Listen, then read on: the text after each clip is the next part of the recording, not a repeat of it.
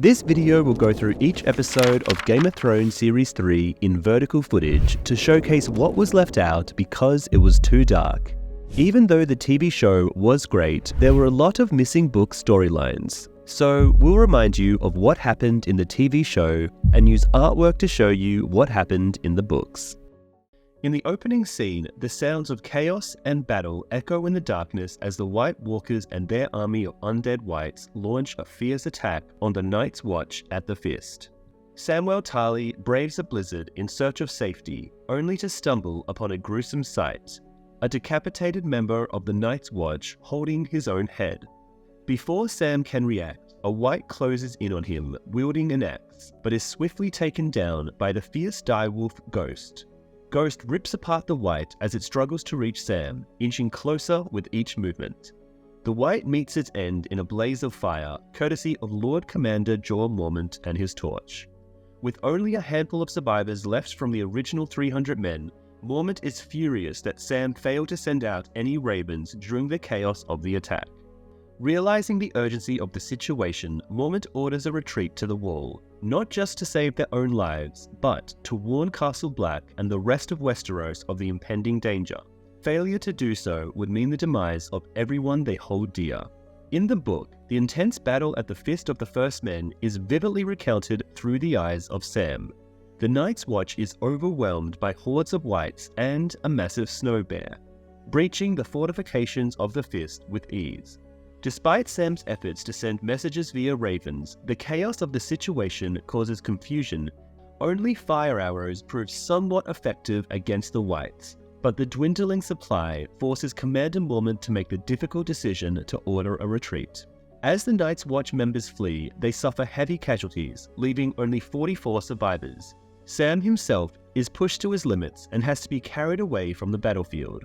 Rast did not make an appearance at the Fist of the First Men in the books, as he was still a new recruit and stayed behind at Castle Black. Unlike the television adaptation, Jon's loyal direwolf is not present during the battle. Jon had parted ways with him before scaling the wall, hoping the wolf would find his way back to safety at Castle Black. In the Frostfang Mountains, Jon Snow is escorted by Ygritte and the Lord of Bones to the primary wildling settlement. This is not just a military encampment. The entire wildling community is in motion to evade the threat of the White Walkers, with women and children included. Upon their arrival, Jon is taken aback to witness a towering giant strolling by. Many of the wildlings are taken aback by Jon's presence in his Night's Watch's uniform and call out "Crow" as he approaches. Some young boys even throw ice and pebbles at Jon, but Ygritte swiftly intervenes and sends them away. The spears wielded by the wildlings are adorned with sharp metal tips, a stark contrast to the basic fire-hardened poles described in the books. In the behind-the-scenes footage, the production team reveals that many of the wildlings carry weapons crafted from sharpened wood or bone because they lack the expertise to forge metal weapons. Nonetheless, the book suggests that wildlings often acquire steel weapons by looting fallen Night's Watch members. Jon is escorted into the tent of the King Beyond the Wall, Mance Rayder, by the Lord of Bones. Inside, a burly man with a thick beard is enjoying a meal of chicken by the fire. The Lord of Bones reveals Jon's true identity as the illegitimate son of Eddard Stark, causing the man's curiosity to peak upon learning that Jon was responsible for the death of Corran. As they converse, Jon humbly kneels before the man, mistaking him for Mance Rayder, and addresses him as Your Grace, a title typically reserved for kings in the southern lands. This gesture evokes laughter from the wildlings, as such formalities hold no significance in their society. It turns out that the man is not Mance, but his trusted lieutenant, Tormund. Mance Rayder, a modest figure sitting in a corner, then introduces himself to Jon and instructs him to rise. Among the free folk, no man kneels before another, as they reject the notion of nobility and hierarchy in their culture. In the book, when Jon steps into Mance Rayder's tent, he is greeted by 5 other individuals: Mance's wife, Dalla, her sister Val, wildling raiders named Jarl, Stir, and Tormund. As Mance sings a tune and both Stir and Tormund exude leadership qualities, Jon assumes that one of them is Mance, even though he does not kneel. In the books, Mance remembers Jon from visiting Winterfell during King Robert's feast, disguising himself as a musician. Dominic West declined the role of Mance Rayder in order to prioritize spending more time with his children. As a result, Kieran Hinds was chosen for the role. Mance expresses his approval of Jon's actions in killing Corran, noting that Corran had killed many of Mance's people. He acknowledges that Corran was once his brother when they were both members of the Night's Watch, and when Corran had both of his hands. Mance questions Jon's motives for wanting to join them, to which Jon responds that he seeks freedom. Mance, however, suspects that Jon's true desire is to become a hero. Jon recounts a disturbing incident at Craster's Keep, where he witnessed Craster abandoning his newborn son as a sacrifice to a mysterious creature. Jon is appalled by the fact that Lord Commander Mormont was aware of Craster's actions, but chose to turn a blind eye. Jon reveals his belief that his ancestors, the First Men, had defeated the White Walkers during the Long Night, and expresses his desire to fight alongside those who defend the living. Impressed by Jon's conviction, Mance advises him to obtain a new cloak as a symbol of his allegiance. In the book, Mance Rayder grew disenchanted with his life as a member of the Night's Watch and its many restrictions. While on a mission beyond the Wall, he gets ambushed by a Shadowcat. A wildling woman comes to his aid, tending to his wounds and repairing his tattered black cloak with scraps of red fabric. Upon his return to the Wall, Mance's superiors order him to discard the patched cloak, prompting his decision to abandon the Watch altogether. Costume designer toyed with the idea of incorporating this backstory into the show by outfitting Mance with a cloak adorned with red patches, but due to time constraints, this was not included. In the heart of King's Landing, Tyrion Lannister is coming to terms with his physical scars and changed circumstances. Suspicious of his sister's involvement in the assassination attempt against him, Tyrion is on edge when she pays him a visit. Queen Cersei demands to know the purpose of his meeting with their father. Cersei teasing Tyrion about rumors of him losing his nose is a clever reference for fans of the books. In the original story, Tyrion actually has a significant portion of his nose cut off by Mandon Moore. However, in the TV series, only a scar on his face is shown to simplify production. Summoned by Podrick Payne, Bronn engages in a tense confrontation with Sir Meryn Trant outside Tyrion's chambers. Meryn belittles Bronn, calling him an opportunist for his role in the Battle of Blackwater. After Cersei departs, Bronn informs Tyrion that he will be increasing his fees. Sansa Stark and Shae spend time on the docks, observing ships coming and going.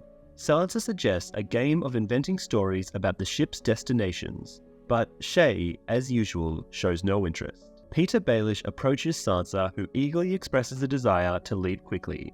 He hints at the possibility of Sansa stowing away on his next sea voyage out of the capital.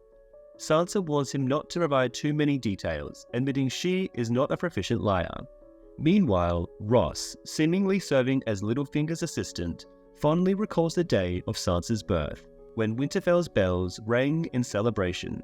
She asks Shae to keep an eye on Sansa, especially concerning Littlefinger. The interaction between Shae and Sansa depicted in the show does not occur in the books, as Shae does not become Sansa's handmaiden until a later point in the story. When Littlefinger informs Sansa about Arya's well-being, it could be a tactic to manipulate her into cooperating. On the other hand, it might be a subtle acknowledgement that he knows Arya is serving as Tywin's cupbearer. Even though the show doesn't explicitly reveal his recognition of Arya, Aidan Gellin, the actor playing Littlefinger, has suggested that he portrayed the scene with that in mind. In the books, Littlefinger doesn't have direct interactions with Sansa. Instead, he discreetly communicates through Dontos, the disgraced knight from the beginning of Season 2. Furthermore, Littlefinger never visits Harrenhal in the books, and doesn't cross paths with Arya there. Davos Seaworth is saved from the ocean by Salladhor Saan after being thrown into the water by the explosion of wildfire during the battle. Grieving over the loss of his son, Mathos, Davos believes that Melisandre's guidance has brought nothing but destruction to Stannis. He is shocked to learn from Salladhor that she has started performing human sacrifices. Upon the return of the remaining soldiers to the island, Melisandre orders anyone who speaks against her to be burned alive as their offering to the Lord of Light. Davos manages to persuade Salladhor to take him to Dragonstone. In the books, Davos finds himself marooned on a rocky spire for a fortnight. Following the devastating defeat at the Battle of the Blackwater, King Stannis Baratheon's remaining forces gather on Dragonstone to lick their wounds. Davos Seaworth makes his return to find Stannis in a state of despair, accompanied only by Melisandre in the chamber of the painted table. Davos does not mince words, openly declaring Melisandre as his foe and accusing her of heinous acts such as human sacrifices. He firmly believes that she is leading Stannis down a dark path. Melisandre, however, shifts the blame back to Davos, reminding him that he was the one who advised Stannis against bringing her to the battle. She insinuates that it was Davos's counsel that ultimately led to the fiery demise of so many soldiers, including Davos's own son. The mention of his son ignites a fierce rage within Davos, causing him to draw a weapon on Melisandre. Before things escalate further, the guards intervene and Stannis orders Davos to be thrown into the dungeon. In the book, Davos returns to Dragonstone only to immediately be imprisoned as Melisandre has foreseen his plot against her. He languishes in captivity for months without ever laying eyes on Stannis. In the Riverlands, the spirits of King Robb Stark's army are diminishing. They have not achieved a significant triumph since their victory at the Battle of Oxcross several months ago.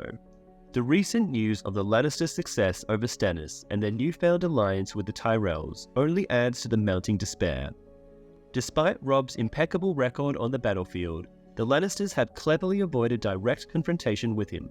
Instead, they have opted to retreat and bide their time, slowly gathering strength and allies while leaving Robb's army to wither away from home.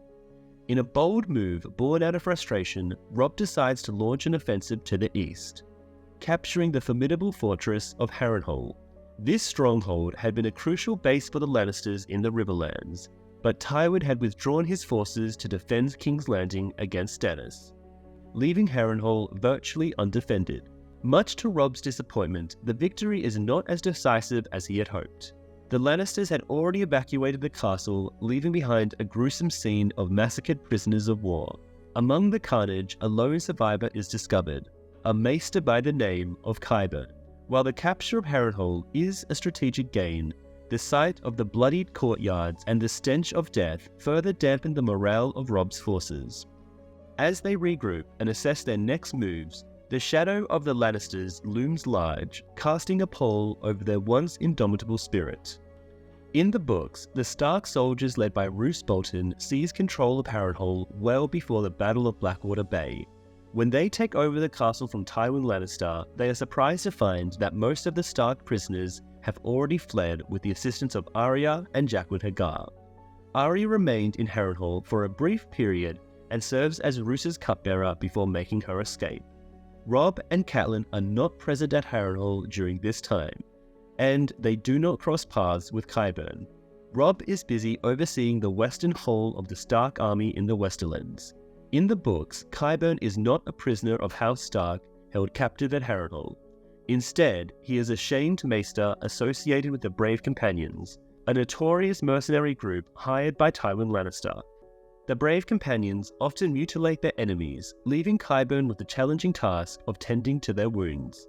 When Tywin departs from Harrenhal and Roose Bolton's forces approach, the Brave Companions quickly switch allegiances to the Boltons in a strategic move.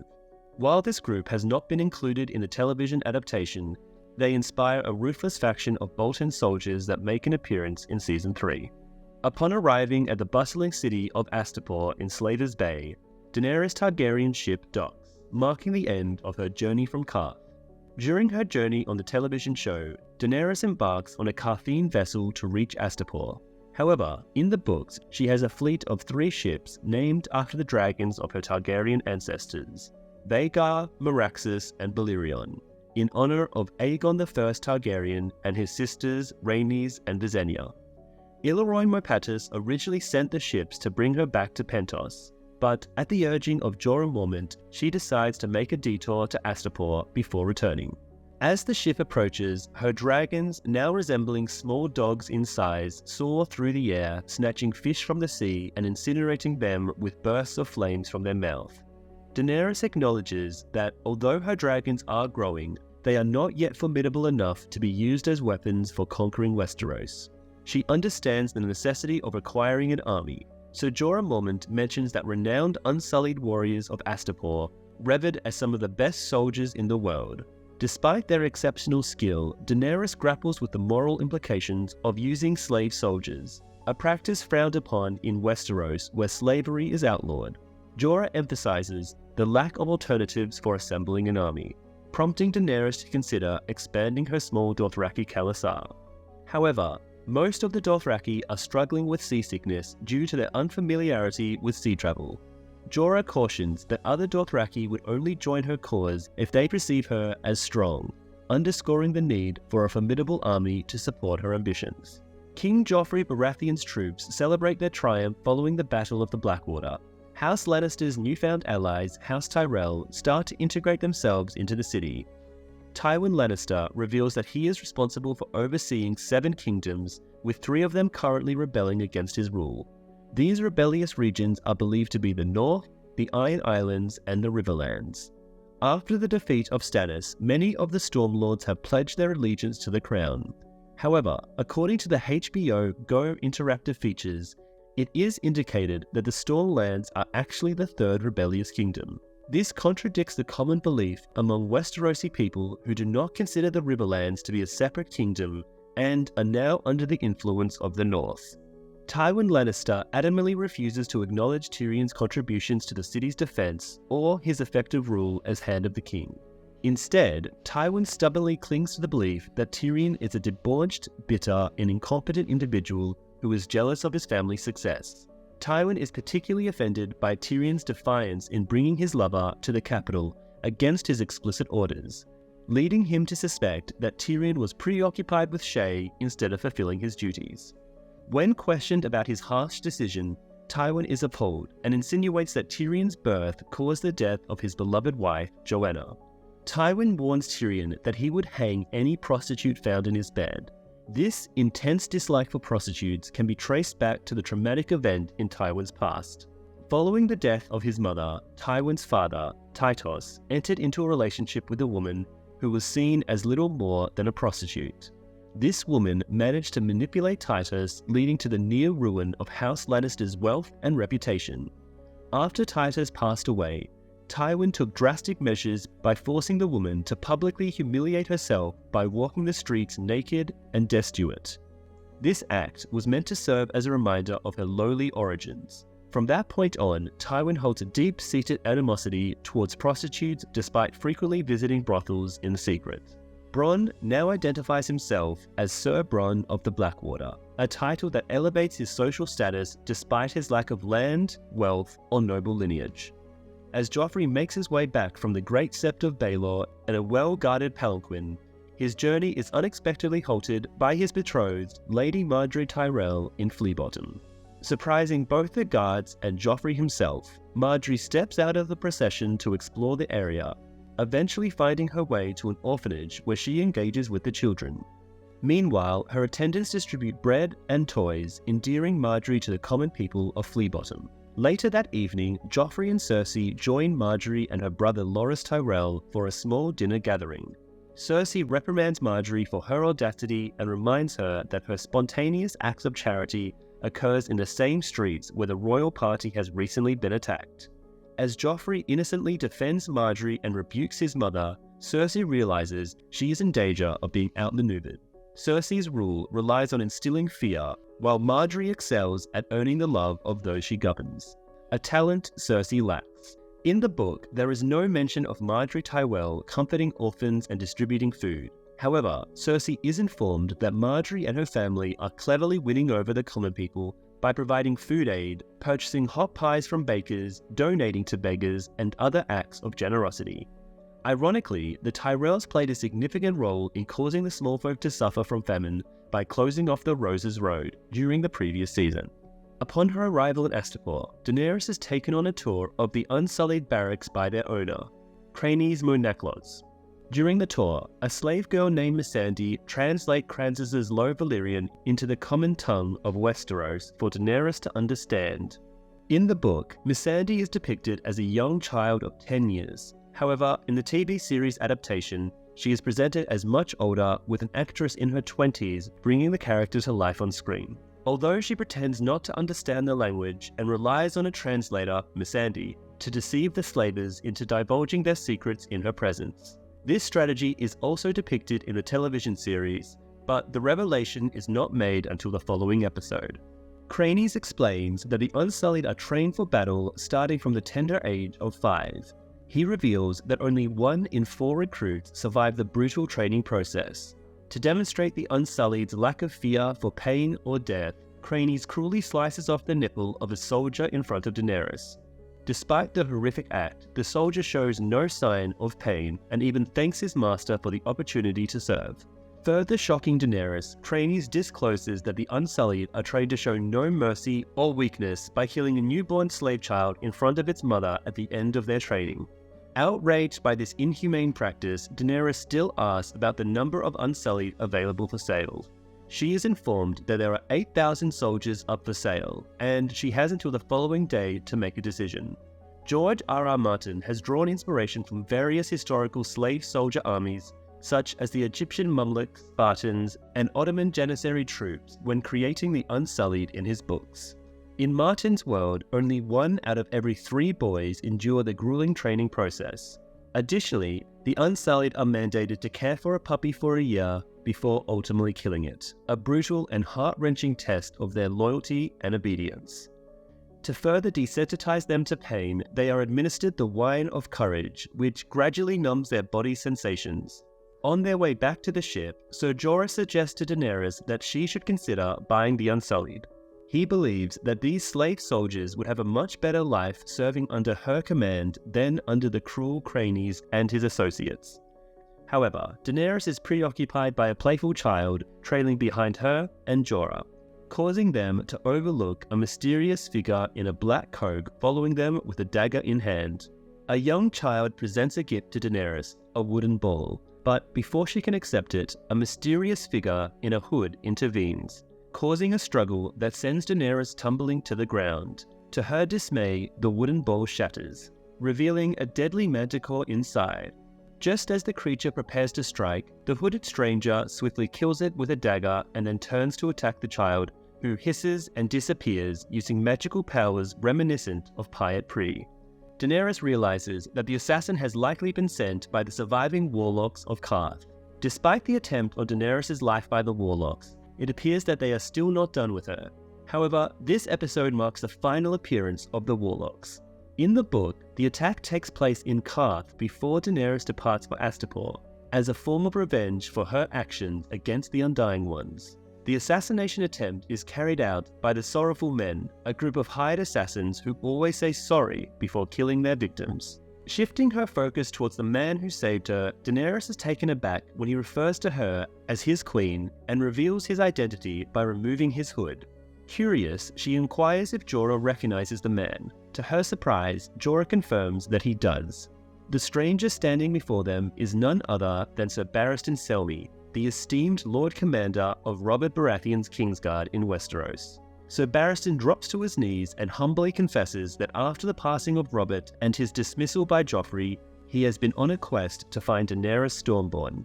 He seeks her for forgiveness and offers his loyalty, seeking to atone for his past failures in protecting House Targaryen during and after Robert's rebellion, when he had served in her father's Kingsguard. Barristan declares her as the rightful queen and expresses his desire to join her Queensguard in service.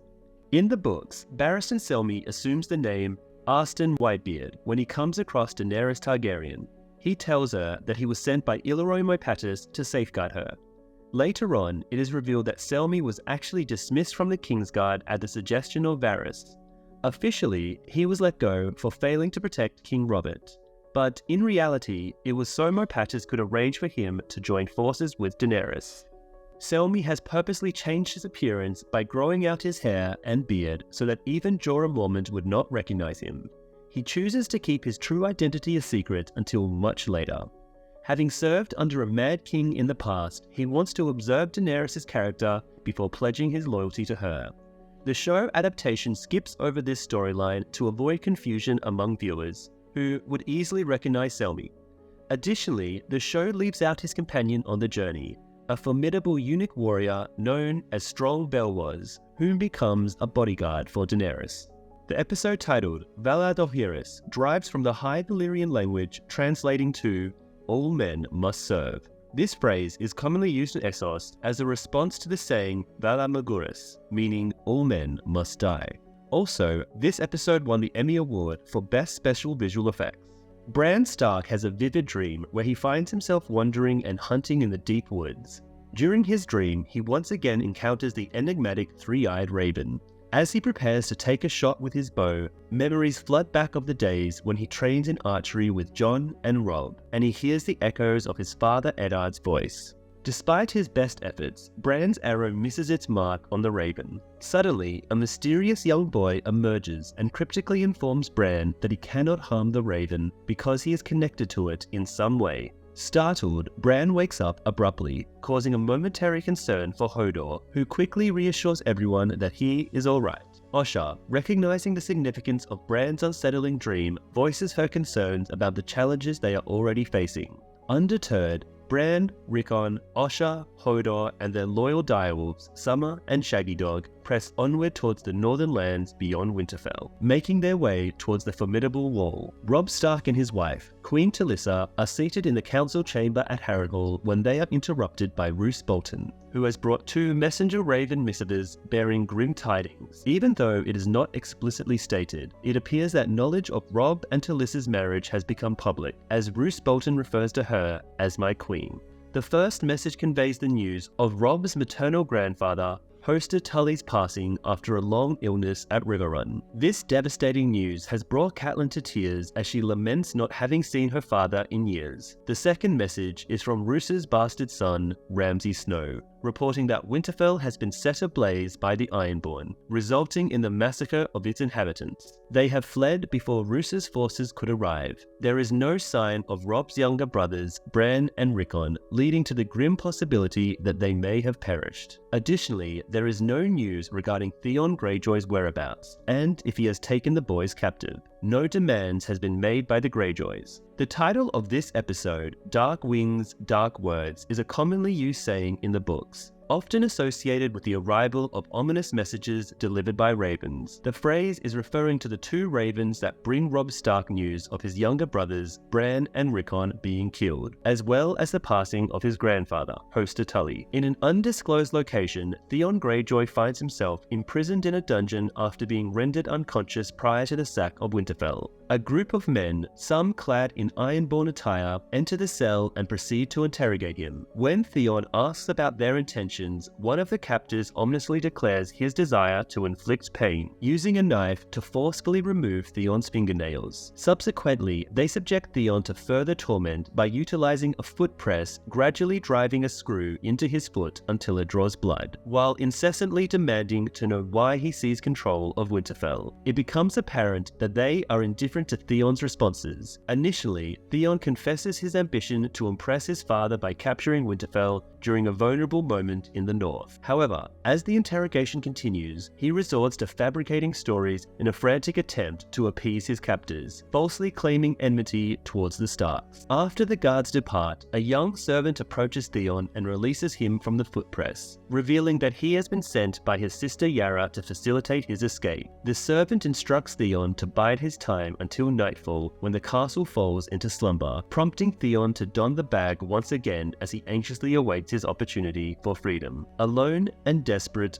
crying out for assistance. The character Ramsay Snow, who was later revealed to be Roose Bolton's illegitimate son, makes his first appearance in the show before being properly identified as Ramsay Bolton. In the books, Ramsay goes by the alias Reek and is already incarcerated for his crimes at Winterfell when Theon Greyjoy and the Ironborn attack the castle. Ramsay manipulates Theon into trusting him before ultimately betraying and capturing him. Prior to Iwan Rheon being selected for the role, he auditioned for the role of Jon Snow, which would have been interesting. The torment inflicted upon Theon by the Boltons comes from a dance with dragons, predating most of the show's concurrent storylines by 2 seasons. Jaime and Brienne are journeying slowly through the Riverlands towards King's Landing to exchange prisoners for the Stark girls, particularly Sansa. Despite Jaime's continuous taunting, Brienne remains vigilant and keeps a close eye on him, even going as far as watching him while he relieves himself to prevent any any escape attempts. Jaime deduces that Brienne is not from the North, as he would have recognized her from Winterfell. Being from House Tarth, he assumes she is a supporter of the Baratheons. Brienne denies backing Stannis, confirming her allegiance to Renly. Jaime teases Brienne about her feelings for Renly, suggesting that Renly's true affections lay with Loras. Brienne becomes defensive, but Jaime asserts his knowledge of Renly's preferences, having spent years at court. Despite their differences, Jaime acknowledges that people cannot choose who they love. Along the way, they encounter a farmer who suspects they are avoiding soldiers by taking a shortcut. Jaime advises Brienne to eliminate the potential threat, but she refuses to resort to violence. In the books, Sir Cleos Frey, a relative of Jaime Lannister, journeys alongside Jaime and Brienne. In the royal chambers, King Joffrey Baratheon is being measured for his upcoming wedding attire as he prepares to marry Margaery Tyrell. Cersei, his mother, starts to disparage Margaery, accusing her of using charity to manipulate the people's favor and criticizing her fashion choices. However, Joffrey pays little heed to his mother's complaints and bluntly brushes her off. In the books, the discussion regarding Margaery Tyrell between Cersei Lannister and Joffrey does not take place. The rift between them is portrayed more prominently in the TV show. In the privacy of Sansa Stark's chambers, Shae assists her in getting dressed while also sharing some concerning advice about Petyr, Littlefinger, Baelish.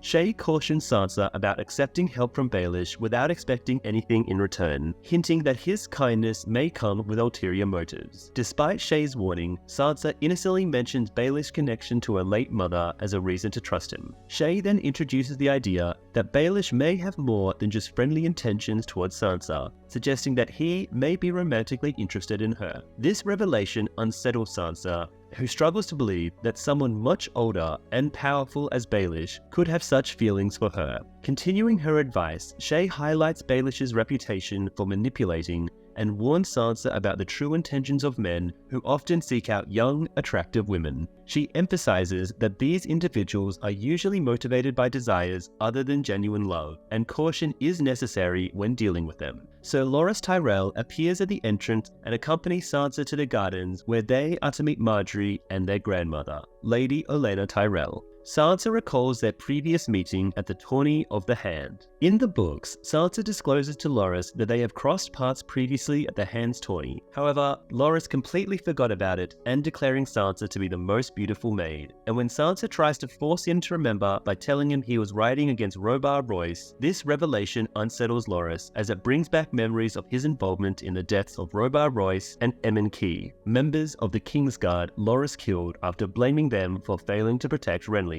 He treats Sansa with icy courtesy after this. Lady Olenna, a shrewd and astute woman, openly criticizes her son, Mace, for supporting Renly Baratheon's claim to the throne, despite Margaery's positive opinion of Renly. Lady Olenna presses Sansa to divulge the truth about Joffrey, as he is set to marry Margaery. Initially hesitant, Sansa eventually breaks down and passionately recounts Joffrey's cruel betrayal of her father, which has left her traumatized. Feeling exposed, Sansa tries to backtrack, but Lady Olenna persistently urges her to speak freely, promising confidentiality. In a moment of vulnerability, Sansa blurts out that Joffrey is a monster, much to Lady Olenna's disappointment, but not surprise, given the rumors circulating about Joffrey's behavior. Fearing that this revelation will jeopardize the marriage alliance with the Tyrells, Sansa is reassured by Lady Olenna that her son Mace is determined to see Margaery wed into royalty, regardless of Joffrey's true nature. During the meeting with Olenna and Margaery, Allery, Margaery's mother, who is notably absent from the show, is also in attendance along with a group of people in their entourage.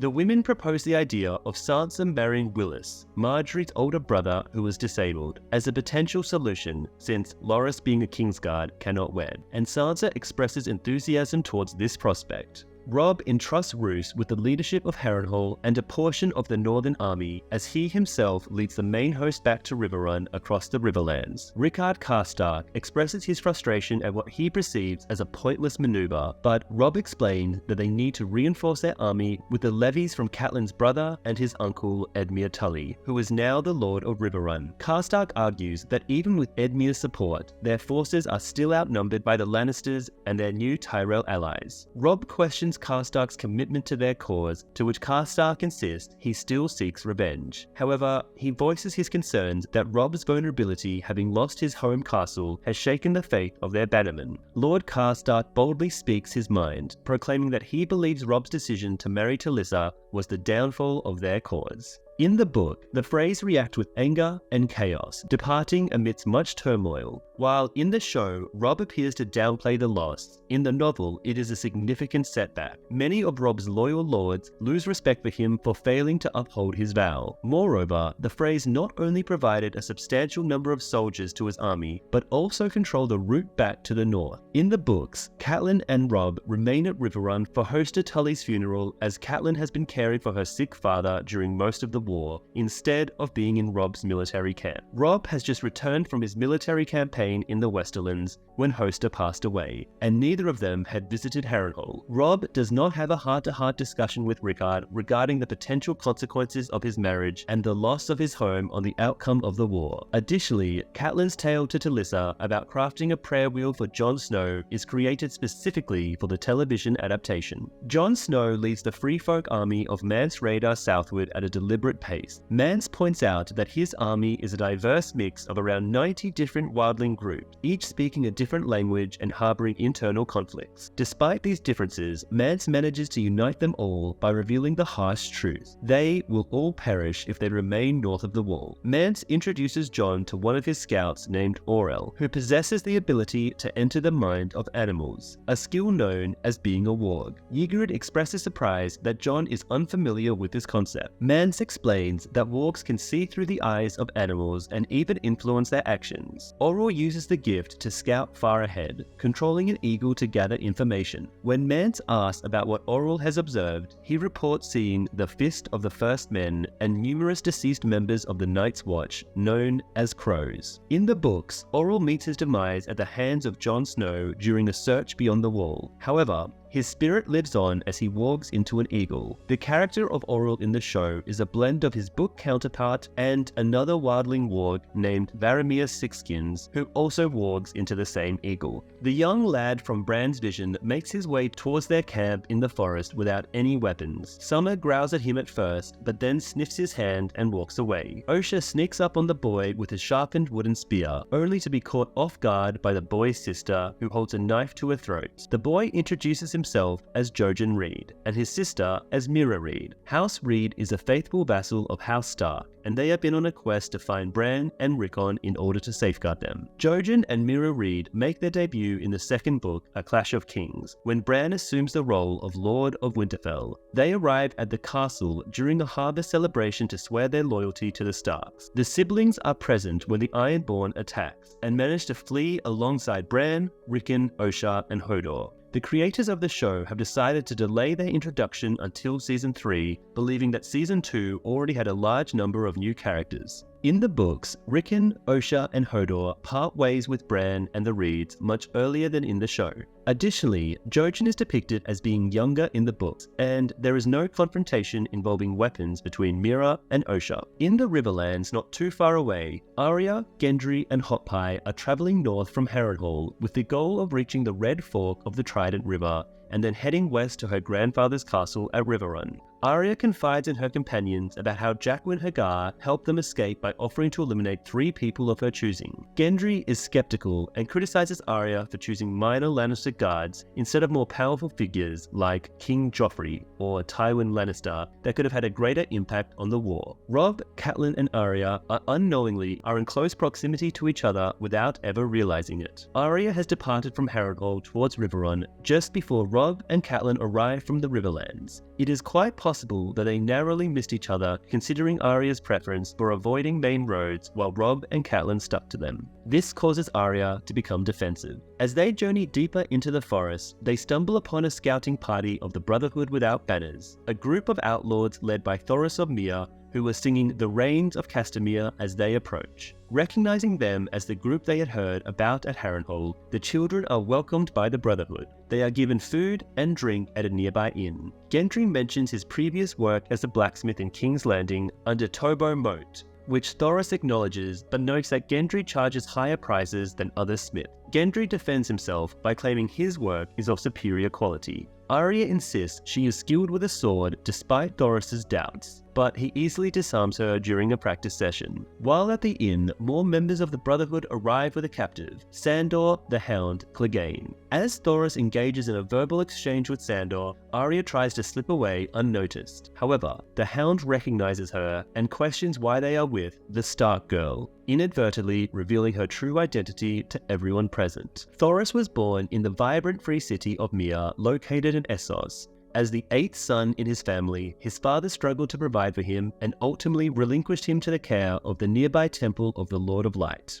Within the walls of the temple, Thoris was groomed to be a Red Priest, although he exhibited tendencies towards gluttony and lust, often sneaking food from the kitchens and entertaining women in his chambers. It was his divine duty, assigned by the High Priest, to steer the future King Robert Baratheon away from the worship of the Seven and guide him towards embracing the Lord of Light. He had already arrived at the Red Keep when the bodies of Rhaenys and Aegon Targaryen were shown to Robert. Thoris was welcomed into the royal court and quickly became a close companion of King Robert, known for his love of drinking and debauchery. He gained renown for wielding a sword coated in wildfire, which he would set ablaze before battle to strike fear into his adversaries. Thoris fought alongside King Robert Baratheon during the Greyjoy Rebellion, being the first to breach the defences at the Siege of Pike with his fiery sword, causing chaos and panic among the Ironborn. Shae enters Tyrion Lannister's new living quarters, where he cautions her about the serious threat his father made to harm her if she was caught with him again. Despite the warning, Shae proceeds to undress Tyrion and requests a favour from him, to safeguard Sansa from Baelish. Tyrion explains that he lacks the power or influence to intervene in Sansa's situation, but Shae accuses him of being drawn to Sansa, a claim he denies with a smile. The conversation takes a turn when Tyrion reveals his past involvement with Ross in the North, clarifying that it happened before he met Shae. They engage in playful banter about this revelation as they engage in intimacy. Throughout the book, there is a common insinuation that her feelings towards Tyrion are not genuine, but rather a result of her professional skills. As they journey onwards, Jojen and Bran engage in a deep conversation about Bran's wolf dreams. Jojen reveals to Bran that he possesses the gift of walking,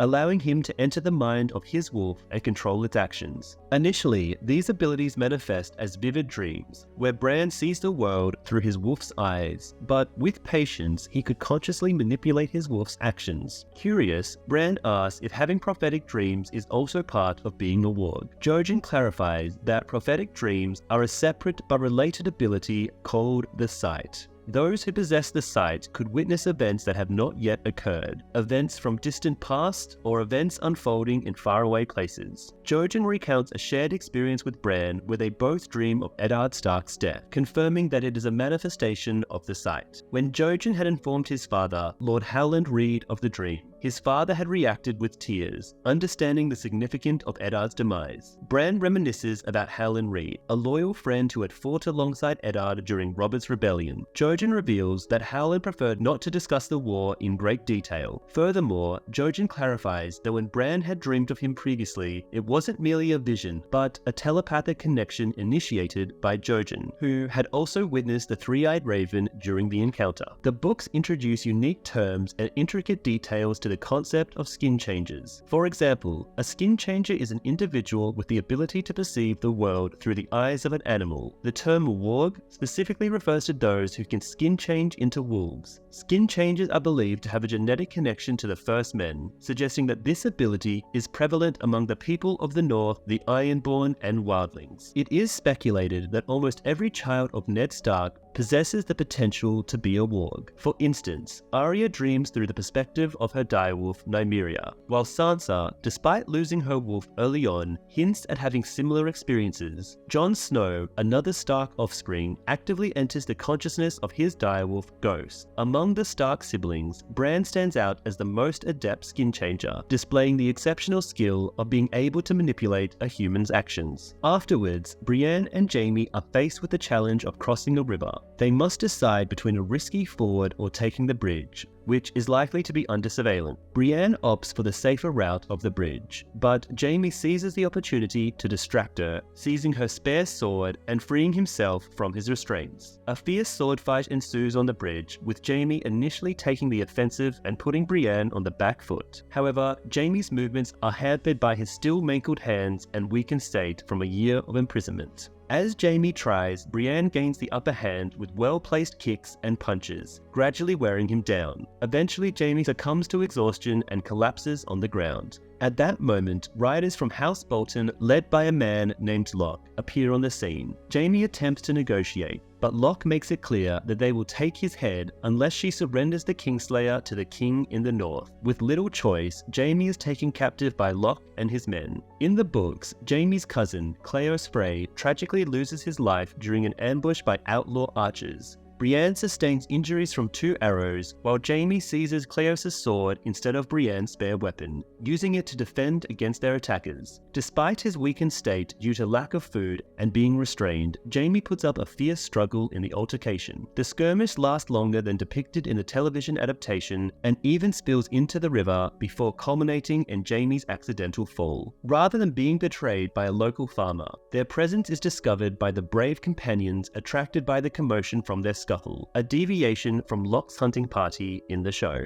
In the heart of the Riverlands at Riverrun, the ancestral home of House Tully, a somber funeral is being held for the late Lord Holster Tully. The ceremony takes place on the banks of the Red Fork of the Trident River. King Robb Stark stands alongside his northern army, paying his respects as he assists in launching Lord Holster's funeral boat. Walder Frey's decision to send both his legitimate and illegitimate sons to the funeral stirs up anger in Edmure, although Robb handles the situation with grace. Also present is Holster's younger brother, Brendan, the Blackfish Tully. Watching from the dock are Catelyn Stark and Robb's new wife, Queen Talissa, surrounded by a crowd of bannermen. As the youngest child of Lord Holster, Edmure Tully tries in vain to ignite the funeral boat with a flaming arrow. Despite his attempts to pay his respects, Edmure repeatedly misses the boat carrying his father's remains due to overwhelming grief. Brandon steps in to take over after Edmure's failed attempts. With precision and skill, Brendan successfully sets the boat ablaze just before it disappears around a bend in the river. The first appearance of Brendan, played by Clive Russell, and Edmure Tully, portrayed by Tobias Menzies, occurs in the 3rd season of the show, but they were supposed to be introduced in Season 2. This episode does not delve into the reasons behind the tension between Holster and Brendan, nor does it explain the origins of Brendan's nickname, Blackfish. In the backstory, Holster had arranged a marriage for Brendan in order to secure an alliance with House Redwyne and strengthen their own position. However, Brendan adamantly refused to go through with the marriage. This caused Holster to become angry as he believed Brendan was not willing to make sacrifices for the family's safety. Holster then called Brendan the black sheep of the family, to which Brendan cleverly retorted that since their sigil featured a trout, Blackfish would be a more fitting description. This nickname eventually stuck, and Brendan even incorporated it into his heraldry. Additionally, his armor is adorned with small black patches that resemble the scales of a fish. In the meeting room of Riverrun, King Robb, Brendan, and Edmure are in a deep discussion. The ongoing war is proving to be a challenge for them. The Lannisters have emerged victorious in the south and have successfully defended King's Landing through a marriage alliance with House Tyrell. They hold the advantage in terms of numbers, wealth, and their strategic position. Edmure proudly recounts his recent triumph in the Battle of the Fords, where he managed to drive Sir Gregor Clegane and his Lannister forces out of the Riverlands. However, Robb and Brendan are not pleased with Edmure's actions. Edmure was supposed to provide a token defense to deceive the Lannisters into crossing the Red Fork of the Trident, where the mountain could be killed after crossing. The Stark strategic position has been weakened by Edmure's actions, but at the same time, Edmure didn't know this was their plan. Although Edmure argues that they captured valuable Lannister hostages, Willem and Martin, Robb reminds him that the Lannisters are not likely to negotiate for their release, as they did not do so when Jaime was taken captive. In the books, Willem and Martin Lannister are actually Tywin's nephews, being the sons of Kevan Lannister. They were not taken prisoner by Edmure during the Battle of Stone Mill. Willem was captured during the intense fighting at the Whispering Wood alongside his cousin Tion Frey, the son of Tywin's sister Jenna, while Martin was seized during the Battle of Oxcross. Dean Charles Chapman, known for his role as Martin Lannister in Riverrun, was later chosen to portray Tommen in Season 4 of the show. Edmure tries to emphasize that they suffered minimal casualties at Stonemill and inflicted heavy losses on the Lannisters, but Robb interrupts him, stressing the importance of their dwindling forces compared to Tywin's overwhelming numbers. It is clear that the Lannisters now have the upper hand and can afford to be patient, wearing down Robb's army through attrition. The Starks must reconsider their strategy and find a way to defeat the Lannisters' formidable position. In the books, the original plan was to lure Tywin and Gregor's armies into the Westerlands, where they would be exposed and vulnerable, leaving King's Landing unprotected against Stannis Baratheon, who would have won the war for them in a single blow. This strategy was crucial for Robb's plan to trap Tywin in the Westerlands, allowing Stannis to win the war after capturing King's Landing. However, Edmure's direct confrontation with the Lannisters, instead of allowing them to pass, gave Tywin a long enough delay to learn about Stannis' imminent attack on King's Landing and rush back to the city's defense. Edmure's victory, although small, ultimately hindered Robb's chance to swiftly end the war by forming an alliance with Stannis after taking the capital. In King's Landing, Tywin Lannister conveys the first small council meeting since his arrival in the city and appointment as Hand of the King. He moves the meeting to a chamber adjacent to his own in the Tower of the Hand, establishing his authority. Tywin is punctual and summons all council members at once. The seating arrangement, with all chairs on one side of the table, serves as a silent test of their reaction to his presence. Peter Baelish assertively maneuvers to sit closest to Tywin, displaying his ambition. Varys, unimpressed by Littlefinger's eagerness, allows him to pass and settles for the seat next to Tywin.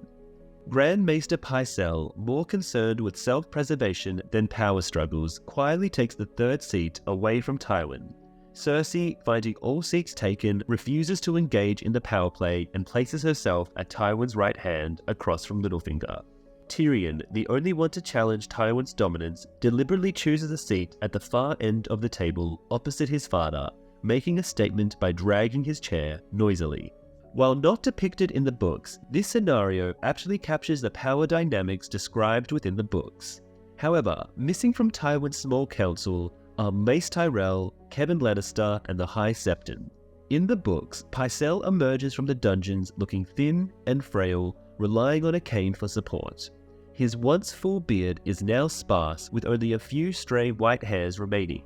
However, in the show, it appears that only a small portion of his beard has been trimmed. Tywin expresses his frustration with his three advisors, pointing out that despite having the largest network of spies in the world among them, they have failed to locate his son, Jaime, who escaped from the Northern Army. Tywin inquires about the progress of the war, and Varys informs him that Robb has taken out his army to Riverrun for his grandfather's funeral, leaving Roose Bolton in charge of Harrenhal. Varys takes a subtle dig at Littlefinger's recent promotion as Lord of Harrenhal, suggesting that in practice, Roose Bolton holds the true power in the region. However, Tywin dismisses this, stating that the title alone gives Littlefinger the social status needed to court Lady Lysa Arryn. Littlefinger confidently asserts that Lysa has always had feelings for him, and they have known each other since childhood, implying that she will soon agree to marry him. Pycelle adds that this marriage will make Littlefinger the acting defender of the Vale, a position of even greater importance, evidenced by Paelish's extravagant attire adorned with gold to signify his new rank. Tywin declares that by securing the support of the Vale of Arryn, a previously neutral party in the ongoing war, Robb Stark's dwindling alliances will be further weakened. The strategic marriages with House Tyrell of the Reach and House Martell of Dorne, combined with the defeat of the Baratheons, have effectively brought the entirety of southern Westeros under Lannister control. During a conversation, Tyrion brings up the fact that if Baelish leaves for the Vale, there will be an empty seat on the small council. Tywin surprises everyone by appointing Tyrion as the new Master of Coin to fill that vacancy. Despite the appearance of giving Tyrion a position of authority, he acknowledges his lack of financial expertise. Cersei, in her usual passive-aggressive manner, insinuates that the promotion is more about setting Tyrion up to fail and take the blame for any mistakes. In another part of the Riverlands, Jaime Lannister and Brienne of Tarth find themselves in the clutches of Locke and a group of Bolton men. As they journey together, the men sing a lively tune of The Bear and the Maiden Fair. This popular and bawdy song tells the tale of a hairy bear who, while on his way to a fair accompanied by 3 boys and a goat, comes to the rescue of a maiden in distress who had been longing for a knight. Bound together on a horse, Jaime solemnly cautions Brienne that the men will likely assault her when they stop for the night. He advises her to submit without resistance and think of Renly to endure the ordeal. Jaime reveals that the men are only tasked with capturing him, implying that Brienne's fate is insignificant to them. Any defiance from her could result in swift and lethal consequences. Despite the grave situation, Brienne asserts her determination to fight back, even if it means facing death. Jaime emphasizes with her, acknowledging that he too would choose death over such dishonor if he were in her shoes. At the inn at the crossroads located in the Riverlands, Arya Stark, Gendry and Hot Pie are still in the company of the Brotherhood Without Banners, who are getting ready to leave. Gendry has just finished repairing a steel breastplate, which Thoros then puts on. Arya questions why Gendry is assisting them, to which Thoros explains that they are not being held captive, but rather the war-torn Riverlands are not safe for a high-profile figure like Ned Stark's daughter. Arya observes as Sandor the Hound Clegane is being loaded onto a prisoner cart. She approaches him with anger and asks if he remembers his previous visit to the inn. However, he nonchalantly remarks that all run-down inns appear identical to him. Arya asks the Hound about their previous visit to the inn at the crossroads, recalling the tragic incident involving the murder of Micah, the butcher's boy, during their journey to King's Landing in the King's Road. In the books, Arya and the Brotherhood are situated at the Inn of the Kneeling Man, located further south, with the Hound not yet in their company. Hot Pie decides to stay behind as the group prepares to leave. He shares that he has found a new job at the inn, where he impressed the innkeeper with the bread he baked. Hot Pie, who was once a baker's apprentice in King's Landing, feels more at home in the cozy atmosphere of the inn compared to a life of constant fighting and traveling. Thoros has arranged for Hot Pie to work at the inn in exchange for the free meals they enjoyed. Before parting ways, Hot Pie presents Arya with a special gift, a loaf of bread shaped like a direwolf. Arya jokes that the tail looks more like a head, but appreciates the gesture. Despite Arya's gruff demeanor, the three bid each other farewell with well wishes. As they ride off, Arya munches on the wolf-shaped bread and calls out to Hot Pie that it tastes delicious. In the old chamber of Catelyn in the castle, she grieves with her uncle Brynden for the loss of her father. She inquires if he had reconciled with his elder brother after their 30-year-long feud. Brynden reveals that he had indeed made amends. As Hoster lay on his deathbed, he advised Brynden to abandon the moniker of the Blackfish that he had adopted years ago to signify the strained relationship with his brother. Brynden humorously retorted to his dying sibling that his real name had been overshadowed by the nickname Blackfish. Catelyn is relieved that her uncle had reconciled with her father before his demise and regrets not being present at the time. She recalls how she used to watch from the window in her childhood whenever her father departed, but now he will never return. Tearfully, she ponders whether her sons, Bran and Rickon, waited at Winterfell for her return when she failed to rescue them. Brynden reassures her that both he and Robb still hold on to the hope that the boys might be alive and concealed somewhere, urging her to stay strong for Robb. In the books, Catelyn and Robb find themselves at Riverrun at the time of Hoster Tully's passing. Robb breaks the news to Catelyn about Sansa's unexpected marriage to Tyrion, a development that occurs later in the series. In the confines of the prison cells in Riverrun, Queen Talisa tends to the minor injuries of Willem and Martin Lannister, two young boys aged 14 and 15. Curiously, one of them inquires whether Robb truly changes into a wolf and consumes the flesh of his foes. Talisa confirms this, but reassures them that Robb does not harm children except on nights of the full moon. To ease the fears of the frightened child, she checks with a guard to confirm if it is indeed a full moon, ultimately comforting the young boy and ensuring his safety. The Free Folk's army under the leadership of Mance Rayder, the king beyond the wall, arrive at the Fist of the First Men alongside Jon Snow. Upon surveying the aftermath of the battle, Mance expresses a sense of solemnity as he notes the disturbing arrangement of the Watcher's horses' mutilated bodies in a ceremonial spiral, a creation of the White Walkers.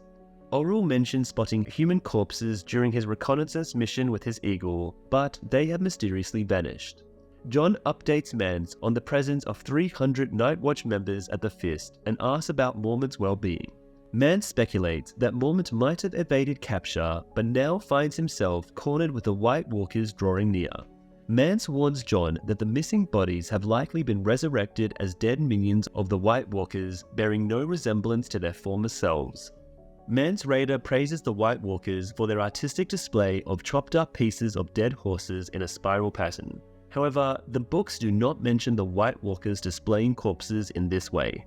Mance commands Tormund to lead a group of 20 soldiers to climb the wall and launch a surprise attack on Castle Black from its vulnerable near side. The strongholds of the Night's Watch were strategically designed to only defend against threats from the north, with no fortifications on their southern borders to avoid posing a threat to the rulers of the Seven Kingdoms. Mance's strategy involves having Tormund's small team create a diversion by striking Castle Black from the south, while Mance's main army launches a full-scale assault from the north.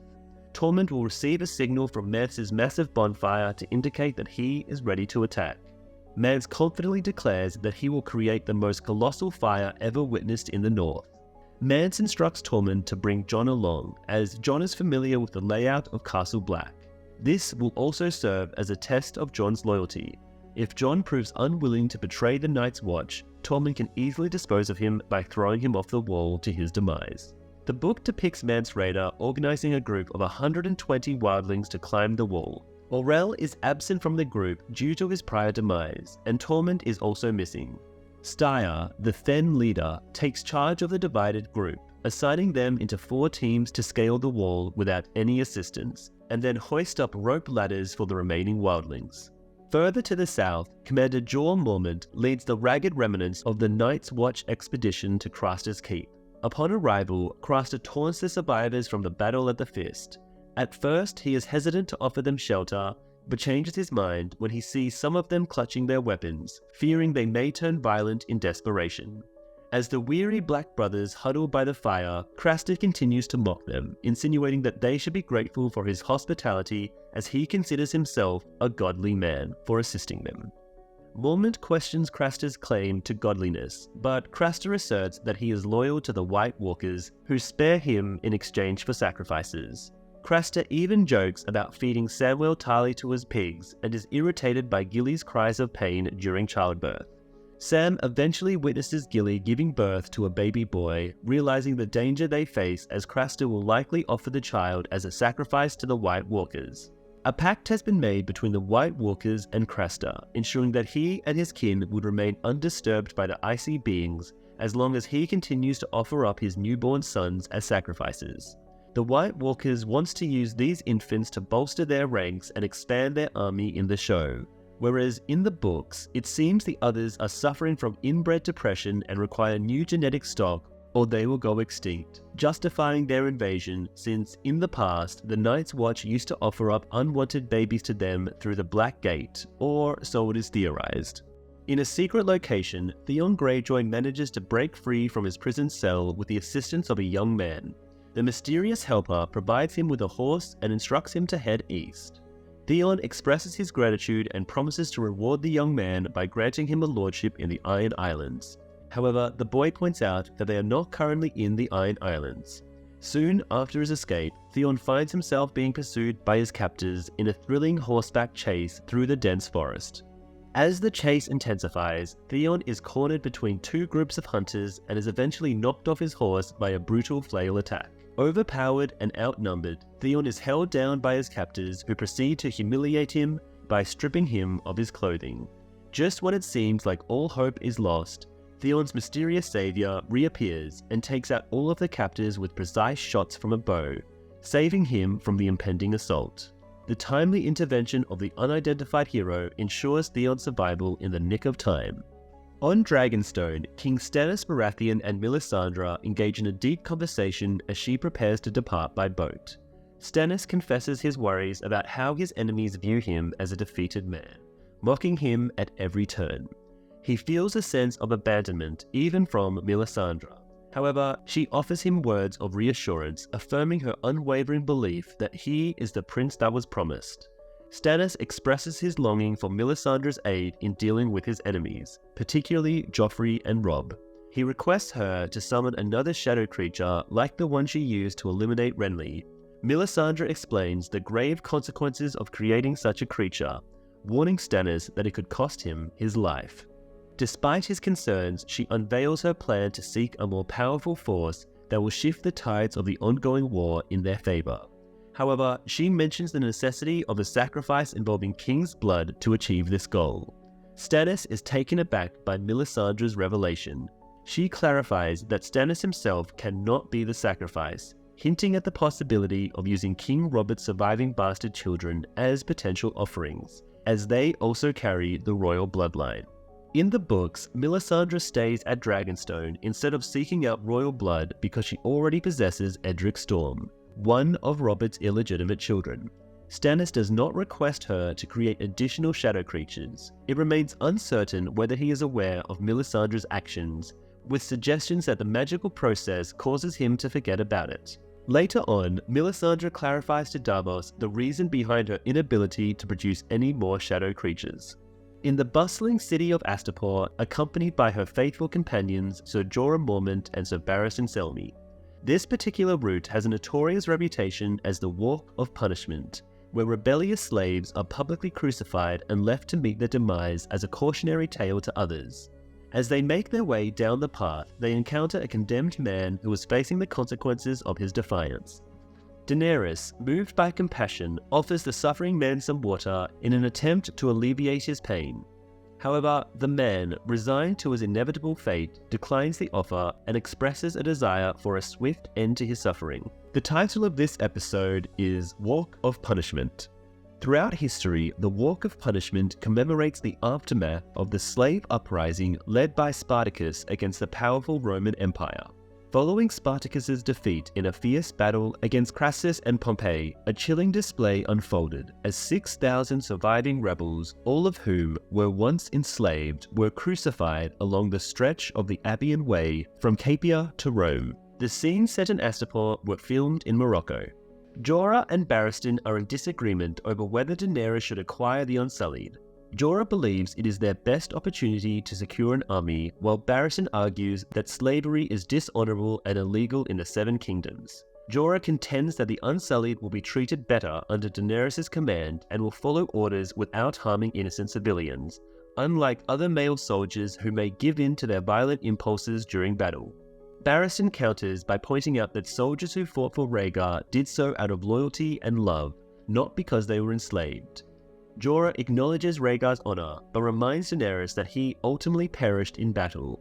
Daenerys, curious about her older brother, asks Barristan about Rhaegar, whom he describes as the finest man he ever knew.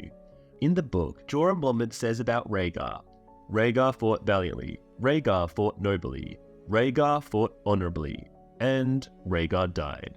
Barristan Selmy has stated that he participated in 3 significant wars throughout his military career. These conflicts include the War of the Nine Penny Kings, Robert's Rebellion, and the Greyjoy Rebellion. Daenerys boldly declares her intention to acquire all 8,000 Unsullied warriors, even those still in training. Cranes, the arrogant slave trader, scoffs at her claim, suggesting that she can barely afford a mere 100 soldiers. Throughout their exchange, Cranes hurls disrespectful remarks and ridicule towards Daenerys in his own language, prompting his slave translator, Missandei of Narth, to delicately rephrase his offensive comments into more polite language. In the books, the rulers of Astapor have a strict policy of selling Unsullied soldiers in batches of either 100 or 1,000. They propose trading 1,000 soldiers for Daenerys' ship and cargo, and 100 for her crown, a detail not depicted in the television series. When Daenerys suggests offering one of her dragons instead, Barristan, disguised as Arstan Whitebeard to assess her intentions, is the only one to oppose the arrangement. Missandei is already included in the deal as she is not one of Daenerys' stipulations. However, Daenerys astounds him by revealing that she possesses dragons and is open to trading one of them. This proposition catches Rhaenys off guard, but Daenerys firmly insists that only one dragon is up for negotiation. Daenerys will exchange her largest dragon for the entirety of the Unsullied army. Despite objections from Jorah and Selmy, who argue that the dragons are her ultimate weapon in claiming the Iron Throne, Daenerys remains resolute in her decision. She seals the agreement with Rhaenys, also demanding the inclusion of Missandei as a gesture of goodwill. Upon exiting the meeting, Daenerys reprimands Jorah and Selmy for questioning her authority in public, emphasizing that while she values their counsel, they must never doubt her decisions again. Daenerys engages in a conversation with Missandei, inquiring about her family. Missandei responds that she does not have any family. Daenerys recounts an incident where a man refused her offer of water and opts to die instead. Intrigued, she asks Missandei why the man has chosen death.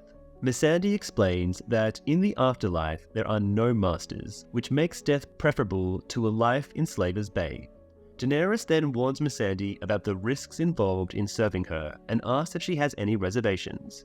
Without hesitation, Missandei responds with the phrase "Valar Maguris," meaning all men must die. Daenerys acknowledges the truth in those words, but humorously adds, "We are not men." Later on, Tyrion is engrossed in studying the financial documents and enlightens Bronn on the truth behind Baelish's facade. Bronn inquires if Littlefinger has been embezzling funds from the crown, but Tyrion clarifies that the issue lies in his excessive borrowing. Littlefinger has projected an image of being a financial mastermind capable of generating funds effortlessly, when, in fact, the Iron Throne is deeply indebted. Littlefinger manages to maintain the illusion of financial stability by constantly borrowing huge amounts from foreign banks to keep the books balanced each year. Their significant debt is primarily owed to the Iron Bank of Braavos, the most prominent financial institution in the Free Cities. Tyrion cautions Bronn about the consequences of defaulting on loans from the Iron Bank, explaining that the bank will initially stop issuing new loans and may even support rebellions against the debtors. Tyrion expresses concern that if they fail to repay the debt, the Iron Bank may sever ties with them and instead back either Robb Stark or Stannis Baratheon. Following the meeting, Tyrion, Podrick Payne, and Sir Bronn make their way to Littlefinger's office located in the brothel, where he stores his important ledgers. Podrick diligently loads the ledgers into a cart while Ros playfully flirts with him. Littlefinger explained that the brothel is the safest place to safeguard such crucial records, but Tyrion points out that it hasn't been the safest place for illegitimate children. Littlefinger expresses his well wishes for Tyrion in his new position, acknowledging that he owes him for helping secure the release of Ross when Cersei mistakenly arrests her, thinking she is Shae. However, Tyrion dismisses it as a mere misunderstanding. Subsequently, Tyrion and Bronn guides Podrick to another room in the brothel, where Tyrion reveals his intention to reward him for saving his life during the Battle of the Blackwater. Tyrion has arranged for Podrick, who has never been intimate with a woman before, to indulge in the company of not just one, but 3 professional companions, Mayri, Jenna, and a skilled contortionist named Kayla. Kayla is renowned for her ability to perform the intricate Miranisi knot, a feat only mastered by a select few women worldwide.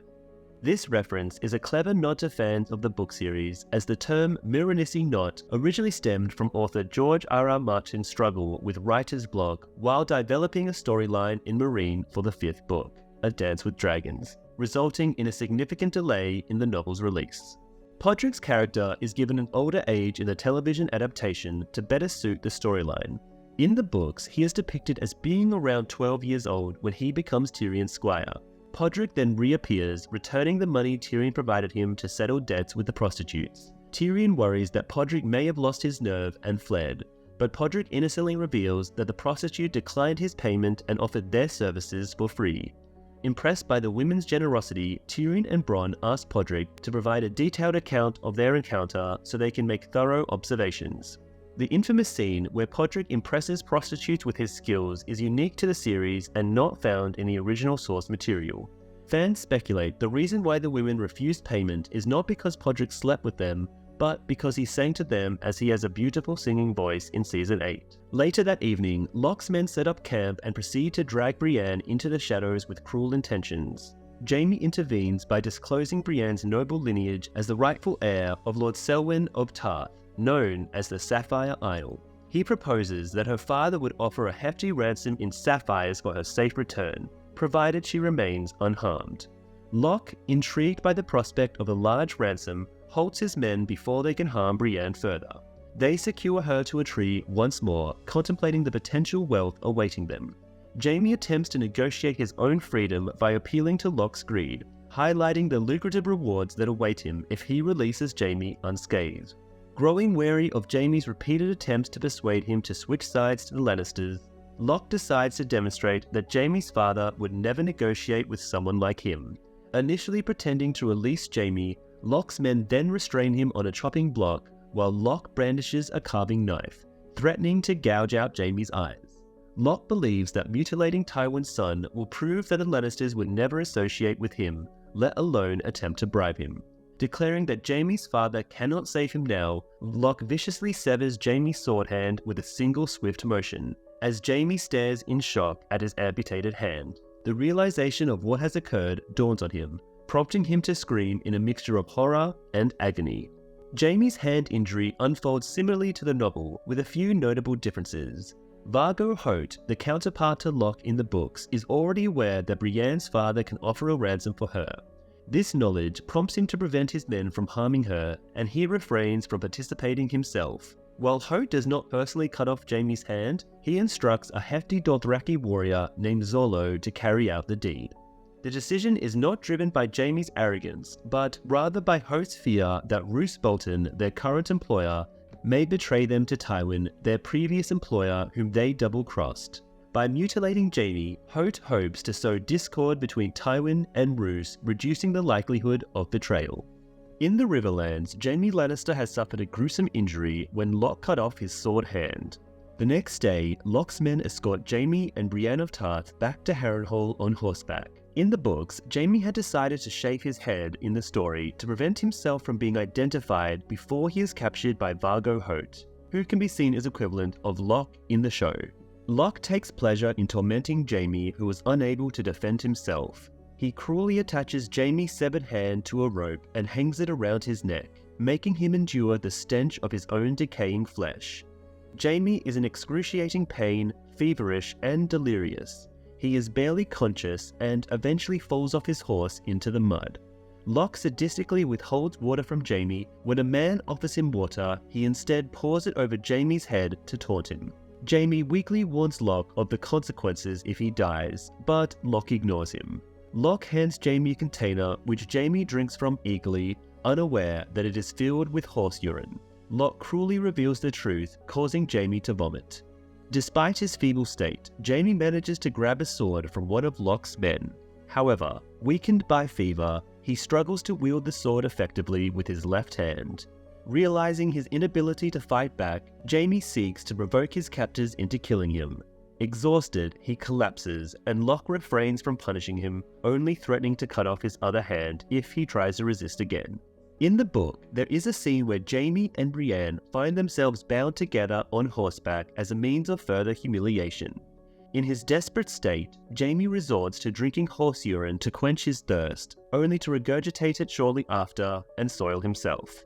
In the northern region, Bran Stark and Jojen Reed are experiencing a shared dream where they find themselves walking together in a dense forest. The mystical three-eyed raven appears before them once again, captivating their attention. Jojen urges Bran to pursue the raven, guiding him to climb a towering tree where the bird has perched. As Bran starts his ascent, he is suddenly overwhelmed with fear, haunted by memories of a previous fall that left him crippled.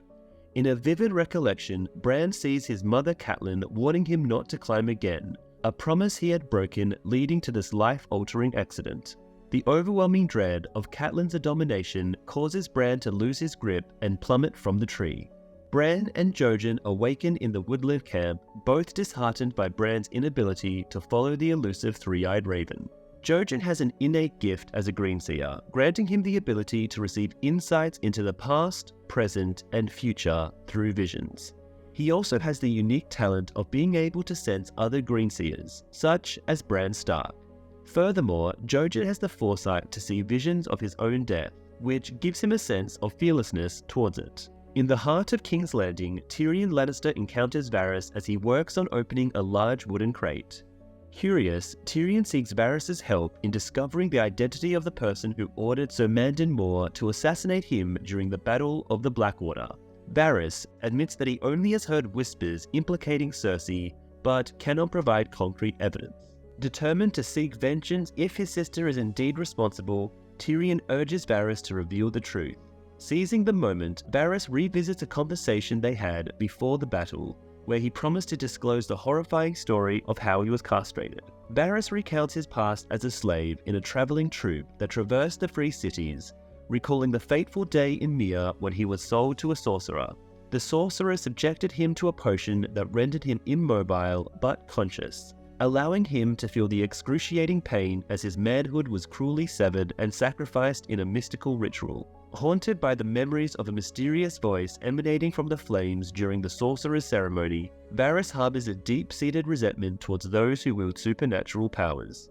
Determined to rise above his traumatic past, Varys resorted to desperate measures to climb the social ladder, using his wit and cunning to gather secrets instead of engaging in physical exploitation. As Varys concludes his harrowing tale, he unveils the contents of the crate to Tyrion's shock. The elderly sorcerer who mutilated him years ago.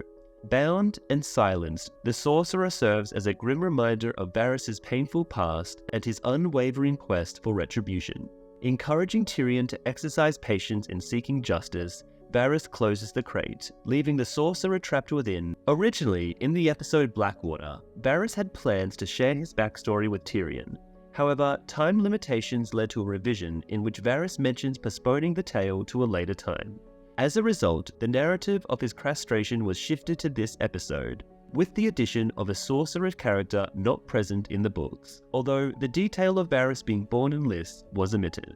Varys pays a visit to Ross, who has been secretly gathering information on Littlefinger for him. He is taken aback when she reveals what she has learned from the other girls at the brothel about Podrick Payne's impressive activities. Despite her best efforts to uncover the specifics, all she could gather was that it was hard to describe. Ross goes on to share her observations of Littlefinger's frequent visits to Sansa Stark, suggesting that he is fixated on her and plans to help her escape the city. When Varys questions the validity of her claims, she presents him with a stolen copy of the ship's manifest for Littlefinger's journey to the Vale, and points out a crucial detail in the manifest that he has overlooked: the presence of 2 feather beds.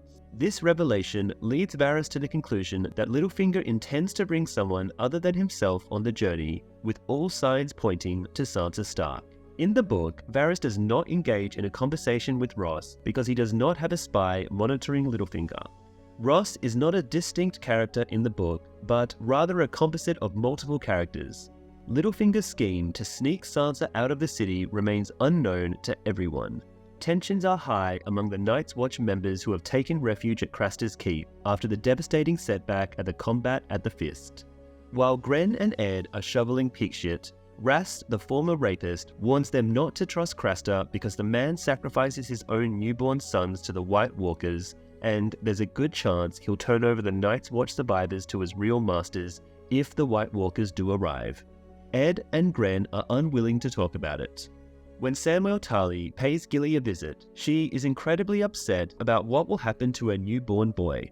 In a panic, she cries at Sam not to call it a he so loudly, since that will alert Craster that it is a boy. When Sam asks whether she has chosen a name, she tells him that it is pointless to name her child because he would just be used as a human sacrifice. Moreover, the book shed light on another cause for this omission: the challenging living conditions and high child mortality rate among wildlings. It is customary among them to wait until the child reaches 2 years of age before giving a name, as naming them earlier is believed to bring bad luck. Giving Sam back his mother's thimble, she tells him that her only concern is keeping her kids safe. She doesn't give a damn about such little matters. Several of their injured comrades have succumbed to their wounds, and Lord Commander Jorah Mormont proceeds over a solemn funeral ceremony for a fallen brother named Bannon as his body is laid to rest on a funeral pyre. Mormont may not have been well acquainted with the deceased, but he acknowledges Banon's courageous journey beyond the wall and his valiant efforts in battle against unknown creatures at the Fist.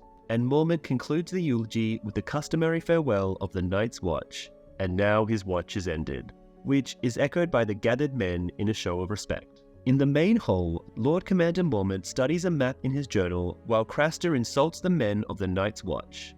Mormont insists they must wait until their wounded are well enough to travel, but Craster dismisses this, claiming they will never fully recover. He cruelly suggests killing those too injured to journey on, offering to do the deed himself if Mormont won't. Mormont refuses. Carl Tanner, a young member of the Night's Watch, enters and protests that Craster is only feeding them bread mixed with sawdust.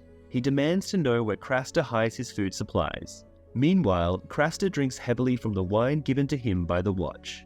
Rast joins in accusing Craster of hoarding winter provisions but refusing to share. Craster admits to having stockpiles for his women and threatens to kick everyone out to starve outside. He warns he will mutilate anyone who insults him again.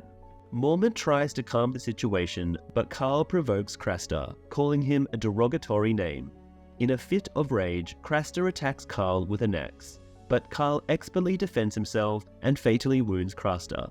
As Craster dies, Carl interrogates one of his wives about the hidden food. Mormont condemns the act as a violation of the guest rights, but Carl scoffs at laws beyond the wall. Mormont draws his sword to protect the women, prompting Carl to face off against him. Suddenly, Rast betrays Mormont and stabs him in the back. Gren intervenes by tackling Carl, sparking chaos in the hall. The Night's Watch is in a dire situation as recruits like Rast, who are mostly criminals forced to join after being exiled to the wall, rebel against officers loyal to Mormont. Even some of the other recruits, like Gren, remain faithful amidst the chaos. The fight unfolds quickly, with confusion reigning as the mutiny spreads throughout Craster's keep. In the midst of the turmoil, Mormont confronts Rast despite being wounded. Mormont's fury is evident as he grabs Rast by the throat, effortlessly lifting him off the ground with one hand.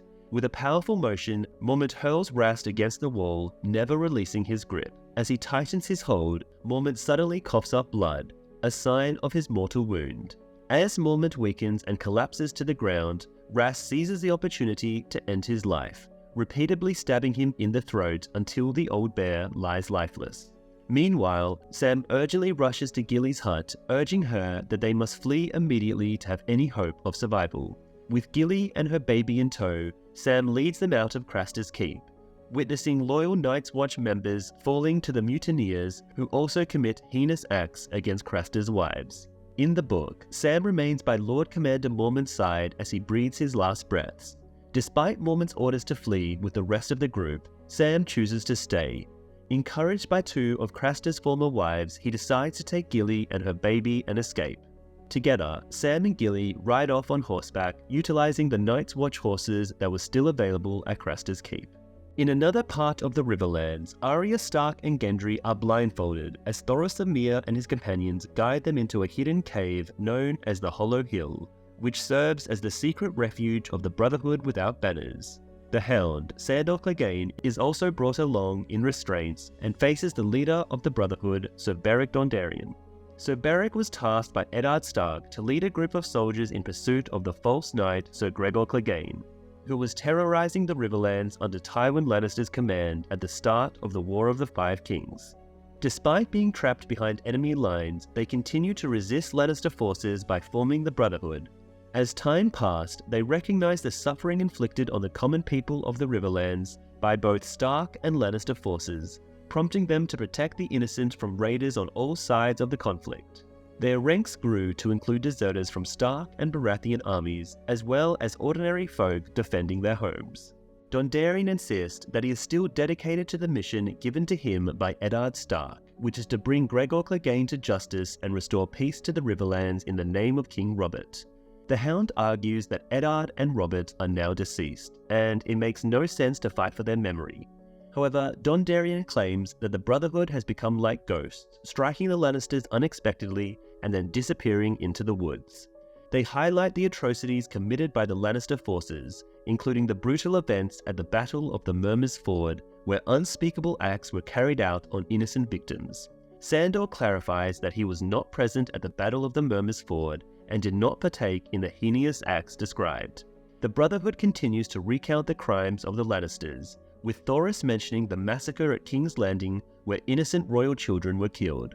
Sandor maintains his innocence in these crimes, pointing out that many were actually committed by his brother, Gregor. Sandor argues that it is unfair to hold him accountable for the sins of his family, especially since he was simply born into House Clegane. He also expresses skepticism towards the Lord of the Light religion that Dondarrion and his men have embraced, with Thoros serving as a priest. Arya speaks up and accuses Sandor of killing her friend, Mhysa, to which he admits, but claims he was following orders from Prince Joffrey at the time.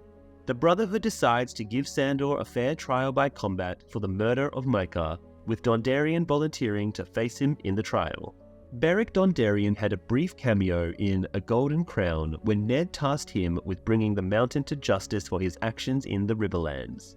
This incident eventually culminated in the Battle of Murmur's Ford, a significant event highlighted by Angai, known as the Mad Huntsman in the book, considered one of the initial clashes in the War of the Five Kings. Dondarrion's character was recast in Season 3 with Richard Dormer. Not long after, Margaery Tyrell discovers Sansa Stark deep in prayer within the God's Wood of the Red's Keep, gazing out at Blackwater Bay. She sends away the Lannister guards with a veiled threat to report their refusal to the king, allowing her to have a private conversation with Sansa. Margaery engages in light-hearted chatter, attempting to lift Sansa's spirits. She playfully tells a joke about her cousin's demise from a fictional pox, causing Sansa to realize Margaery's playful nature and her own innocence. Margaery extends an invitation for Sansa to visit Highgarden in the Reach in the future. Sansa hesitates, knowing that Queen Cersei would never allow her to leave King's Landing. However, Margaery cleverly hints that Queen Regent Cersei's wishes may not always align with those of Queen Margaery, who would be delighted to host Sansa at Highgarden as a friend or even as a sister-in-law. Margaery subtly suggests that if Sansa were to marry Loras Tyrell, she would naturally become a part of the Tyrell family and reside in Highgarden. The idea of escaping Joffrey, marrying her idol, and joining the esteemed Tyrell family overwhelmed Sansa with tears of joy.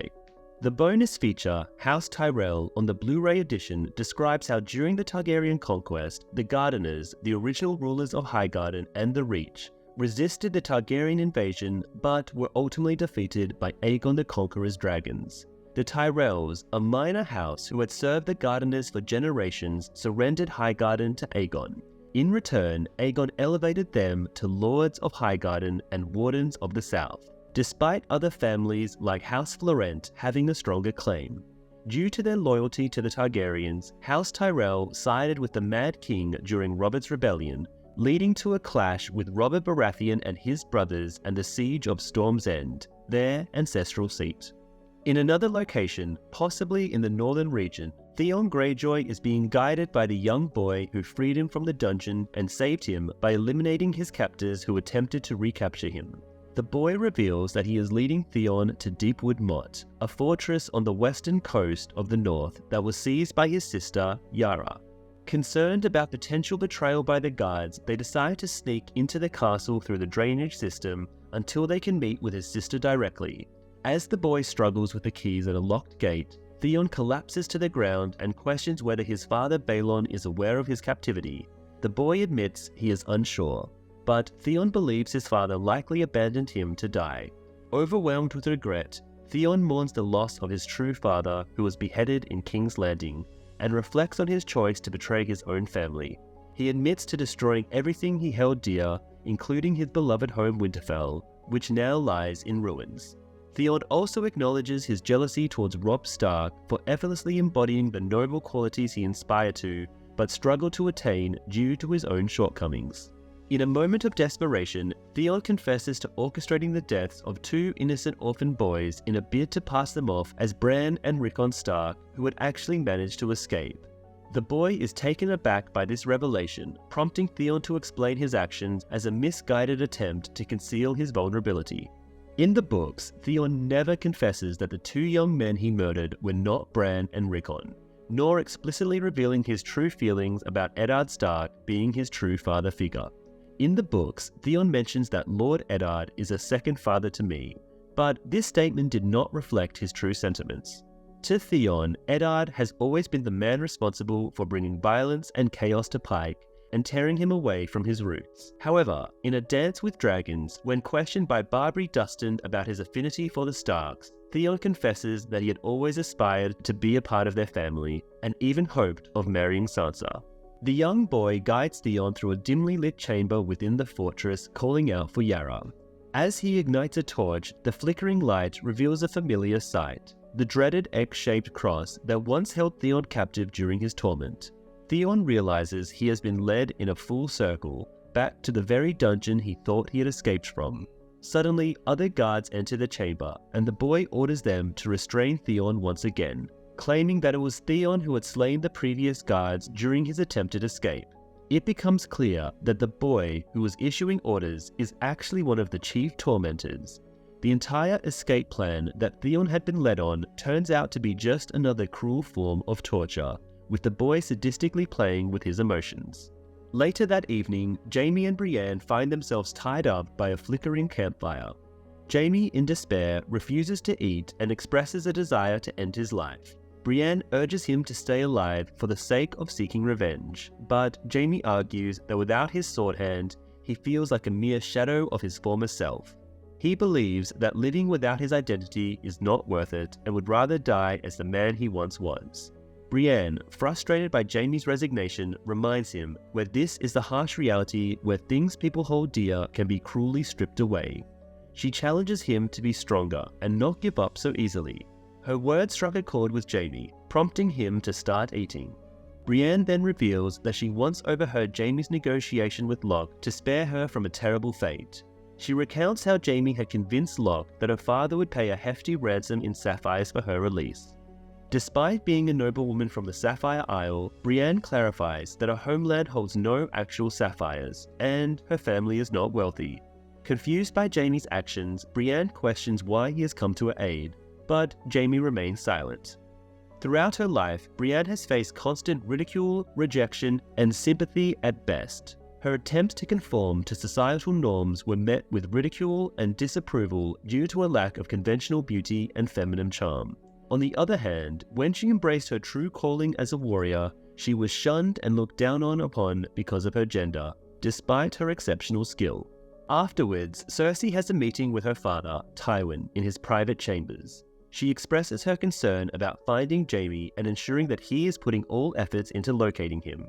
Tywin, in a dismissive tone, reminds Cersei that he initiated a war when Tyrion, his despised son, was captured by the Starks. Therefore, he is now willing to go to even greater lengths to locate his elder son, Jaime. Despite Jaime renouncing his rights to inheritance as a member of the Kingsguard, Tywin firmly believes Jaime is his rightful heir. Cersei, as the next in line of succession after Tyrion, suggests that she should be considered the true heir to Tywin's legacy, as she is the only child who has taken his teachings on family and legacy seriously. She points out that despite Tywin's emphasis on family and legacy, he has excluded her from his plans. Tywin confirms this exclusion, not because of her gender, but because he believes she lacks intelligence. He criticizes Cersei for allowing Joffrey to wreak havoc on the city and its people, vowing to rein in his grandson's erratic behavior. Concerned about the rising influence of the Tyrells at court, Cersei expresses her unease about Margaery Tyrell's ability to manipulate Joffrey. Tywin bluntly remarks that it is a good thing someone can control Joffrey, as Cersei has failed to do so. Cersei suggests that Tywin tries to control Joffrey's actions, implying it will be a challenging task. However, Tywin confidently asserts that he will be able to handle it. In this episode, Tywin and Cersei have their first private conversation. Notably, this particular scene does not appear in the books, as neither Cersei nor Tywin serves as a point of view character. Director Alex Grave shared that during filming, Lena Headey's microphone accidentally fell off, making it visible in the footage, rendering it unusable. Despite this mishap, Graves thought Headey's performance was exceptional, leading him to digitally remove the microphone in post-production. Guided by Gilly's knowledge of the surrounding woods, the group ventures into the night, desperate to escape the bloodshed behind them. Covered in Mormont's blood, Ras taunts into the darkness, threatening Sam with a similar fate. In the books, Sam manages to defeat a White Walker on his way back from the Fist of the First Men, not on his way back to the Wall. While at Craster's Keep, some of the Watch members who doubt his story mockingly nickname him Sam the Slayer, causing annoyance to Sam. However, Commander Mormont and his comrades regard it as a mark of respect. In the bustling city of Astapor, located in Slaver's Bay, Daenerys Targaryen makes a grand entrance before Cranies Monaclos and the other slave masters of the city. Her Dothraki guards transport Drogon, her largest dragon, in a massive cage, accompanied by her Queensguard members, Ser Jorah Mormont and Ser Barristan Selmy. Daenerys is also joined by Missandei, her gifted translator, now adorned in finery that mirrors Dany's own attire. Cranies cynically mentions that young boys sold as slaves will eventually become unsullied soldiers after undergoing castration and training for approximately a decade. Cranies Monaclos is a member of the Good Masters, the powerful group of slave traders who govern the city of Astapor. Like his fellow elites, Cranies is fluent only in a particular dialect of Valyrian and lacks knowledge of the common tongue spoken in Westeros. The main square of Astapor is filled with all 8,000 unsullied warrior eunuchs, ready for the upcoming transaction. Onlookers, including the upper-class citizens of Astapor, gaze in awe at the magnificent dragon while enslaved individuals in chains offer refreshments. Cranies communicates with Daenerys through Missandei, suggesting that she should unleash the Unsullied in battle to prove their worth before journeying to Westeros. The slavers express their willingness to purchase any slaves captured during these battles, creating a mutually beneficial arrangement. Missandei is taken aback when Daenerys unexpectedly addresses the Unsullied in Valyrian, testing their obedience with simple marching commands. A slight smile plays on her lips as she realizes their loyalty is now unquestionably hers.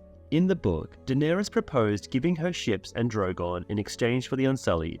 When she confronts Cranies Monaclos, she lashes out with the whip, and her supporters quickly pounce on the masters once she cries out Dracarys. Daenerys releases Drogon from his cage, taking control of him with a long chain leashed attached to his foot as he hovers in the air. She exchanges the leash for a cat o' nine tails with a harpy-shaped hilt, symbolizing her ownership of the Unsullied. Confirming that the transaction is complete, Cranies struggles to control the dragon as Daenerys asserts her newly found authority. Daenerys turned to Cranies and firmly stated in flawless Valyrian, "A dragon is not a slave." When Cranies demands an explanation, she reveals her true identity as Daenerys Stormborn of House Targaryen, from the bloodline of Old Valyria, indicating that Valyrian is indeed her native tongue. She has been pretending to be ignorant all along, enduring Cranies' insults to deceive him and his allies into a false sense of security. Addressing the thousands of Unsullied, Daenerys commands them to eliminate all the slave masters in Astapor, as well as their soldiers and anyone who wielded a whip. She instructs them to spare any children and to free any slaves they encounter. Without hesitation, the Unsullied carries out her orders, swiftly attacking the slave masters in a brutal onslaught. In a desperate attempt to stop her, Cranies cries out for someone to kill Daenerys, but she coolly commands Dracarys. Drogon unleashes a torrent of fire upon Cranies, engulfing him in flames as he withers in agony before succumbing to his death. Her dragons then turn its wrath towards the high-ranking slave masters watching from the walls, incinerating them all. The Unsullied continue to ransack the city, exterminating the slave masters and liberating their oppressed brethren, bolstered by the fiery might of Daenerys' dragons. Emilia Clarke earned a nomination for Outstanding Supporting Actress in a Drama Series at the 65th Pristine Emmy Awards for her performance in this particular episode. It marked her debut nomination for the show. In another part of the Riverlands, deep in the hideout of the Brotherhood Without Banners, nestled within a hollow hill, Sandor Clegane is gearing up to face Beric Dondarrion in a trial by combat. As both warriors make their final preparations, Thoros of Myr beseeches the Lord of Light to pass judgment on Sandor for his alleged sins or grant him strength if he is truly innocent. Prior to the duel commencing, Beric calls upon the Lord of the Light to engulf his sword in flames, using only his own blood. Sandor, who harbors a deep fear of fire, is initially at a disadvantage as Beric's blazing sword poses a threat. In a daring move, Beric even succeeds in setting Sandor's wooden shield ablaze, causing the Hound to struggle as the shield is firmly attached to his arm. Nevertheless, with a mighty downward strike, he cleaves through Beric's fiery sword, armor, and deeply into his shoulder, ending his life. As Beric collapses, Thoros rushes to his side and implores the Lord of Light to bring him back to life. Meanwhile, Sandor frantically attempts to put out the flames engulfing his shield. Arya Stark, seizing the opportunity, tries to kill Sandor with a dagger while he is vulnerable, only to be thwarted by Gendry. In a moment of spite, Sandor mocks Arya, claiming that the gods favor him over her deceased friend. Their exchange is cut short by the miraculous revival of Beric, who was brought back to life by the power of the Lord of Light.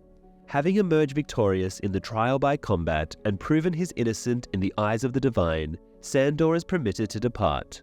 The Brotherhood confiscates all the gold in Sandor's possession to support their cause. Instead of returning the gold, Beric provides Sandor with a written promise of payment once the war is over. Dismissing the gesture, Sandor flings the promissory note to the ground in disdain. Anguy reminds him to be grateful for sparing his life as he is blindfolded to prevent him from finding his way back to their hideout before being escorted to a safe distance and set free. George R.R. Martin has expressed his distaste for what he calls comic book deaths, the resurrection of characters without consequences. This is why Beric Dondarrion's revivals by Thoros of Myr are marked by lingering injuries and memory loss. In a 2017 interview with Time, Martin explained the process of Beric's resurrection, noting that his memories are fading, he bears numerous scars, his appearance is deteriorating as he's no longer truly alive. His heart doesn't beat, his blood doesn't flow. He is essentially a wight powered by fire rather than ice, bringing us back to the theme of fire and ice. Jon Snow is a part of a group of 20 wildlings led by Tormund, who were sent ahead by King Beyond the Wall Mance Rayder to climb the wall and launch a surprise attack on Castle Black. While gathering firewood with Ygritte, Jon is questioned by the warg Orell about the Night Watch's defenses. Orell, using his eagle's vision, has spotted patrols on top of the wall and is curious about their frequency. Jon explains that patrols usually consist of 4 members, 2 builders for structural inspections and 2 rangers for protection, but their schedule varies. Orell mentions that the wildlings are aware of the 19 castles along the wall's south side and inquires about the current occupancy. Reluctantly, Jon reveals that only 3 castles are manned, including Castle Black, Eastwatch by the Sea, and the Shadow Tower. When asked about the garrison size at Castle Black, Jon hesitates, but eventually provides a false number of 1,000 men after being threatened by Orell. In reality, Castle Black's garrison has around 300 men. Tormund warns Jon that he appreciates him, but any deception will result in his death. On the screen, it is officially revealed for the first time in the series that out of 19 fortresses lining the wall, only 3 are currently occupied: Castle Black, the Shadow Tower, and Eastwatch by the Sea. This fact is also consistent with the books. Ygritte identifies Jon as hailing from the south despite being a northerner. This is because the wildlings view everything above the wall as the true north, leading them to see even northerners residing below the wall as southerners. This claim may not be as far-fetched as it seems, given that author George R.R. Martin has clarified that the region beyond the wall is vast and stretches much further than what is typically shown on maps. It is suggested that the lands beyond the wall could potentially encompass about half of the continent of Westeros. Jon and Ygritte stroll away together, but as a playful gesture, she seizes his sword, Longclaw, prompting him to playfully chase after her to retrieve it. Leading him into a nearby cave, they discover a hidden oasis warmed by natural hot springs, with a magnificent waterfall cascading into a crystal-clear pool. Ygritte, feeling mischievous, begins to undress, expressing her desire to test Jon Snow's loyalty to the wildlings and his willingness to forsake his Night Watch vows by engaging in a physical relationship with her. Despite his initial reluctance and shyness, Jon finds himself drawn to Ygritte. As she sheds her clothes and approached him naked, he hesitates, but ultimately succumbs to the passion between them. Jon and Ygritte's on-screen romance transcended into reality as Kit Harington and Rose Leslie tied the knot in 2018.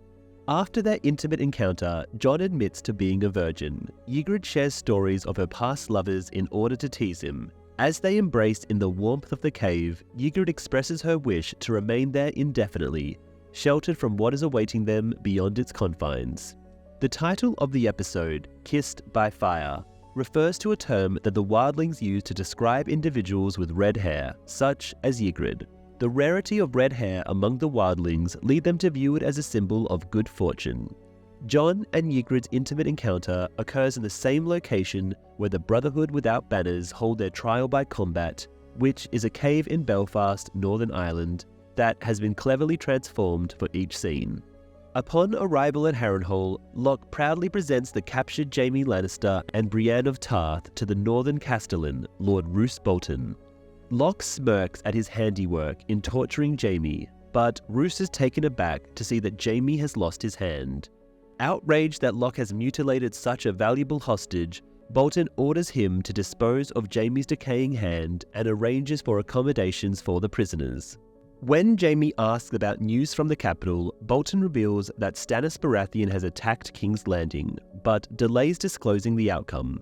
Bolton taunts Jaime with a calm demeanor, eventually revealing that Cersei is safe and his father's forces had successfully defended against Stannis' assault. Overwhelmed with relief for his family's safety, Jaime collapses in delirium. Qyburn tends to Jaime's injuries, removing the makeshift tourniquet placed by Locke's men and discovering a severe infection in the stump of Jaime's hand. Qyburn suggests amputating the rest of Jaime's arm at the shoulder to prevent further spread of the infection. But a half-delirious Jaime adamantly refuses and threatens to kill Qyburn if he attempts it. Jaime notices that Qyburn is not a maester, as he lacks the maester's chain of office. Qyburn admits to being expelled from the Order of Maesters for conducting controversial experiments. Despite the risk of excruciating pain, Jaime agrees to Qyburn's alternative treatment plan involving cutting out infected tissue and cauterizing the wounds with boiling wine. As Qyburn begins the painful procedure, Jaime endures the agony without the aid of Milk of the Poppy, determined not to wake up and find his arm missing. In the books, Qyburn is portrayed as highly proficient in treating injuries that require amputation due to his past association with the Brave Companions, a group of mercenaries known for inflicting torture on their captives by severing their limbs. In King's Landing, Tyrion Lannister sits down for a meeting with Lady Olenna Tyrell to discuss the upcoming royal wedding, which is expected to be a lavish and costly event. Tyrion, being mindful of the expenses involved, expresses his concerns to Olenna. In response, Olenna reminds him of the contributions that the Tyrells have made to the city in terms of soldiers and supplies during the war and upcoming winter. She emphasizes the importance of the royal wedding proceeding as planned, as it would boost the morale of the city and keep the people content. Despite Tyrion's attempts to negotiate, Olenna ultimately decides on her own that House Tyrell would not be seen as shirking their responsibilities. She agrees to cover half of the expenses for the wedding festivities, much to Tyrion's gratitude. In the books, there is no mention of Tyrion discussing the upcoming marriage of Joffrey and Margaery with Olenna. However, when Tywin learns of Olenna's intention to have Sansa marry her grandson Willis instead of Loras, who cannot marry due to his position as a Kingsguard, he arranges for Cersei to marry Willis instead. Cersei is enraged and storms out of the room, but Olenna ultimately declines the proposal, deeming Cersei as too old and too experienced. Tywin then proposes Tyrion as a potential husband for Sansa, much to Tyrion's dismay. After Tywin suggests marrying Sansa to Lancel or another cousin of Tyrion's, Kevin points out that Lancel, injured during the Battle of Blackwater, could perform the ceremony but not consummate the marriage. Threatened with being wed to Lolly Stokeworth, a plump and unintelligent woman, Tyrion reluctantly agrees to marry Sansa in order to avoid the undesirable match. In Riverrun, the captives Martin and Willem Lannister, aged 15 and 14 respectively, are rudely awakened by the sounds of commotion and fighting just outside their cell. Lord Rickard Karstark manages to break into their room accompanied by his men, leaving a guard dead in their attempt to intervene. Willem and Martin, in a state of confusion, questions if this is a rescue, only to meet their demise at the hands of the Karstark men. During the show, Rickard Karstark suffers the loss of two of his sons at the hands of Jaime Lannister. Harrison is killed during Jaime's capture in the Battle of the Whispering Wood, and Thorin dies during Jaime's escape attempt.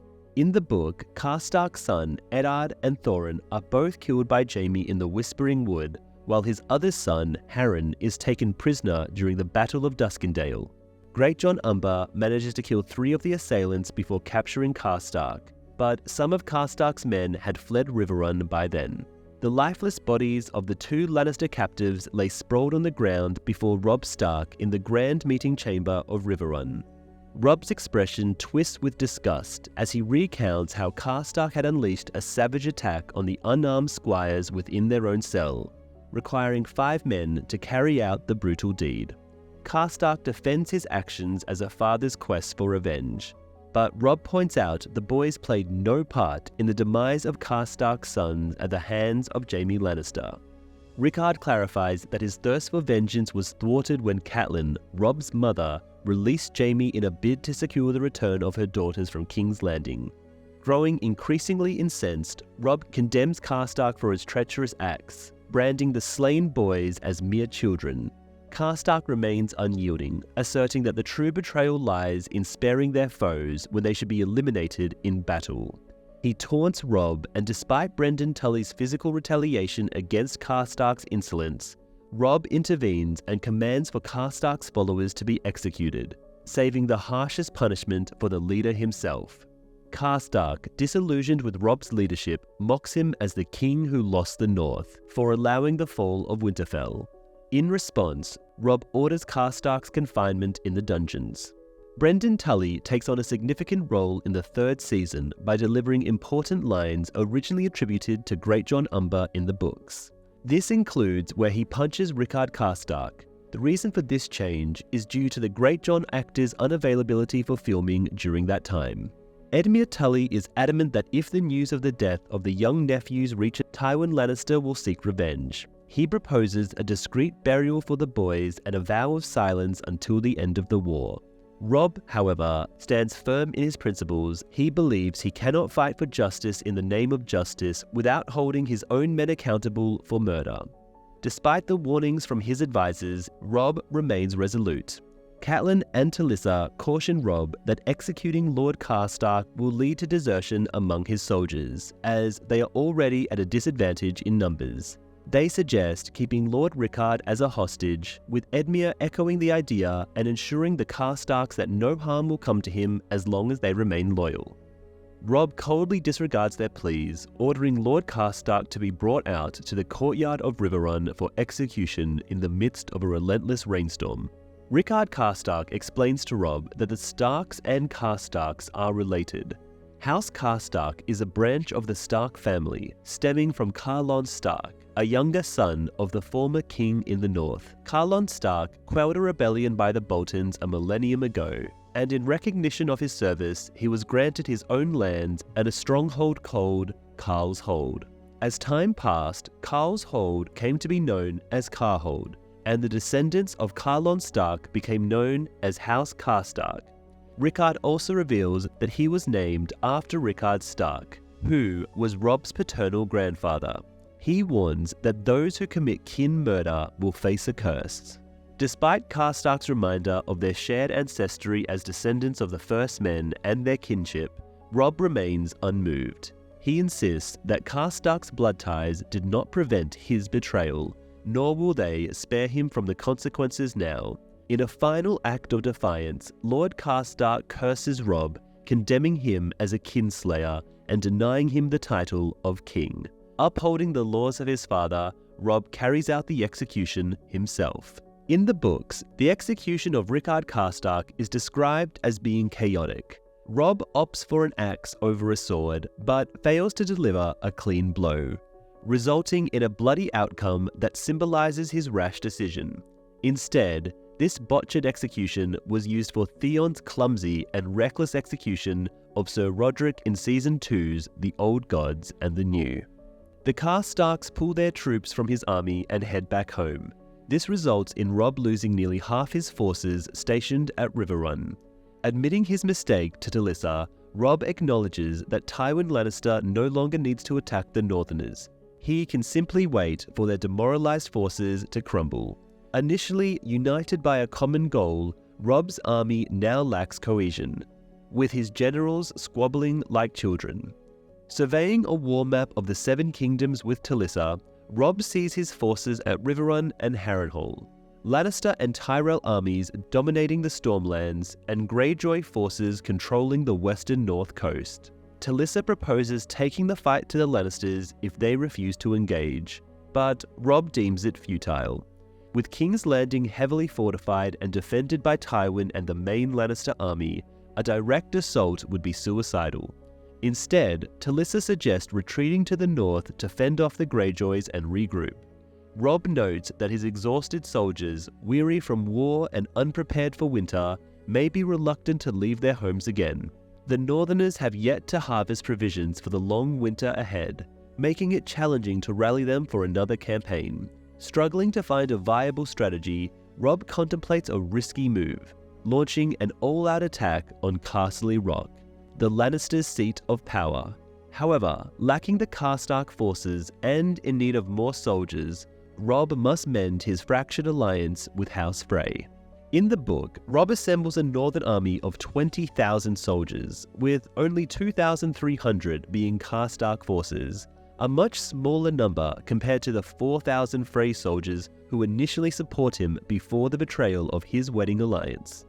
Robb's plan to capture Castle Rock as a desperate attempt to boost morale among his troops is thwarted by the lack of manpower to siege the heavily fortified castle. Instead, it is Catelyn who convinces Robb to redirect his forces on reclaiming Winterfell from the Ironborn in order to strengthen his position in the north. Despite concerns that the Northerners may prioritize their harvest over returning to battle, Robb understands the importance of not leaving their home vulnerable to potential attacks from the Lannisters. His decision to seek reconciliation with the Freys is not solely based on the need for their military support, but also because he must pass through their stronghold, the Twins, on his journey back to the north. Gendry busies himself with repairing Beric's armor while Arya questions his decision to stay behind. She reminds him that they had planned to search for her brother Robb, who also needs soldiers for the war. Gendry, however, reveals that he has chosen to remain with the Brotherhood without banners as a blacksmith dedicated to protecting the common people. He explains that he has spent his life serving others with nothing to show for it. From Tobio Moat to Tywin Lannister, he has been exploited and betrayed. Despite Arya's offer to consider him family, Gendry acknowledges the social divide between them. He knows that even if he were to accompany her, their differences in status would forever separate them. Later that evening, Arya gazes into the flickering flames of the campfire, silently reciting her nightly litany of prayers for the demise of her foes. Thoros reveals their plan to take her to Riverrun to be reunited with her family, in exchange for a reward from Robb to support their cause. Arya notes that they are essentially holding her for ransom, to which Thoros concedes. Arya harbors quiet resentment towards Beric for releasing Sandor, despite their promise to let him go if he emerged victorious in the trial by combat. She reflects on the fate of honorable men who met their demise for upholding their promises, such as Yoren and her father. She questions Beric's decision to spare Sandor, considering the danger he posed, and then they discuss Beric's resurrection. Thoros credits the Lord of Light for his ability to resurrect Beric, explaining that he has been revived 6 times, including his recent death in combat. Beric bears his scars, a testament to his numerous resurrections, recounting the various ways in which he has perished and been brought back to life. In the books, Beric Dondarrion's second demise does not involve a stab in the abdomen, but rather a brutal blow to the head with a mace. It is speculated that this was altered in the show because depicting the character with a crushed skull would have been too challenging. In the book, Beric was never fatally struck by an axe, and the instances of hanging and eye stabbing occurred separately as his 3rd and 4th deaths at the hands of Armory Lorch and the Mountain respectively. Having been killed twice by the Mountain, Beric ruefully remarks, "That makes 3 times I have met my end at the hands of House Clegane." Arya ponders the responsibility of resurrecting a man without a head, alluding to her deceased father. Thoros and Beric acknowledge her unspoken plea, but express doubt due to the limitations of resurrection. Beric consoles Arya, reassuring her of her father's goodness and the burden of being brought back from the dead. Despite the toll it takes on him, Arya insists that she would wish Beric's revived existence upon her father. In the books, Arya is stopped from attacking the Hound by a Brotherhood member named Lem, who does not appear in the show until Season 6, rather than Gendry. In Dragonstone, following his defeat at the Battle of the Blackwater, Stannis finds himself struggling to rally his spirits. His once formidable army has been decimated, leaving him vulnerable to potential attacks from the Lannisters. However, the Lannisters are unable to strike at Dragonstone just yet due to the loss of much of their fleet at the Blackwater. Stannis decides to pay a visit to his wife, Queen Selyse of House Florent. Selyse, a devout follower of the Lord of Light, is deep in prayer when Stannis enters her chamber. Despite their strained relationship, Selyse holds Stannis in high regard as her king and the prophesied prince that was promised. As Stannis wrestles with guilt over his past actions, particularly his affair with Melisandre that resulted in the death of his brother Renly, Selyse reassures him that his sacrifices in the name of the Lord of Light are justified. She reveals that Melisandre had already disclosed the truth to her, bringing a mix of emotions to Stannis' face. The couple's shared grief over the loss of their stillborn sons had driven Selyse to embrace the Lord of Light's teachings fervently. She laments her inability to provide Stannis with a male heir, but he reminds her of their daughter, Princess Shireen. Alone in her room, Shireen sits drawing and singing a tune about life beneath the ocean. She eagerly anticipates her father's arrival, despite his awkwardness in showing affection towards her. Shireen, a bright but frail young girl with a disfigured face from grayscale, she inquires about Sir Davos Seaworth. Stannis, growing tense, reveals that Sir Davos is now imprisoned as a traitor. Confused and upset, Shireen is instructed to forget about him. In the books, Davos finds himself sharing a cell with Alistair Florent, who is Selyse's uncle and was once Stannis' trusted advisor. Following the Battle of the Blackwater, Alistair attempted to secretly broker a peace deal with Tywin Lannister without Stannis' knowledge. He suggested that Stannis and himself pledge loyalty to King Joffrey in exchange for keeping their lands and marrying Shireen to Tommen. Despite Alistair's well-meaning intentions, Stannis views this as an act of betrayal and orders for Alistair to be imprisoned and ultimately sentenced to death.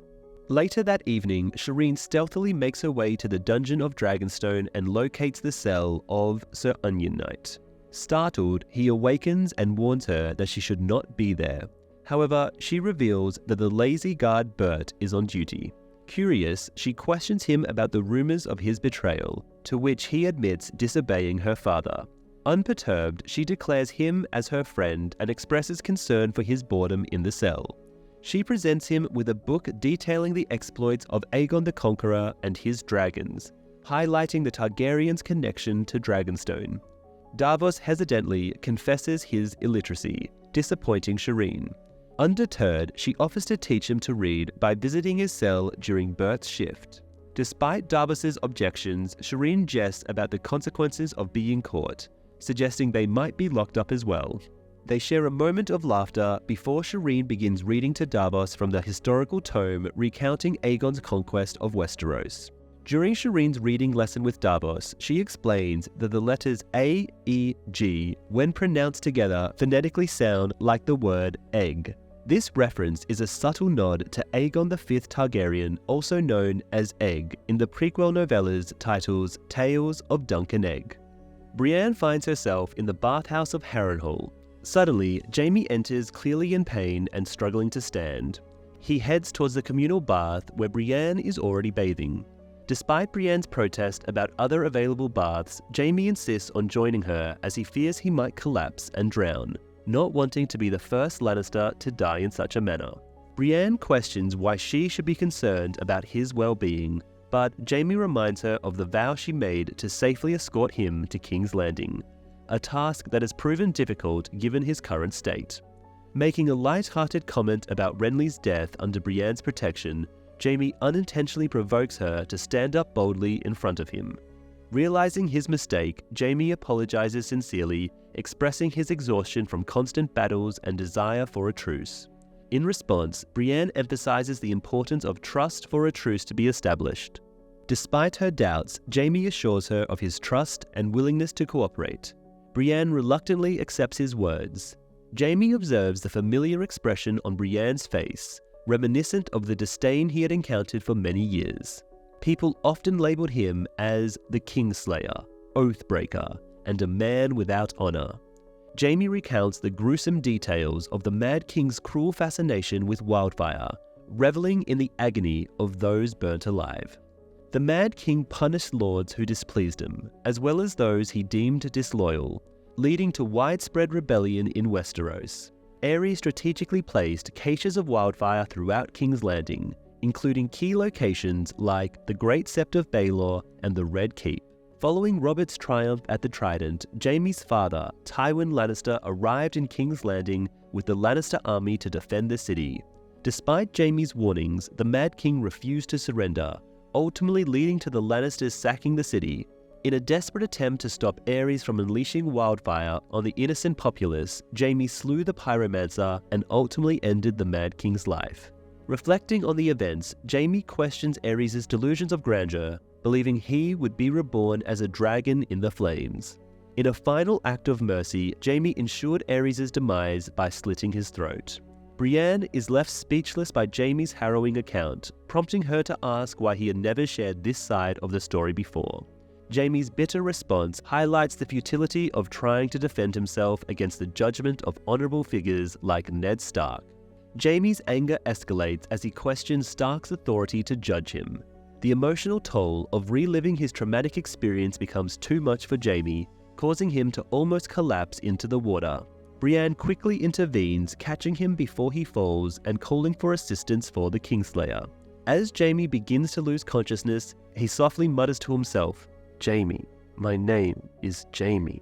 Jaime's revelation to Brienne regarding the events surrounding the Mad King Aerys is revealed in two separate instances within the book. The first instance takes place while travelling with Brienne and his cousin Cleos Frey before they are taken captive. Jaime recounts how he valiantly defended the Red Keep, but ultimately realising the battle was lost, he sent a messenger to Aerys requesting surrender. Upon the messenger's return, Jaime learned that the head pyromancer was advising the king, who then demanded Jaime to prove his loyalty by killing his own father. Recognizing the imminent danger, Jaime acted swiftly by turning against the pyromancer and ultimately slaying Aerys himself. Caught red-handed by his father's knights standing over Aerys' lifeless body, there was no way to conceal his actions. Jaime later sought out and eliminated the two other pyromancers involved in the treacherous plot. In the land of Slaver's Bay, Daenerys Targaryen's fresh army of liberated Unsullied soldiers who had recently conquered Astapor are now marching towards the next target, Yunkai, one of the three major slaver cities. Sir Jorah Mormont shares with Sir Barristan Selmy the story of how he earned his knighthood at the conclusion of the Greyjoy Rebellion, a conflict they both participated in. Jorah recounts how he stormed the walls of Pike as the second man through the breach, following closely behind Thoros of Myr, who was wielding a flaming sword. It was King Robert Baratheon himself who knighted Jorah in recognition of his valor in that battle, a moment that Jorah cherishes as one of the proudest in his life. Interestingly, Jorah admits that amidst the chaos and excitement of the battle, his primary concern was actually the urgent need to relieve himself after being encased in heavy armor for 16 consecutive hours. Barristan acknowledges that Robert was both a skilled warrior and a decent man, yet expresses regret over his reign as king. He reflects on the years he dedicated to defending unworthy rulers, including 17 under Robert, and before that, the Mad King. Barristan emphasizes the importance of honoring vows, even when serving under incompetent or unstable leaders. He longs for the opportunity to fight for a cause he truly believes in before his time comes to an end. The scenes featuring Daenerys were initially written by David Benioff and D.B. Weiss for the upcoming episode, The Climb. However, they were later rescheduled and filmed for the current episode due to their better alignment with Shireen's discussion about the Targaryens. Barristan Selmy, a former loyalist to the Targaryens, was excluded from Robert's small council meetings despite being entitled to attend as the commander of the Kingsguard. Unbeknownst to him, Jorah had been spying on Daenerys for Robert. In the books, Selmy did participate in these meetings and was well aware of Jorah's treachery, never forming a bond with him. Currently in the story, Selmy goes by the name Arstan Whitebeard to observe Daenerys without revealing his true identity, unable to expose Jorah without incriminating himself. Their conversation shifts towards Daenerys, with Jorah expressing his belief in her and Barristan agreeing that she will have capable advisors by her side. However, Barristan cautions Jorah that it may not be wise for Daenerys to be seen with him when they return to Westeros, due to his tainted past of selling slaves, which is frowned upon in their homeland. Jorah subtly probes Barristan about the advisors on the small council, particularly inquiring if any of them opposed Robert's decision to have Daenerys, the last Targaryen, killed. It becomes evident that Jorah is trying to ascertain if Barristan was aware of his previous role as a spy for King Robert, reporting to Varys. Jorah notes that traditionally the Lord Commander of the Kingsguard holds a seat on the small council, but Barristan clarifies that despite his position as a former Kingsguard member, Robert never fully trusted him and thus excluded him from council meetings. Jorah is relieved to learn that Barristan was not present at any council meeting where his treachery may have been exposed. The two men briefly argue over their respective loyalties to Daenerys and their roles within her inner circle, with Jorah emphasizing that he takes his orders directly from Daenerys herself. In the meantime, Daenerys and Missandei are in a meeting with the officers of the Unsullied army. Speaking in Low Valyrian, Daenerys informs them that they are no longer bound by slavery, but are now free men who can make their own decisions. She urges them to choose a leader from amongst themselves. As the officers part ways, a eunuch named Grey Worm steps forward. Daenerys asks him to unveil his face and reveal his true name.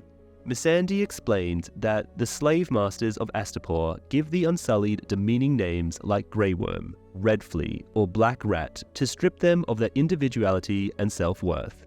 Outraged by this practice, Daenerys demands that the Unsullied choose their own names as free individuals. Despite the opportunity to reclaim his original name, Grey Worm chooses to keep his current name as a symbol of pride and luck, as it was the name he bore when he gained his freedom thanks to Daenerys. The Unsullied in the book are not assigned permanent names. Instead, they receive a new one daily through a random draw from a barrel. These names typically consist of a colour and a type of small creature. Although Grey Worm cannot recall his birth name, he adopted his current moniker on the day he gained his freedom from Daenerys. Jacob Anderson had made his debut as Grey Worm in this episode. The series linguist David J. Peterson praised Anderson as the most skilled Valyrian speaker in the cast, frequently assigning him the most impressive lines to showcase his impeccable pronunciation.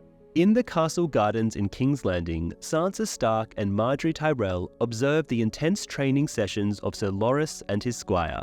Sansa admires Loras's skill in combat and casually brings up the topic of their impending marriage, part of the Tyrells' plan to safeguard her from the clutches of the Lannisters.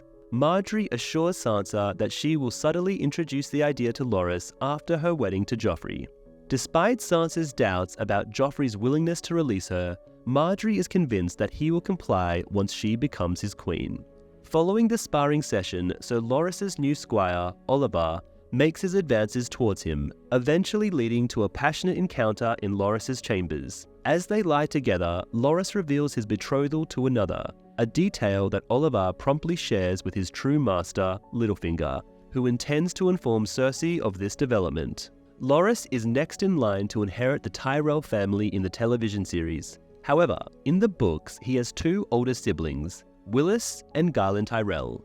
Willis is the preferred choice to marry Sansa, as Loras is now part of Joffrey's Kingsguard and unable to wed. With Willis and Garland absent from the show, Loras is the unofficial heir of House Tyrell and a potential suitor for Sansa. In the book version, the Lannisters discover these intentions when Sansa unknowingly discloses them to Dontas Hollard, not realizing he is in league with Littlefinger. Shortly after, Littlefinger has a meeting with Sansa where he presents her with an opportunity to join him on his voyage from the capital to the Vale of Arryn. Sansa decides to try her hand at deceit and expresses her reluctance to leave before Joffrey's wedding out of concern for his safety in case their plan goes awry. Littlefinger picks up on Sansa's hidden agenda but chooses not to confront her at that moment. Instead, he appreciates her apparent worry for his well-being and requests that she addresses him by his given name, Peter. Tyrion makes his way to the small council chamber to update his father, Tywin, on his successful endeavors. However, his mood sours when he sees Cersei already in attendance. Tywin reveals that the Tyrells are scheming to marry Sansa off to Sir Loras in an attempt to gain control over the North, which Tywin vehemently opposes. Despite Sansa's older brother still being alive, Tywin explains that Robb Stark's forces have been weakened by the Karstark's betrayal, leaving him vulnerable against the Lannister-Tyrell alliance. Theon Greyjoy's actions at Winterfell have made Sansa the heir to Robb, and Tywin is determined to prevent the Tyrells from seizing power in the north. Tyrion raises concerns about risking their alliance with the Tyrells by rejecting the marriage proposal. However, Tywin argues that since the Tyrells' plan is a secret plot against them, they are not technically refusing anything. He also points out that the Tyrells will delay their scheme until after Joffrey's wedding, giving the Lannisters a window of opportunity to secure a different husband for Sansa before the Tyrells can act. After a brief moment of silence, Tyrion becomes aware that his father and sister are discussing him. He tries to argue that it is unjust to force him to marry Sansa, especially after all the suffering she endured at the hands of Joffrey. Tywin dismisses his concerns, questioning whether Tyrion plans to mistreat Sansa and emphasizing that her happiness is not a priority. Despite Tyrion's objections that Sansa is still a child, Cersei argues that she is now a woman capable of bearing children. Tyrion adamantly refuses the marriage proposal, reminding his father of his past marriage to Tysha. Tywin, however, sees Sansa as a valuable asset due to her claim to the north and insists that it is time for Tyrion to wed. Cersei, who initially gloats over Tyrion's predicament, is shocked when Tywin commands her to marry Sir Loras instead. Despite her refusal, Tywin is unwavering in his decision, seeing the strategic advantage of uniting the Lannisters with the North and the Reach through marriage. As arguments ensue, Cersei pleads with her father to reconsider, emphasizing her autonomy as Queen Regent. However, Tywin asserts his authority as her father, demanding obedience and insisting that she marry Loras to dispel rumors surrounding her relationship with Jaime. In a final act of defiance, Tywin storms out, expressing his disgust at the behavior of his children and their tarnishing of the Lannister name. Cersei, desperate for a different outcome, turns to Tyrion for support, but finds him preoccupied with his own troubles. Episode 6 starts with Samwell struggling to start a fire at the campsite. Gilly comes to his aid and he takes the opportunity to share stories about the Wall and Castle Black. Despite his admission of being a terrible singer, he joins in singing to Gilly's son. Additionally, he reveals a mysterious black glass dagger he found at the Fist of the First Men, hinting at its potential significance. Dragonglass, also known as obsidian, is a widely recognized substance in the world that is formed from volcanic glass. Alongside Valyrian steel, it is one of the only two substances known to have the power to defeat White Walkers. Additionally, Dragonglass is effective against whites in the show, but not in the books. In Old Valyria, it was referred to as frozen fire. Meanwhile, in the north, Mira and Osha are engaged in a tense moment as they attempt to skin rabbits, with tension escalating to the point where they almost turn on each other. Bran intervenes to prevent a conflict, while Jojen experiences a disturbing vision-induced episode. Upon regaining consciousness, Jojen reveals a vision of Jon Snow in peril, surrounded by enemies. In the books, Mira searches for fish and frogs instead of rabbits, and Osha is absent as she has already departed from the group with Rickon. Back beyond the Wall, Jon Snow and the wildlings are gearing up for a treacherous climb. Ygritte playfully teases Jon about his loyalty to the Night's Watch, but assures him she won't betray him.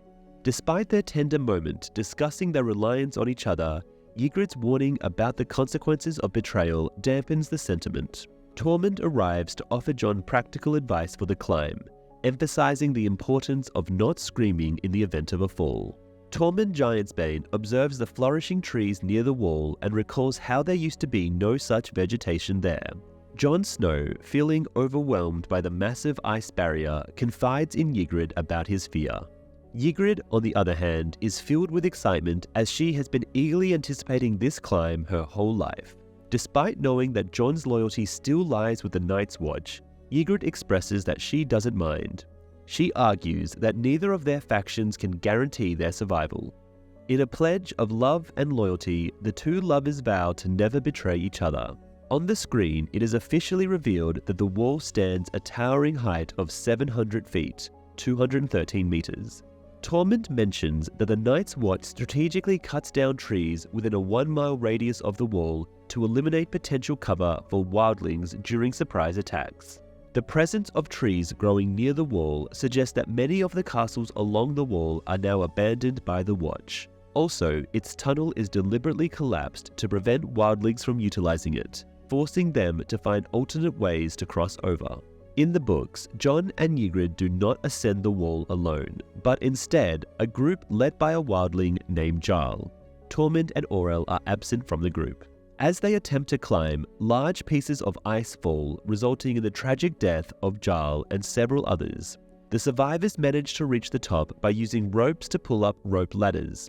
Jon and Ygritte utilizes one of these ladders to reach the summit, where Ygritte discloses the coveted secret power sought by the wildlings in the Frostfangs, the fabled Horn of Winter. The ancient artifact, once wielded by the legendary King Beyond the Wall, Jormungand, has the ability to awaken giants from the earth, or it might be able to bring down the wall. In the Riverlands, Arya practices her archery skills by shooting arrows at a target while reciting her personal mantra. Thoros of Myr watches with amusement as Angai offers her some tips on shooting. In the books, Arya is never shown shooting an arrow either at Winterfell or with the Brotherhood. This is not due to lack of interest, but rather because she struggles with the physical strength required to draw a bow.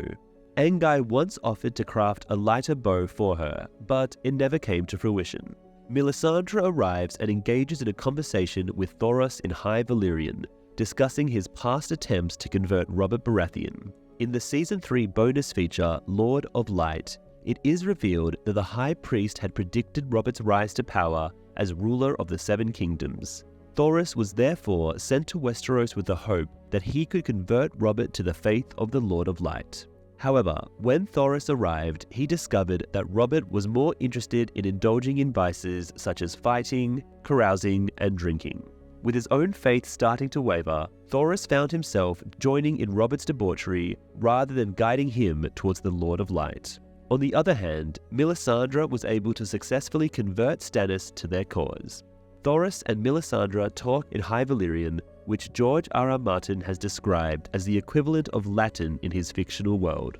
Over time, High Valyrian branched out into various forms of Low Valyrian in Essos, much like how Latin gave rise to the Romance languages such as Italian, French, Spanish, Portuguese, and Romanian.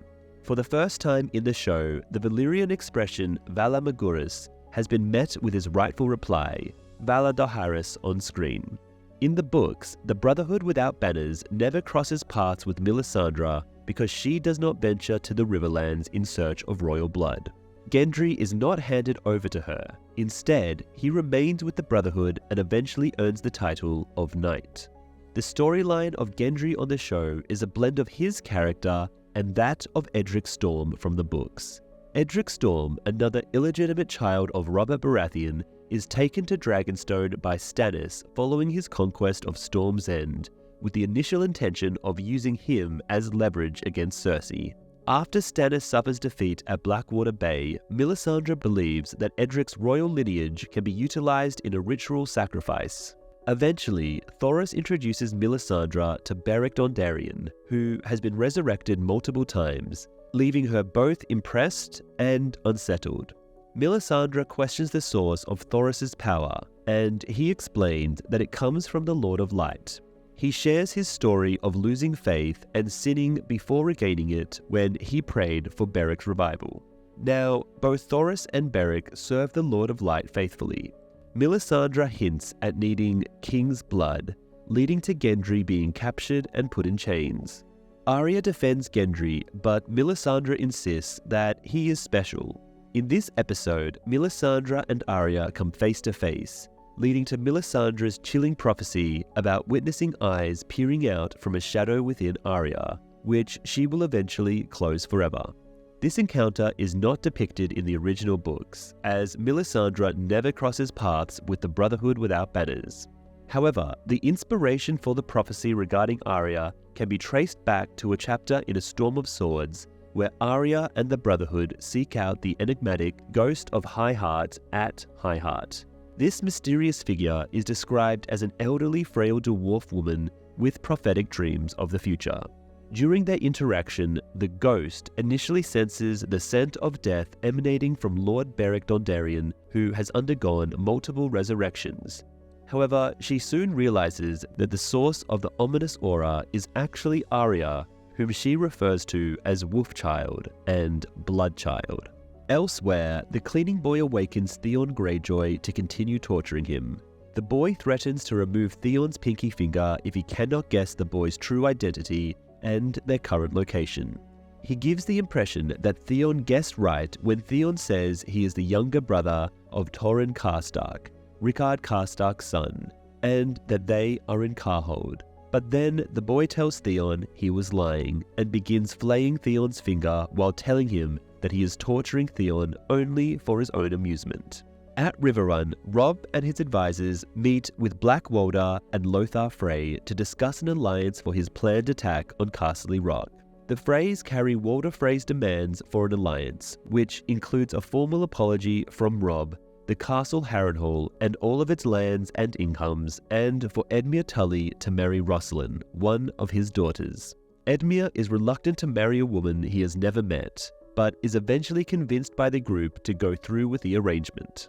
Brendan's frustration with his nephew Edmure's reluctance to marry Rosalind for the benefit of Robb's cause is somewhat ironic.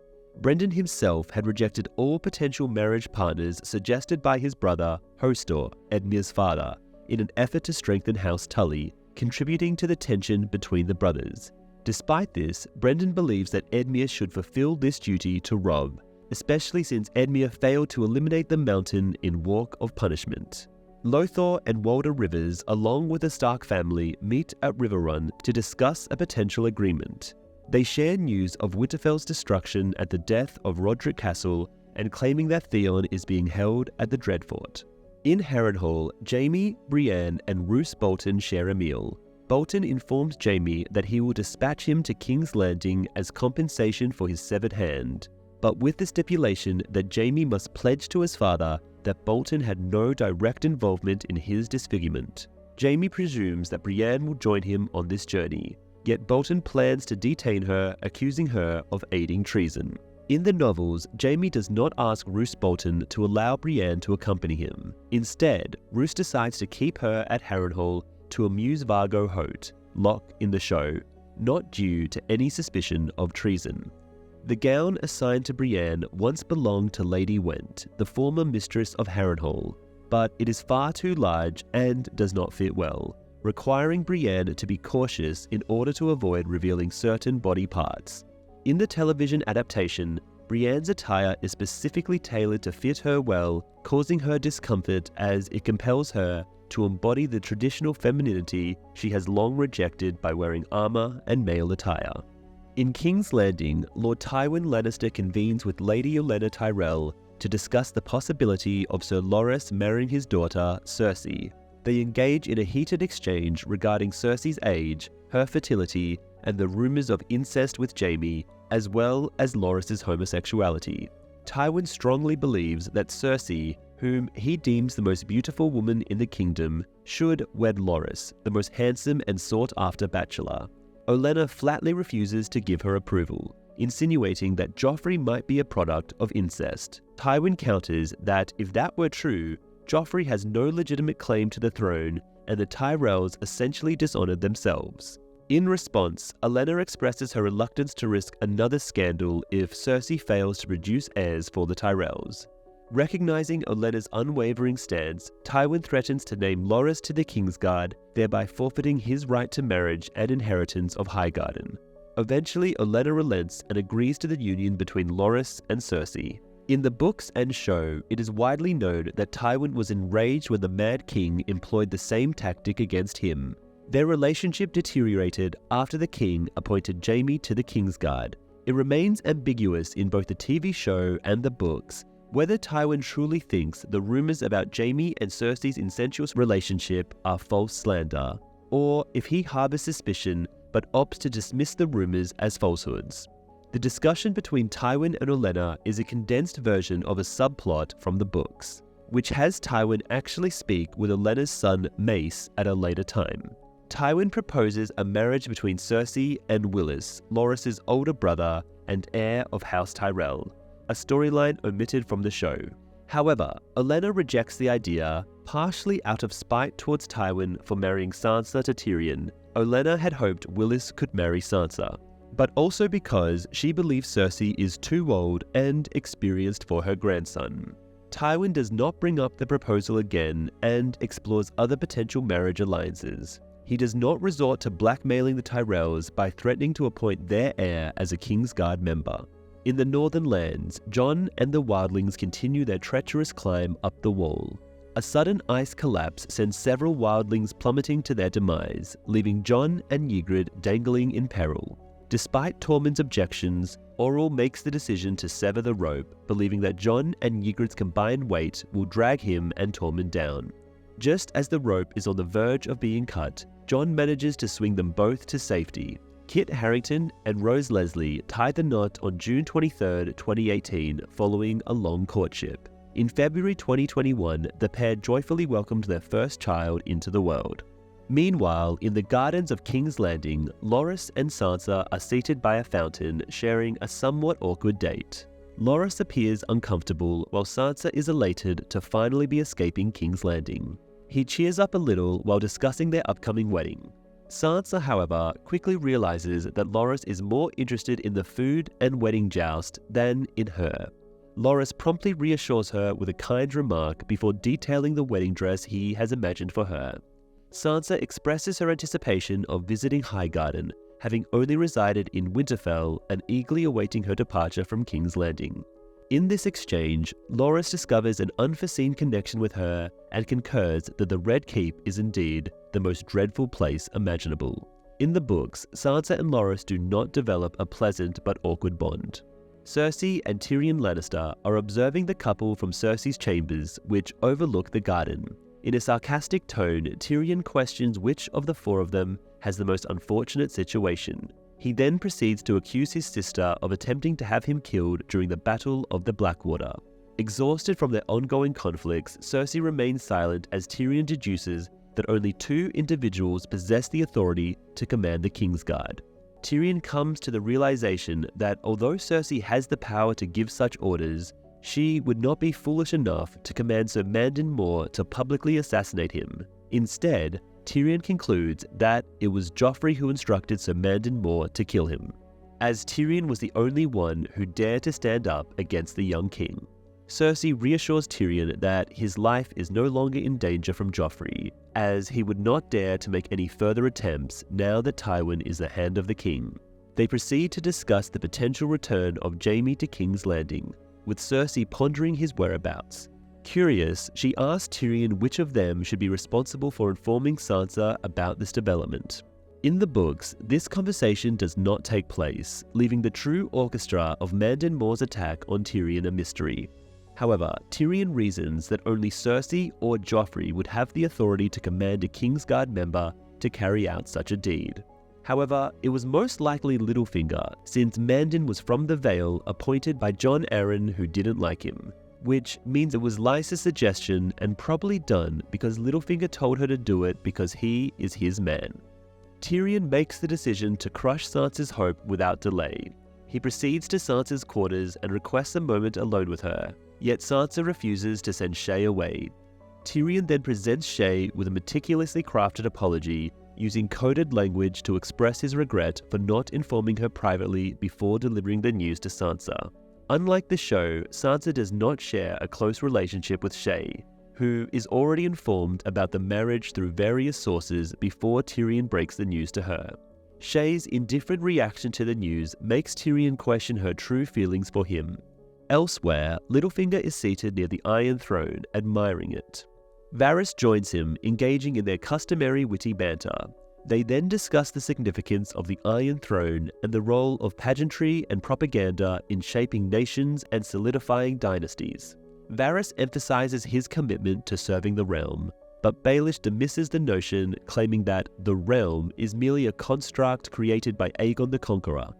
Baelish then reveals his knowledge of Varys' arrangement with Ross and discloses that he has handed her over to a friend who is eager for a fresh experience. Baelish takes pleasure in the chaos he has orchestrated, likening it to a ladder that ambitious individuals can ascend, rather than a pit of despair as perceived by Varys and others. Peter Baelish ridicules the Iron Throne, pointing out that it falls far short of the rumoured 1,000 swords of Aegon's defeated foes. He estimates the actual count to be under 200. In the books, the Iron Throne is depicted as significantly larger, towering over 40 feet tall, and so massive that it cannot be moved, with the king seated over 20 feet above the ground, accessible only by a staircase. Author George R.R. Martin describes the room containing the throne in the novels as being as vast as St. Peter's Basilia in Vatican City. However, Martin recognized that these proportions were too impractical for the TV series, and that if the throne had been portrayed as enormous as in the books, it would have seemed ridiculous for the king to interact with people standing 40 feet away. In another location, Sansa sheds tears as Baelish's ship sails away, leaving both of her intentions to escape King's Landing in ruins. In the books, Littlefinger did not directly invite Sansa to accompany him. Instead, he offered her a way out of the capital with the help of Sir Dontos Hollard, a disgraced knight who secretly works for Littlefinger. Sansa is aware of this connection. Despite warnings from Hollard about the Tyrell's ulterior motives for offering her marriage into their family, she refuses the proposal. Shortly after, Littlefinger departs from King's Landing on a mission to wed Lysa Arryn and establish control over the Vale. Meanwhile, within his private quarters, Joffrey calmly reflects on the lifeless body of Ross, who met her demise maybe because he remembered Tyrion sending her to him in Season 2. Following the passing of Ross, Esme Bianco, she stands out as one of the major non-book characters. She was inspired by a brief mention of a red-haired prostitute in the first book. Originally intended to only appear in the pilot episode, Bianco's portrayal impressed the producers, leading to her character being kept in the series. By incorporating Ross into the storyline, the writers found it easier to introduce backstory and subplots to the audience through a familiar and relatable character. The episode concludes with the climbers finally reaching the top of the wall. Ygritte, who had expressed her longing to view the world from above, briefly admires the view before sharing a passionate kiss with Jon. The title of the episode, The Climb, can be interpreted in two ways. One being the wildlings' ascent to the summit of the wall, and the other being Littlefinger's chaos is a ladder and the consequences for those who attempt or decline to scale it, as the climb is everything. This monologue is not found in the book, as his conversation with Varys never takes place on page, and this iconic scene is a creation of the television adaptation. After successfully navigating the treacherous ascent of the wall, Jon Snow, Ygritte, and the group of wildlings led by Tormund make their way towards Castle Black, where they anticipate Mance's radar signal to commence the assault on the Night's Watch. During filming, Kit Harington had sustained a fractured ankle, which made walking difficult for him. A double wearing a wig portrayed Jon in wide shots, and scenes were adjusted so that Harington could remain seated for the majority of the time. Jon confronts Orell regarding the incident where he severed the rope holding Jon and Ygritte while scaling the wall, putting their lives in jeopardy. Orell defends his actions by claiming that Ygritte, being a wildling, understood the necessity of his actions under pressure, implying that Jon lacks the same instinct. He further asserts that Jon will never be able to keep Ygritte due to his difference in mindset. As they journey through the forest, Orell's jealousy becomes evident as he confronts Ygritte, insisting that he would make a better match for her than Jon Snow, and expresses his distrust towards Jon. Within the books, the wildlings show no disapproval towards Jon and Ygritte's relationship. Meanwhile, Jon attempts to convince Ygritte that the wildlings' cause is futile, citing the failures of previous kings beyond the wall who attempted to invade the southern lands.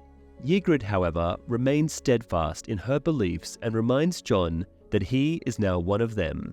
Their fates are intertwined. She reaffirms her love for him, stating that they will embrace life together, even in the face of death.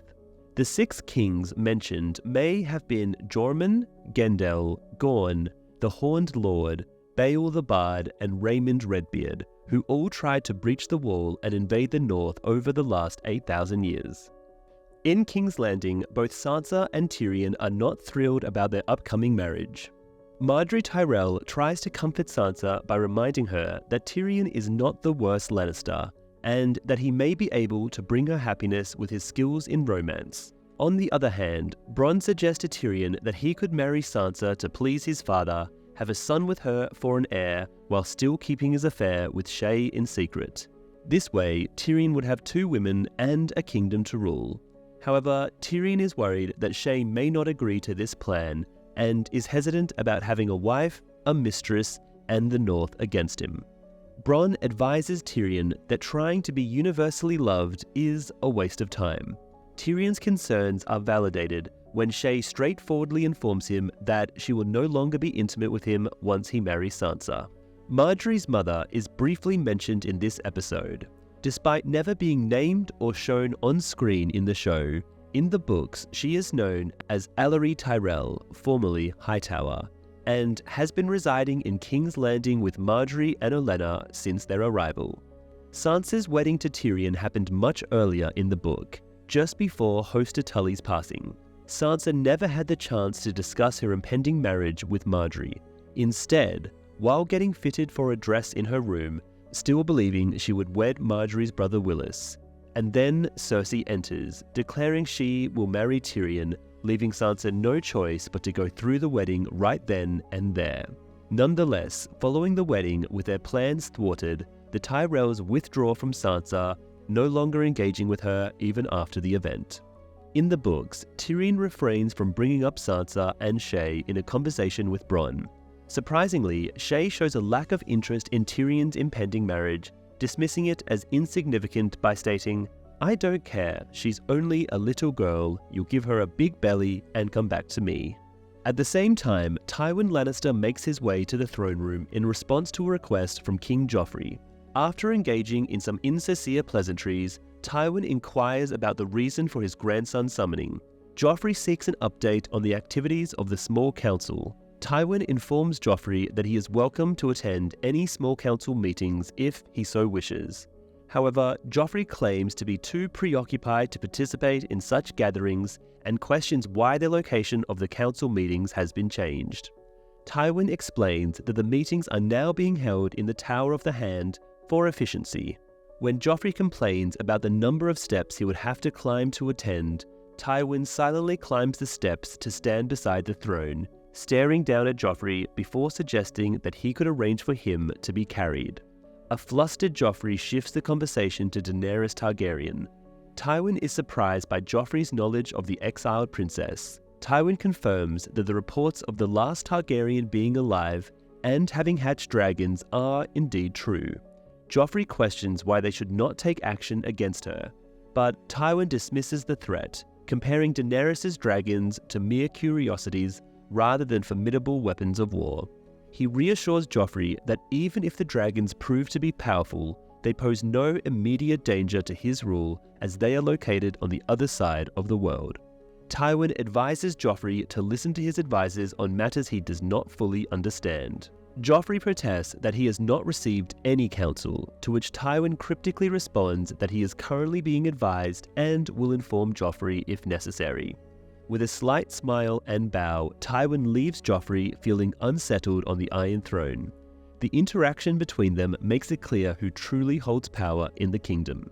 The exchange between Tywin and Joffrey is not found in the books, as neither of them are point-of-view characters in the series. Tywin does receive information from Varys regarding the birth of a 3-headed dragon in Qarth, but he seems largely uninterested in the news. In the ancient city of Yunkai, Daenerys Targaryen leads her army towards their next conquest in Slaver's Bay. Alongside her trusted advisor, Barristan Selmy, she is determined to claim victory over the city, known for breeding bed slaves rather than warriors. Despite their confidence, Ser Jorah provides a strategic insight by warning that Yunkai defenders are unlikely to engage in a traditional open battle. Instead, he anticipates that they will resort to guerrilla tactics from behind their fortified walls. Jorah cautions Daenerys that capturing Yunkai may not align with their ultimate goal of reclaiming the Iron Throne in Westeros. However, Daenerys remains resolute in her decision to liberate the countless slaves held captive within the city. She commands Grey Worm to send a message to the rulers of Yunkai, demanding their surrender or face the same fate as Astapor.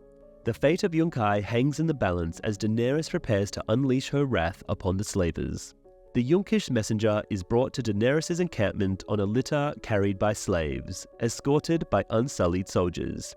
Missandei introduces the visitor as Razdol Moeraz, a leader among the ruling wise masters of Yunkai. Daenerys greets him in her tent, accompanied by her dragons who playfully compete for her attention and scraps of meat she offers them. They growl menacingly at Razdul when he approaches too closely. Razdul boasts about the ancient history and resilience of Yunkai, claiming that many armies have tried and failed to conquer the city in the past. Despite Razdul's attempt to intimidate her, Daenerys remains unfazed, remarking that a challenging battle would only benefit her unsullied warriors.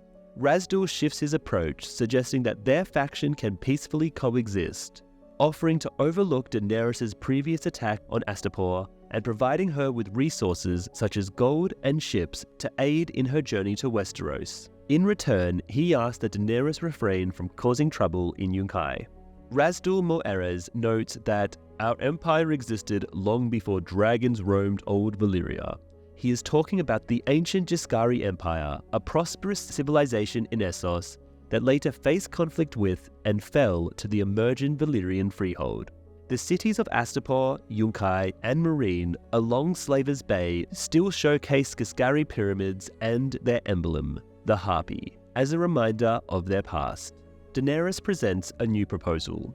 In exchange for sparing Razdul and the slave masters of Yunkai, she demands that every slave in the city, regardless of age or gender, be set free and provided with food, clothing, and property as compensation for their labor. She issues a warning that if her terms are rejected, Yunkai will face severe consequences.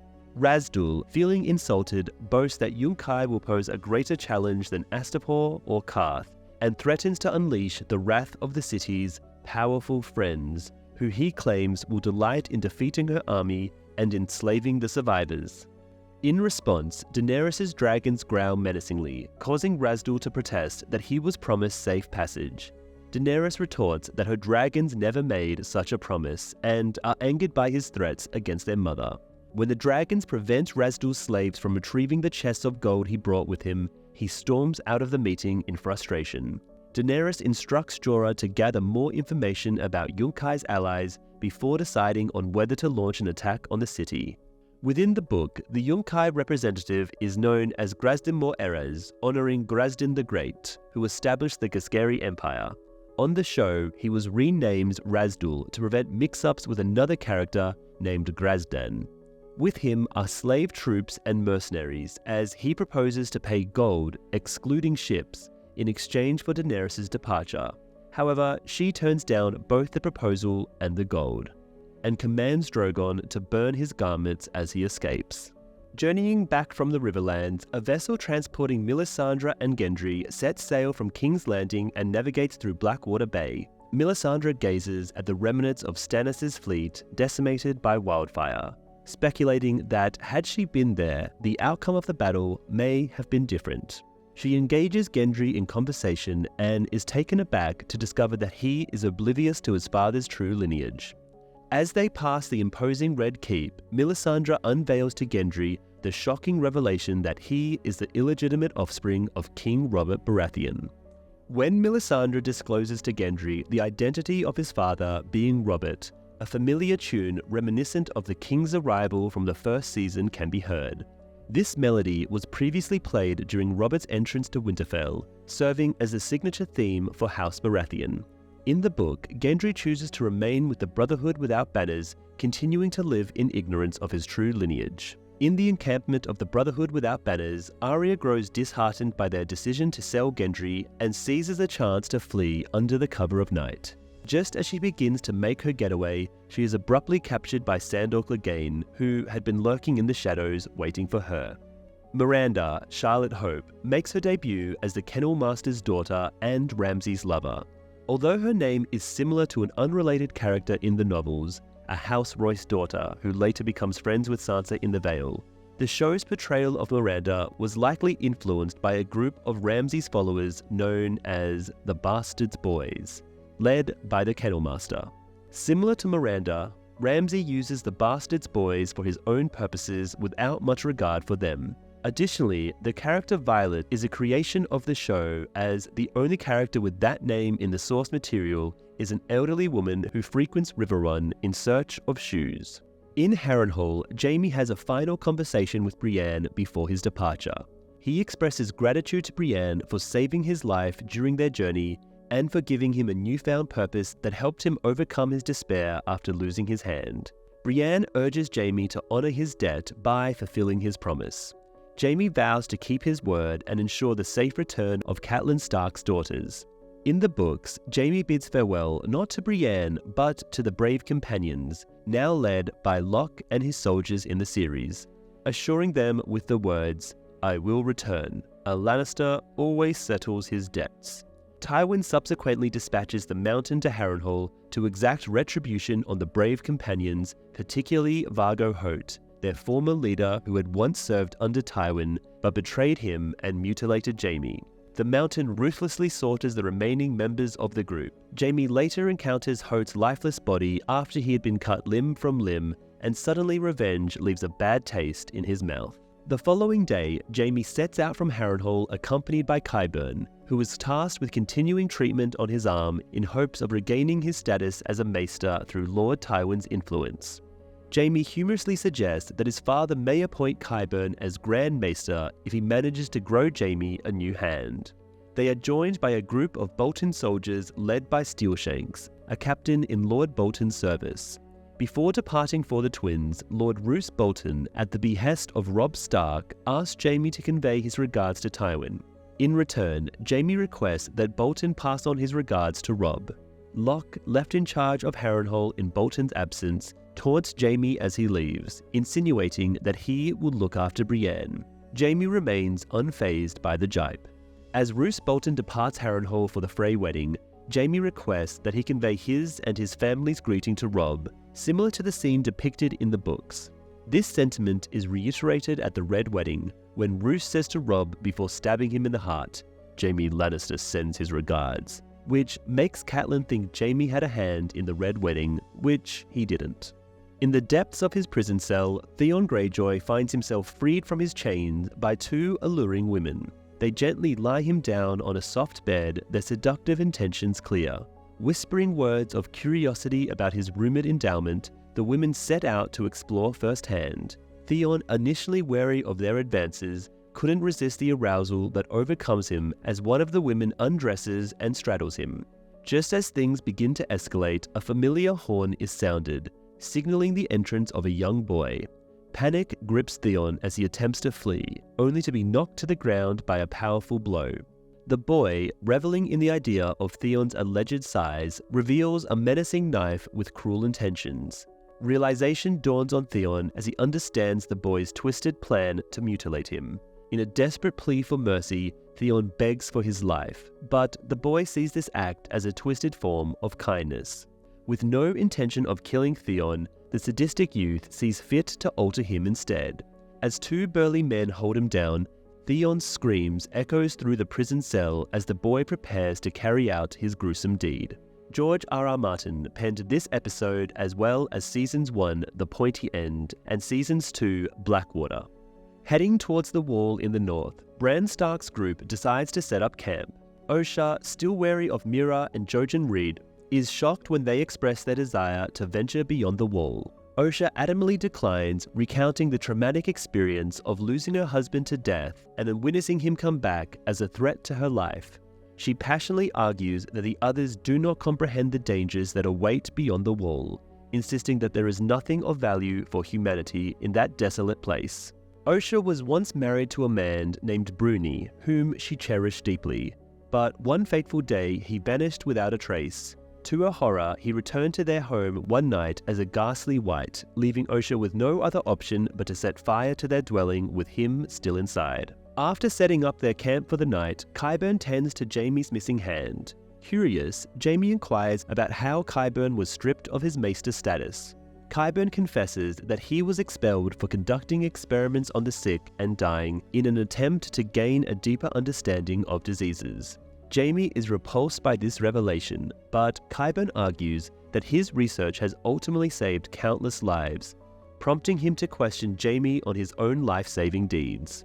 Jaime admits to having taken many lives, but he also recounts the time he prevented the Mad King from unleashing devastation on King's Landing, thus saving 500,000 people. In the book, Jaime chooses not to share with Qyburn the heroic act of saving King's Landing from the Mad King. He also refrains from questioning Qyburn about the reason for his expulsion, which may be related to inappropriate behavior with young boys. This could be linked to Septon Newt, a member of the Brave Companions alongside Qyburn, who was known for his despicable acts of pedophilia and child murder before meeting his end at the hands of the Brotherhood Without Banners. Jaime then shifts the conversation to Brienne, and Qyburn reveals that a ransom has been offered for her return by her father, Lord Selwyn Tarth. However, Locke mistakenly believed Lord Selwyn to be dishonest, rejects the offer. Qyburn mentions that the men in their company are keen on harming Brienne for amusement before they face their own fates in battle or the harsh winter. Feeling responsible for putting Brienne in danger by lying to protect her, Jaime urges Steelshanks to take her back to Harrenhal. Initially hesitant, Steelshank is persuaded by the promise of a reward and the looming threat of Tywin Lannister's wrath.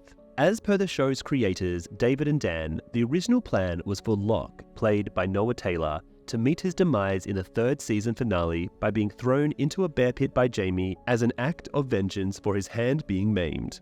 However, due to Noah Taylor's superb portrayal, they decided to spare his character and creatively incorporate him into the storyline for the fourth season. In the book version, it is Armory Lorch, an associate of Tywin who meets a gruesome end in the bear pit under Vargo Hoat's command on Roose Bolton's instructions. Subsequently, Hoat suffers the loss of an ear inflicted by Brienne when he assaults her. Upon his arrival at Harrenhal, Jaime is taken aback and filled with anger to discover that Locke and his associates have callously thrown Brienne into a pit with an enraged bear, armed only with a wooden sword to defend herself. They cruelly sing "The Bear and the Maiden Fair" as they watch the terrifying spectacle unfold. Jaime demands that Locke retrieve Brienne from the pit and offers to pay any ransom he desires, but Locke callously refuses, finding pleasure in the prospect of Brienne's demise. In a moment of desperation, Jaime bravely leaps into the pit to assist Brienne. Just before the bear could harm either of them, Steelshanks intervenes and shoots the beast with a crossbow, diverting its attention long enough for Jaime and Brienne to be rescued from the pit. Despite Locke's attempts to prevent their escape, Jaime defiantly reminds him that Lord Bolton prioritizes returning him safely to King's Landing over the satisfaction of his underlings. With Steelshanks and his men at their side, Locke is powerless to hinder their departure.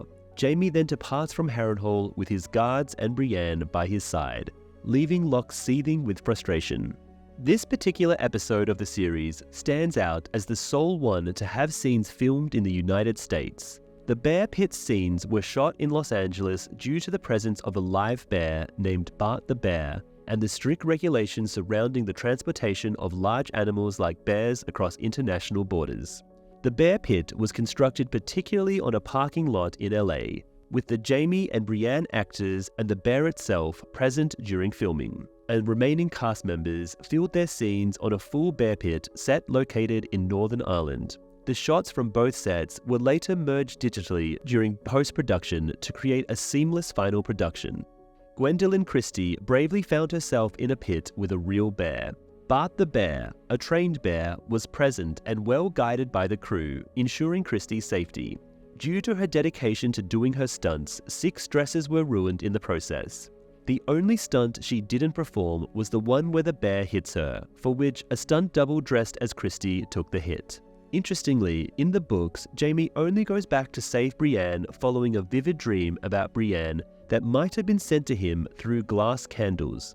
Jaime's group of guards from the north, led by Steelshanks, Roos's right-hand man, eliminate the bear using crossbows, and their larger numbers enable Jaime and Brienne to depart unscathed. Arya Stark, now held captive by Sandor Clegane following her abduction by the Brotherhood Without Banners, grabs a stone and stands above him, contemplating striking him. Assuming he is fast asleep, she is taken aback when he awakens and offers her a chance to strike him and end his life, warning that failure will result in him breaking her hands. Later, as they ride together on a horse, Arya remains silent and rejects the food he offers her. Despite her animosity towards him, Sandor remarks that she could have fallen into the hands of a much more sinister captor. He recounts how he saved Sansa from a group of potential attackers, a claim that Arya finds hard to believe. However, he suggests that she can confirm the story with Sansa if they ever reunite. Upon reaching a river that Arya mistakes for the Blackwater, Sandor clarifies that it is actually the Red Fork of the Trident. Arya had assumed they were heading back to King's Landing, but Sandor discloses that they are en route to the Twins, where her mother and brother are expected to attend her uncle's wedding. He plans to negotiate her release to them. Regretfully, he mentions that they might have made it in time for the wedding if Arya had not been preoccupied with trying to harm him.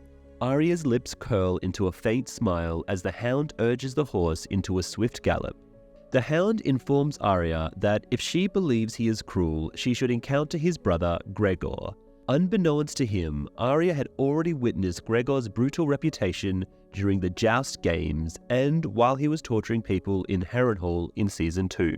Sandor recalls that Gregor once murdered a man for snoring, which could be a nod to John Wesley Hardin, an American Old West outlaw who allegedly killed a man for snoring.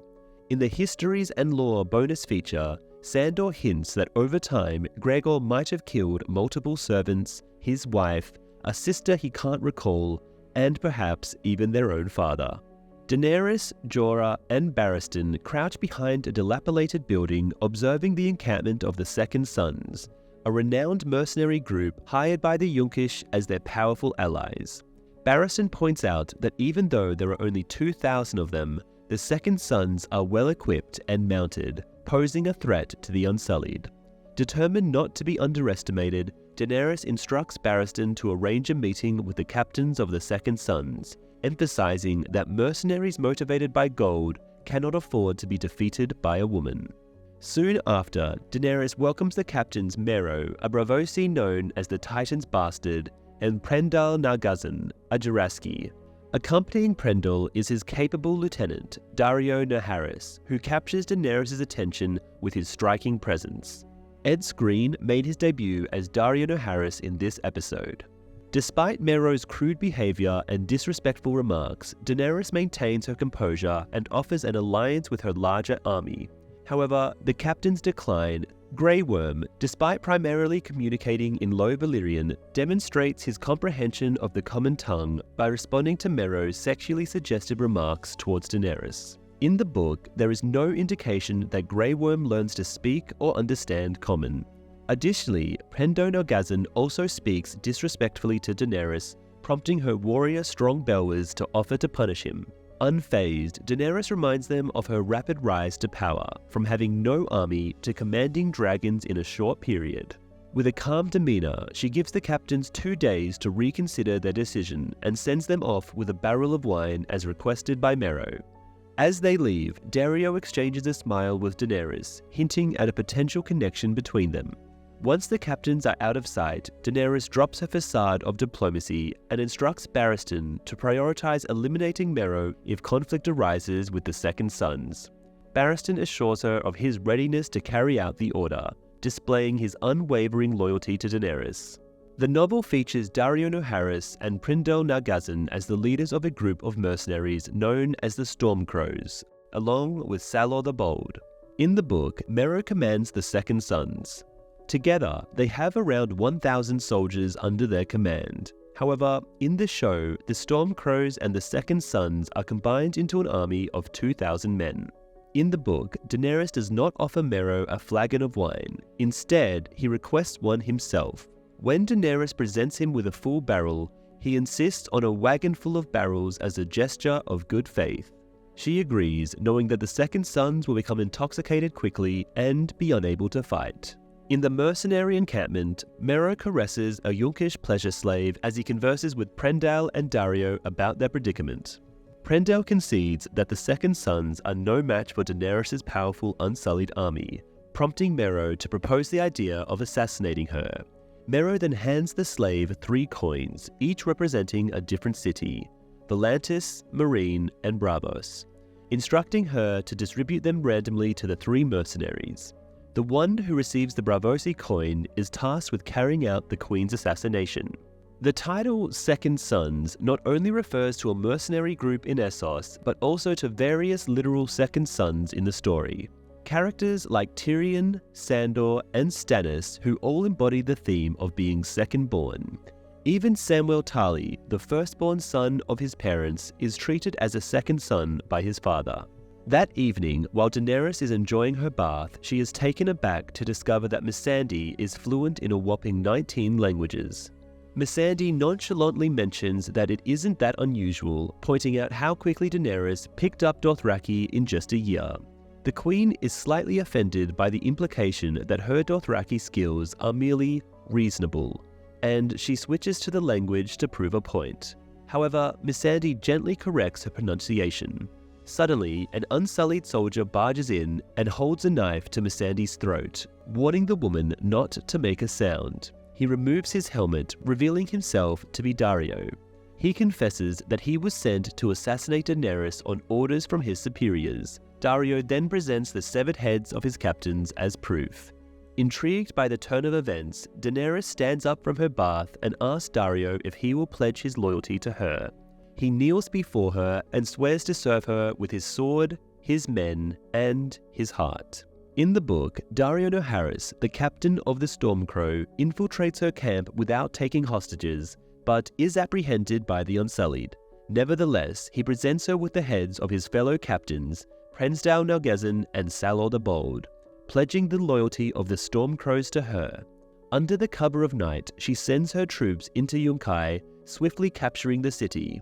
Mero escapes the battle and later tries to assassinate Daenerys before being thwarted and slain by Barristan Selmy, who had been posing as Arstan Whitebeard, and finally discloses his true identity. Melisandre returns to Dragonstone with Gendry, much to Stannis' disappointment.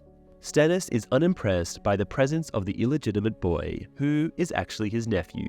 He is puzzled when Melisandre instructs for Gendry to be taken care of, believing it to be futile since they plan to sacrifice him.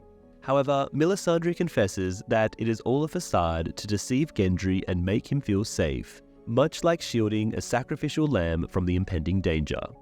In the books, Gendry's storyline is combined with that of Edric Storm.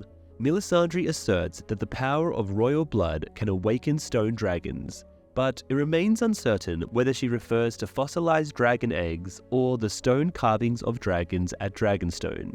Due to Stannis' reservations about harming an innocent boy, he, not Davos, insists on witnessing a demonstration of magic before ordering Edric's execution. In the meantime, Davos Seaworth remains confined to his cell when Stannis pays him a visit. Stannis informs Davos about the upcoming sacrifice of Gendry. Davos strongly opposes this decision, pointing out that unlike Renly, who rebelled against the rightful king, Gendry is innocent who has never harmed Stannis in any way. Stannis argues that sacrificing Gendry will ensure his victory, which he believes is necessary to protect all the people of Westeros from the impending darkness. Stannis questions how Davos can question the power of Melisandre's god when he himself has witnessed visions of a significant battle in the snow and the supernatural being she gave birth to.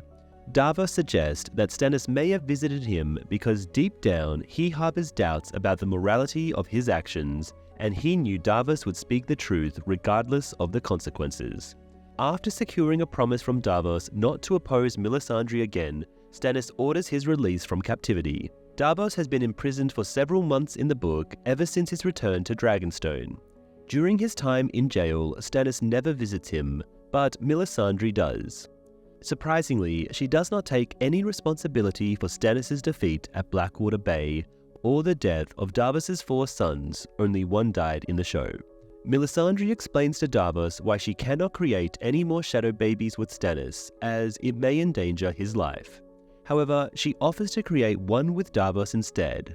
Davos firmly declines any involvement with her and her dark magic. When Stannis eventually releases Davos, Davos is engrossed in a tale about Visenya and her mighty dragon, Vhagar.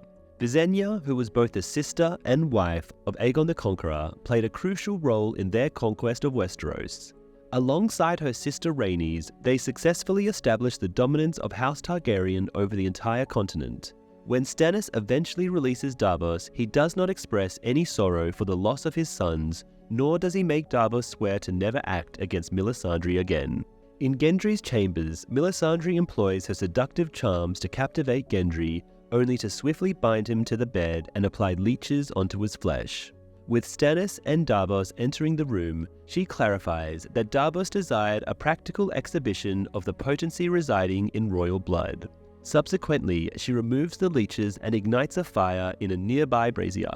As the mystical ritual unfolds, Stannis obediently hurls the leeches into the flames under Melisandre's guidance, while uttering the names of 3 individuals he wishes to see perish: the Pretender, Robb Stark; the Pretender, Balon Greyjoy; the Pretender, Joffrey Baratheon. Melisandre conducts a mystical ceremony using leeches to bring about the demise of Robb Stark, Joffrey Baratheon, and Balon Greyjoy. This prophecy comes to fruition in subsequent episodes.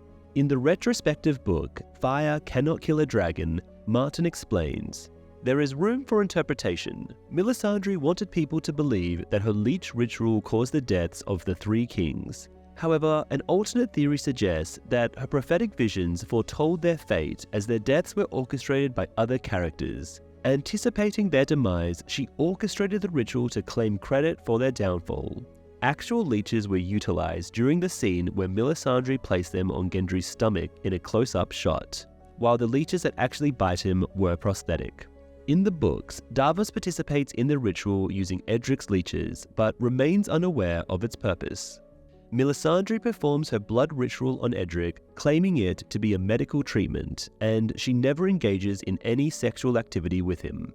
Stannis names Joffrey first, followed by Balon, and hesitates before mentioning Robb Stark, possibly because he does not view Robb as a legitimate false king.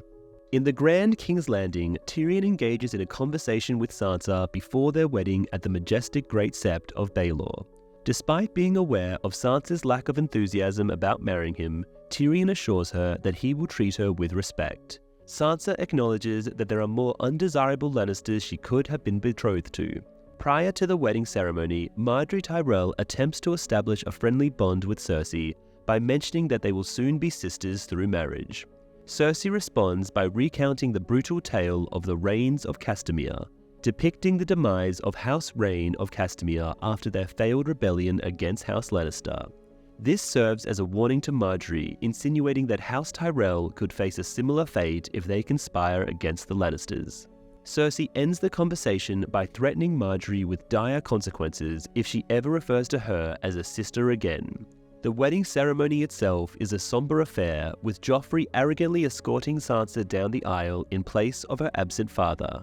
Joffrey putently removes the stool intended for Tyrion to stand on while cloaking Sansa in Lannister colours, causing snickers from the attendees until Lord Tywin's disapproving glare silences them. Despite the humiliation, Tyrion gently asks Sansa to kneel as he drapes the cloak around her shoulders, symbolizing their union.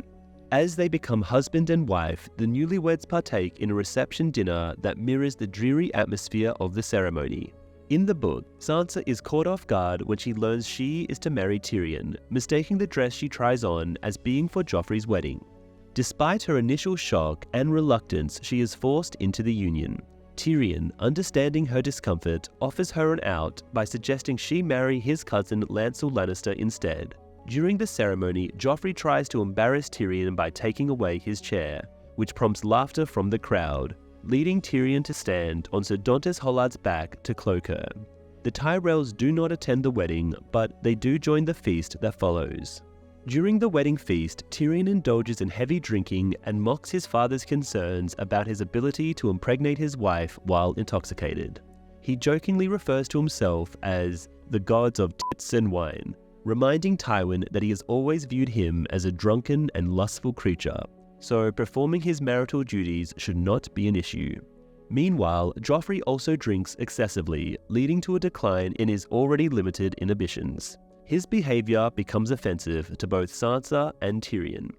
Despite Cersei's feeble attempts to intervene, Joffrey taunts Sansa about marrying into the Lannister family and openly discusses the possibility of raping her after Tyrion. He even suggests a traditional bedding ceremony where the newlyweds are stripped by their guests before being taken to their marriage bed.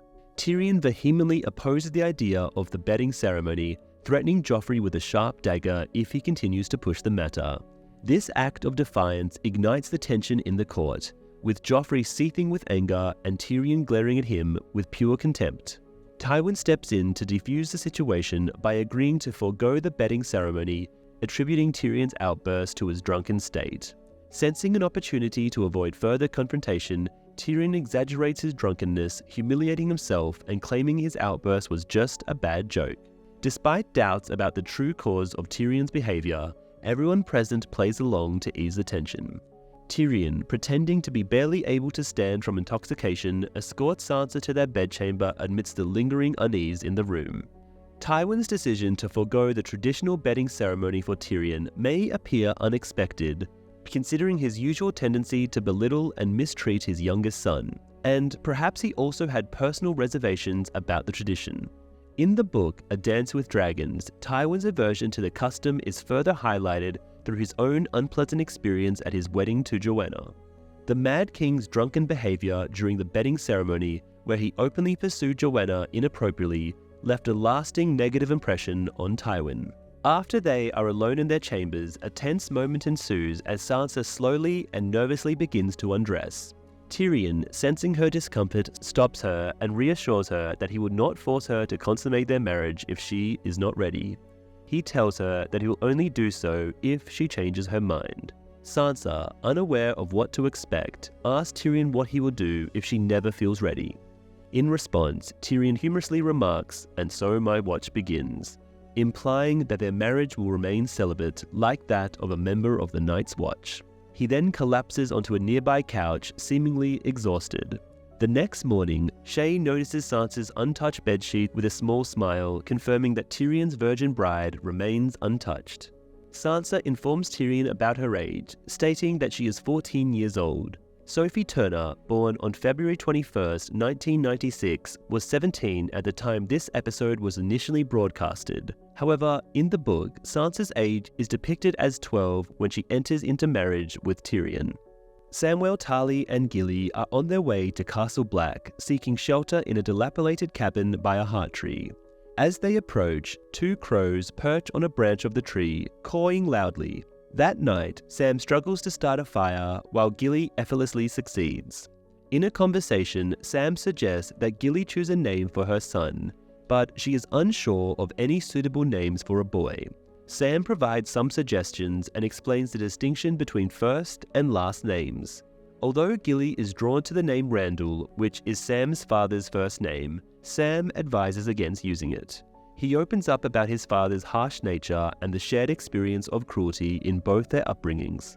Gilly's failure to choose a name for her newborn baby highlights the tradition among wildlings to wait until their children are 2 years old before naming them. Sam puts forward a list of potential names for the newborn baby boy: Duncan, Kevin, John, Guyman, Felden, Christopher. The name Duncan is likely inspired by Sir Duncan the Tall. Out of nowhere, a deafening cacophony of crows interrupts their conversation.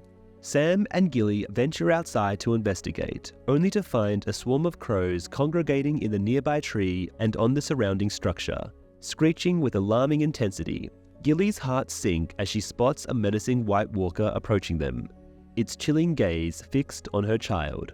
This particular walker appears to be the same one that spared Sam's life before the fateful battle at the Fist of the First Men. With determination, Sam unsheaths his sword and commands the walker to stop in its tracks. However, the walker effortlessly grabs the blade, causing it to shatter into pieces with a sharp clang. In one swift motion, the walker effortlessly tosses Sam aside and sets its sight on Gilly and her baby. Refusing to surrender her child, Gilly stands her ground as the monstrous figure looms closer.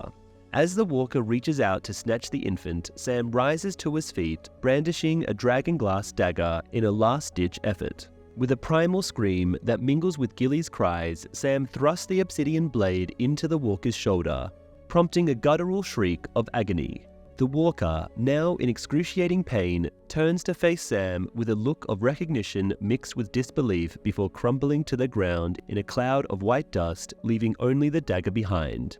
In a frenzy of panic, Sam and Gilly flee the scene as the crows swoop down from the trees, screeching in fury and pursuit. After Sam successfully defeats the White Walker, he finds himself standing next to a majestic weirwood tree teeming with a flock of ravens. The books make it abundantly clear that the mystical abilities of the three-eyed raven, known as the three-eyed crow in the novels, are most potent when connected to weirwood trees. Some fans have speculated that the presence of the weirwood tree, the cacophony of ravens perched upon its branches, and the eerie close-up of the tree's visage could hint at the three-eyed raven observing Sam's historic feat of vanquishing the first walker in a millennium. The White Walker, known as the others in the novels, faced its first death in 1,000 years at the hands of Sam. The pivotal moment occurred much earlier in the book, right after the intense battle at the Fist of the First Men, but without Gilly by Sam's side. Exhausted from the chaos, Sam collapses as the Night's Watch members retreat. Gren and a steward named Paul come to his aid, but their respite is short-lived as an other catches up to them. In a desperate attempt to defend themselves, Sam uses a dragonglass dagger to strike the other, watching in astonishment as the creature dissolves before his eyes. Together, Gren and Sam continue on their journey towards Craster's Keep, carrying with them Commander Mormont's dragonglass blade for protection. However, their encounter with Whites proved to be more challenging than anticipated. When they come face to face with a transformed Paul, Sam realizes that conventional weapons like steel daggers are ineffective against the undead.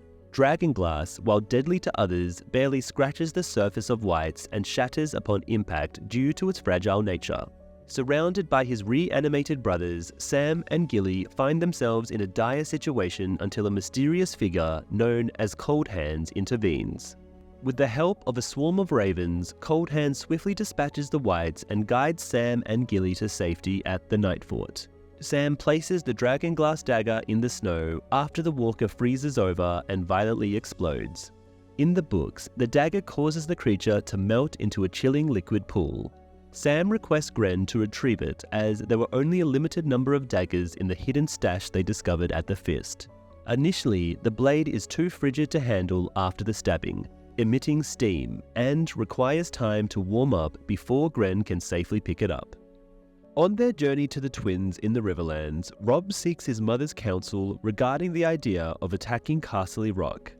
Robb argues that capturing Tywin's stronghold would expose his vulnerability to the Lords of Westeros.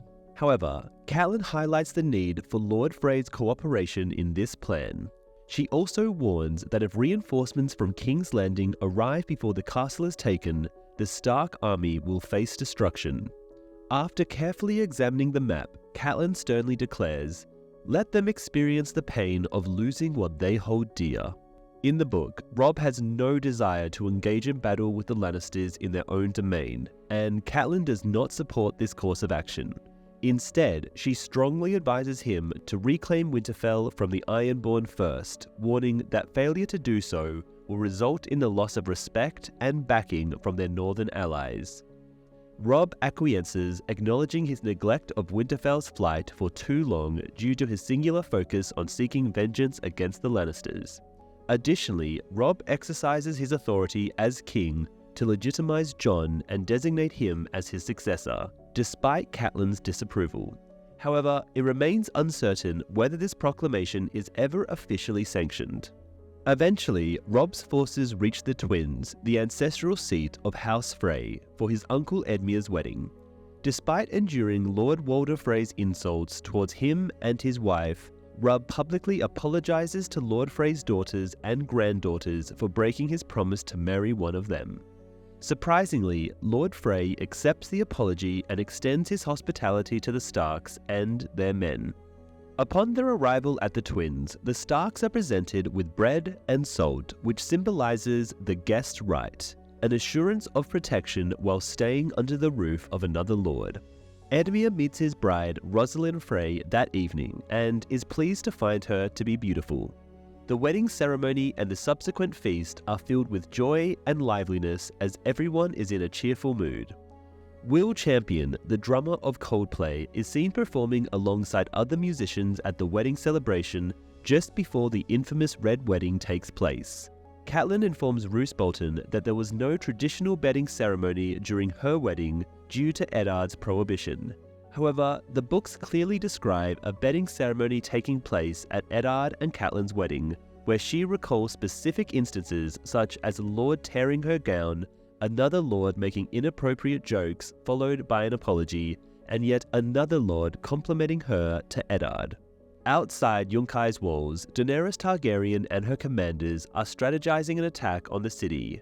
Daario Naharis, her newest captain, proposes a plan involving a lightly defended back gate, allowing a small group to infiltrate the city and open the main gates for the army to enter. Despite Jorah Mormont's doubts about the plan and Daario's loyalty, Daenerys decides to give it a chance after consulting Grey Worm about his trust in Daario. Grey Worm confirms his trust in Daario. Additionally, Daario flirts with Daenerys by touching her hand, seeking her favor. As the captains prepare to depart, Sir Barristan offers to join, but Jorah reminds him that a Queen's Guard's duty is by the Queen's side, regardless of personal pride. Emilia Clarke is the only credited top-billed actor in this particular episode. Meanwhile, to the north of the Wall, Samwell Tarly and Gilly are making their way southward, having narrowly escaped a White Walker. During the encounter, Sam successfully defeated the creature with a dragon glass dagger. Sam informs Gilly that they are quite a distance to the west of Castle Black, but assures her that it is not an issue as they are near the Night Fort, the original base of the Night's Watch, which was deserted long ago due to declining numbers. Sam reveals his plan to use a hidden sally port to cross the wall directly into the Night Fort. Gilly expresses astonishment at Sam's knowledge of history acquired through reading, playfully suggesting that he is a wizard, much to Sam's amusement. She is left in awe when she catches sight of the wall. Sam and Gilly's destination in the book is Castle Black, not the Night Fort. However, Sam is uncertain whether they are located northwest or northeast of the castle. Bran Stark and his companions have ventured so far north that they have departed from the main territories of the Seven Kingdoms and have entered the region known as the Gift. This particular area of land, located south of the Wall, was bestowed upon the Night's Watch many centuries ago by Brandon the Builder. It serves as a source of substance for the Watch, providing them with the necessary resources.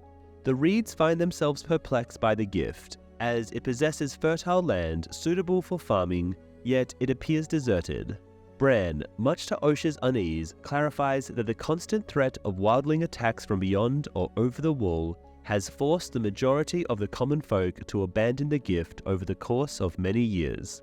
Additionally, due to the dwindling numbers of the Night's Watch, they no longer require extensive support from the Gift, which explains the absence of Watch members working the lands. Seeking refuge from a thunderstorm, Bran's group seeks shelter in an abandoned mill. Although Rickon makes appearances in subsequent episodes, this particular episode marks the end of his spoken dialogue. Throughout the 2 episodes of Season 6 in which he appears, he remains silent.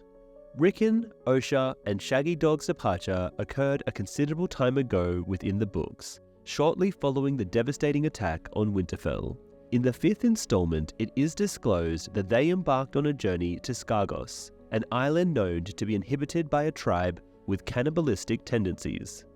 In the vicinity, Jon Snow and the group of wildlings come across an elderly gentleman who resides alone on a small farm where he raises horses for the Night's Watch. Their intention is to seize his horses and valuables by launching an attack, but Jon firmly believes that the old man poses no danger to them. Auril and Tormund, however, are determined to eliminate the man in order to prevent him from alerting the Night's Watch about their presence. Nevertheless, during the assault on the farm, Jon discreetly strikes a rock with his sword, catching the attention of the old man, who promptly flees. Jon also manages to divert Ygritte's attention when she attempts to shoot the fleeing man with an arrow. In the evening, Bran requests Osha's assistance in escorting Rickon, who would inherit Winterfell in the event of anything happening to Bran or Robb, to Last Hearth, the residence of House Umber. Meanwhile, Bran, Meera, and Jojen embark on a journey beyond the Wall to find the Three-Eyed Raven. Osha assures Bran that she will take care of Rickon and instructs the Reed siblings to do the same with Bran. Together, they bid farewell as Osha, Rickon, and Shaggy Dog slip away under the cover of darkness. The small abandoned village where Bran and his companions seek refuge from the wildlings is Queen's Crown, as confirmed by both the book and HBO's Viewer's Guide. The wildlings are heading south initially instead of directly towards Castle Black along the Wall's base, likely to gather a small army first to avoid being detected by sporadic night watch patrols on top of the Wall who could then inform Castle Black on their whereabouts. In the book, Queen Crown's tower is situated in the middle of a lake that can be reached through a winding stone causeway concealed beneath the water. Meanwhile, inside the mill, Bran and Jojen Reed engage in a discussion about their strategy for crossing the Wall when Meera notices the old horse breeder riding nearby. Once the wildlings capture the old man, Hodor, frightened by the thunder, begins to yell, jeopardizing their location. In response, Bran utilizes his walk abilities to enter Hodor's mind and induce him to lose consciousness. Jojen Reed asserts that wildling wargs are unable to mentally dominate other humans, only animals. However, in the book, they possess the ability to do so, albeit rarely, as it is a challenging task that they view as unnatural. Tormund attempts to have Jon kill the old man to prove his loyalty, but Jon is unable to do so. Ygritte ends up killing the man with an arrow, showing Jon's loyalty to the Night's Watch. In response, Tormund orders his men to kill Jon. During the chaos, Jon fights with Orell while Bran enters the mind of Summer to help. Summer and Shaggy Dog come to Jon's aid, killing 2 wildlings. Jon finally defeats Orell after a fierce battle. Despite Orell walking into his pet eagle to attack Jon manages to escape on a horse, leaving Ygritte behind as he heads back to the Wall. In the novel, the elderly man is portrayed as a traveler rather than a resident who breeds horses for the Night's Watch. He does not make any verbal pleas for his life or attempt to escape. Instead, he gazes at Jon with determination. It is Styr who commands Jon to kill him, not Orell, who had already been slain by Jon during Qhorin Halfhand's expedition beyond the Wall. Ygritte cuts the elderly man's throat, but Tormund does not intervene after attempting to save Jon, as he never joined the wildling group. Jon manages to escape with the help of his brother's direwolf Summer, but not before being struck in the leg by an arrow, presumably shot by Ygritte. In the books, Orell also survives by transferring his consciousness into his eagle, but this occurs much earlier. He aids the wildlings in tracking and capturing Jon and Qhorin, and later attempts to claw out Jon's eyes when the wildlings inspect the Fist of the First Men, not during Jon's betrayal at Queen's Crown. Under the cover of night, Ser Jorah, Daario, and Grey Worm stealthily enter the city and engage in combat with the slave soldiers guarding Yunkai. To their surprise, there are more soldiers than Daario had anticipated, much to Jorah's annoyance. Nevertheless, the 3 warriors prove to be evenly matched with their adversaries, albeit barely. A short while later, a restless Daenerys walks back and forth in her tent, inquiring of Barristan the usual duration of sacking a city. Jorah and Grey Worm eventually arrive, looking dusty and bloody but grinning broadly. Yunkai has been conquered. Daenerys is overjoyed, yet inquires about Daario, who is still missing. Following a tense moment of silence from Jorah, Daario enters the chambers and kneels before the Queen. He presents the torn flag of Yunkai and proudly declares the city as hers. In the book, the capture of Yunkai does not involve an infiltration mission. The city is protected by the Stormcrows and the Second Sons, 2 sellsword companies. Daenerys has gained the loyalty of the Stormcrows led by Daario Naharis, while she has bribed the Second Sons with a cart of wine. She orders her Unsullied and the Stormcrows to launch a surprise attack under the cover of night. As anticipated, the Second Sons are too intoxicated to resist and end up surrendering the city to her. Edmure is evidently smitten and his focus is entirely on his new wife. When the festivities peak, Lord Walder initiates the bedding ceremony. Robb consents and the newlyweds are escorted to their marriage bed, with Rosalind being carried by the male attendees and Edmure closely following. The inebriated Brendan Tully, having consumed too much wine, excuses himself from the revelry to relieve himself by a tree. The Frey residence's interior is adorned with deliberately distressed and worn-out leather, portraying Walder Frey as a thrifty individual who disregards the aesthetics of his abode. In line with this notion, the banquet arranged at the residence is notably modest compared to the extravagant feast hosted by other noble houses to flaunt their riches. The menu prohibitively features fish and uncomplicated dishes, further emphasizing the Frey's inclination towards simplicity. After their departure, and as the celebration starts to calm down, Catelyn's suspicions are aroused when she observes Black Walder Rivers shutting the doors of the banquet hall and the musicians in the galley playing The Reigns of Castamere, a song that symbolizes House Lannister's ruthless victory over House Reign of Castamere in the past. Walder stands up to propose a toast to Robb, and Catelyn, seated next to Lord Roose Bolton, notices the chainmail hidden beneath his attire. Understanding that they are ensnared, Catelyn slaps Roose in the face and shouts a warning to Robb, but it is already too late. Lord Walder gives a signal to his men to launch their attack. In the books, both Brendan and Robb's wife Jean Westerling, who is replaced by Talissa in the show, are absent during the Red Wedding. Robb instructs Brendan to remain at Riverrun and oversee the rearguard, while Jean is kept there at Catelyn's insistence. Catelyn fears that Jean's presence might offend Walder Frey or provoke him to insult her, potentially leading Robb to act impulsively. Robb agrees to this arrangement, particularly due to his uncertainty about Frey's true intentions. When Frey offers Robb bread and salt, it falsely reassures Robb as he believes as no lord would violate the sacred guest right. However, in the show, Brendan happens to be outside relieving himself when the massacre begins, and the subsequent episode confirms his survival and escape. In the books, Jean Westerling is alive and not pregnant at this point, although her absence during the wedding has led many readers to speculate about her potential pregnancy. During the notorious Red Wedding, Lothar uses a knife to fatally stab the pregnant Talissa in the abdomen, resulting in the death of her unborn child. Talissa crumples to the ground amidst the ensuing chaos. Robb is then ambushed by the musicians, who shoot him multiple times with crossbows, causing him to collapse. Several other Stark soldiers are either struck down by crossbow bolts or attacked by Frey troops. Catelyn is also shot in the back by one of the musicians before falling to the ground. Decided to eliminate Talissa due to her pregnancy with Robb's child. This decision was made to dispel any notions that Robb's future offspring would grow up seeking retribution for the family. The sequence in which Robb tenderly holds Talissa's lifeless head in his lap had to be filmed multiple times. Ona Chaplin, who portrays Talissa, found it challenging to keep her eyes open due to her emotional state and continued shedding tears throughout the scene. Arya Stark and the Hound Disguised are denied entry by Frey guards as the massacre commences at the Twins.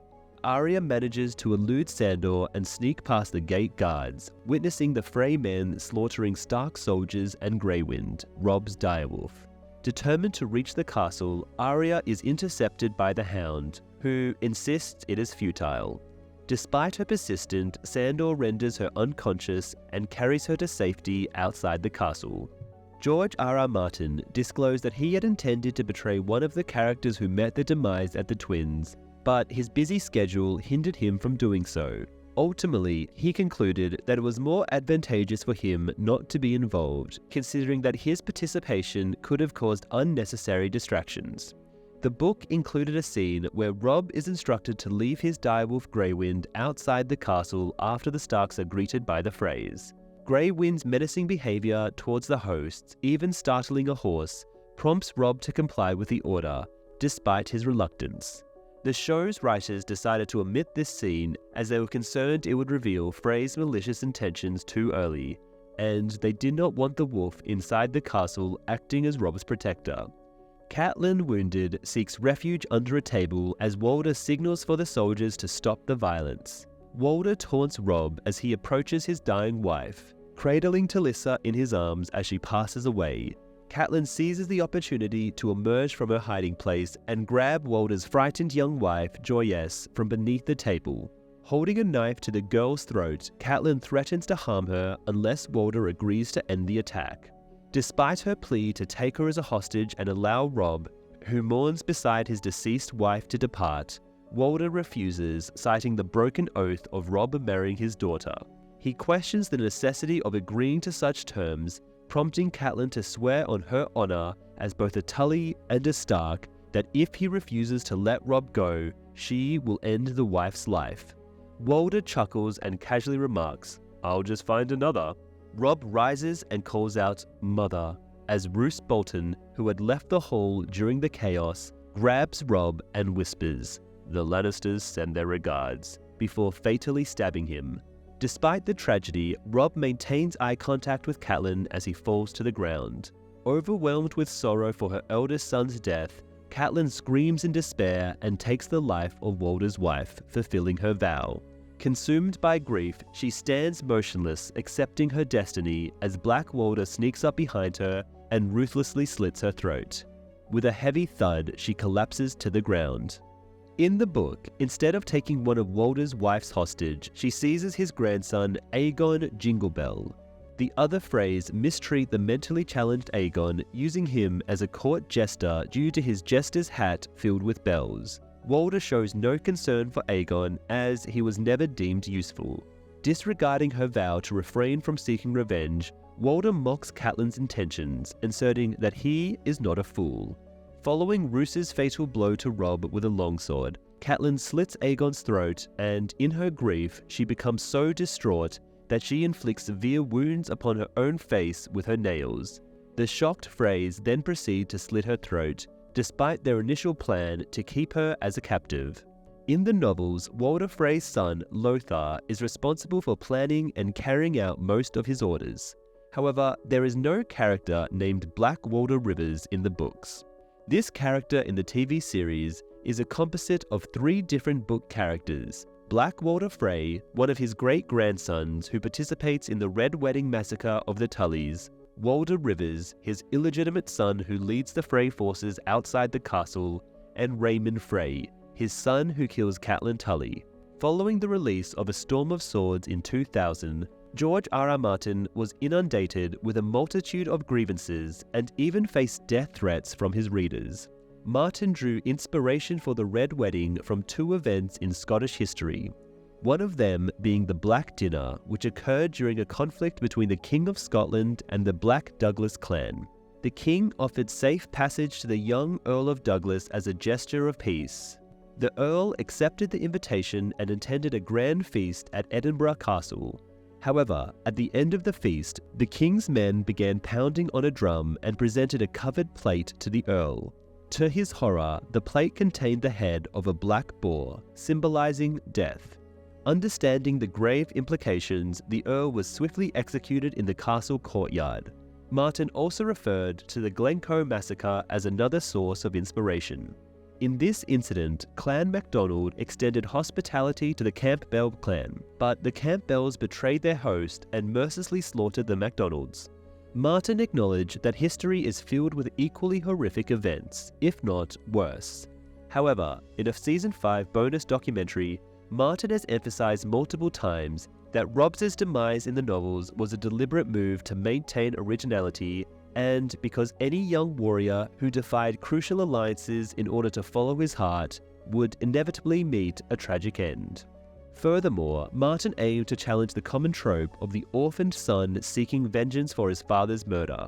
The end credits, in complete silence at the end of this episode, only occur once in the entire show's run.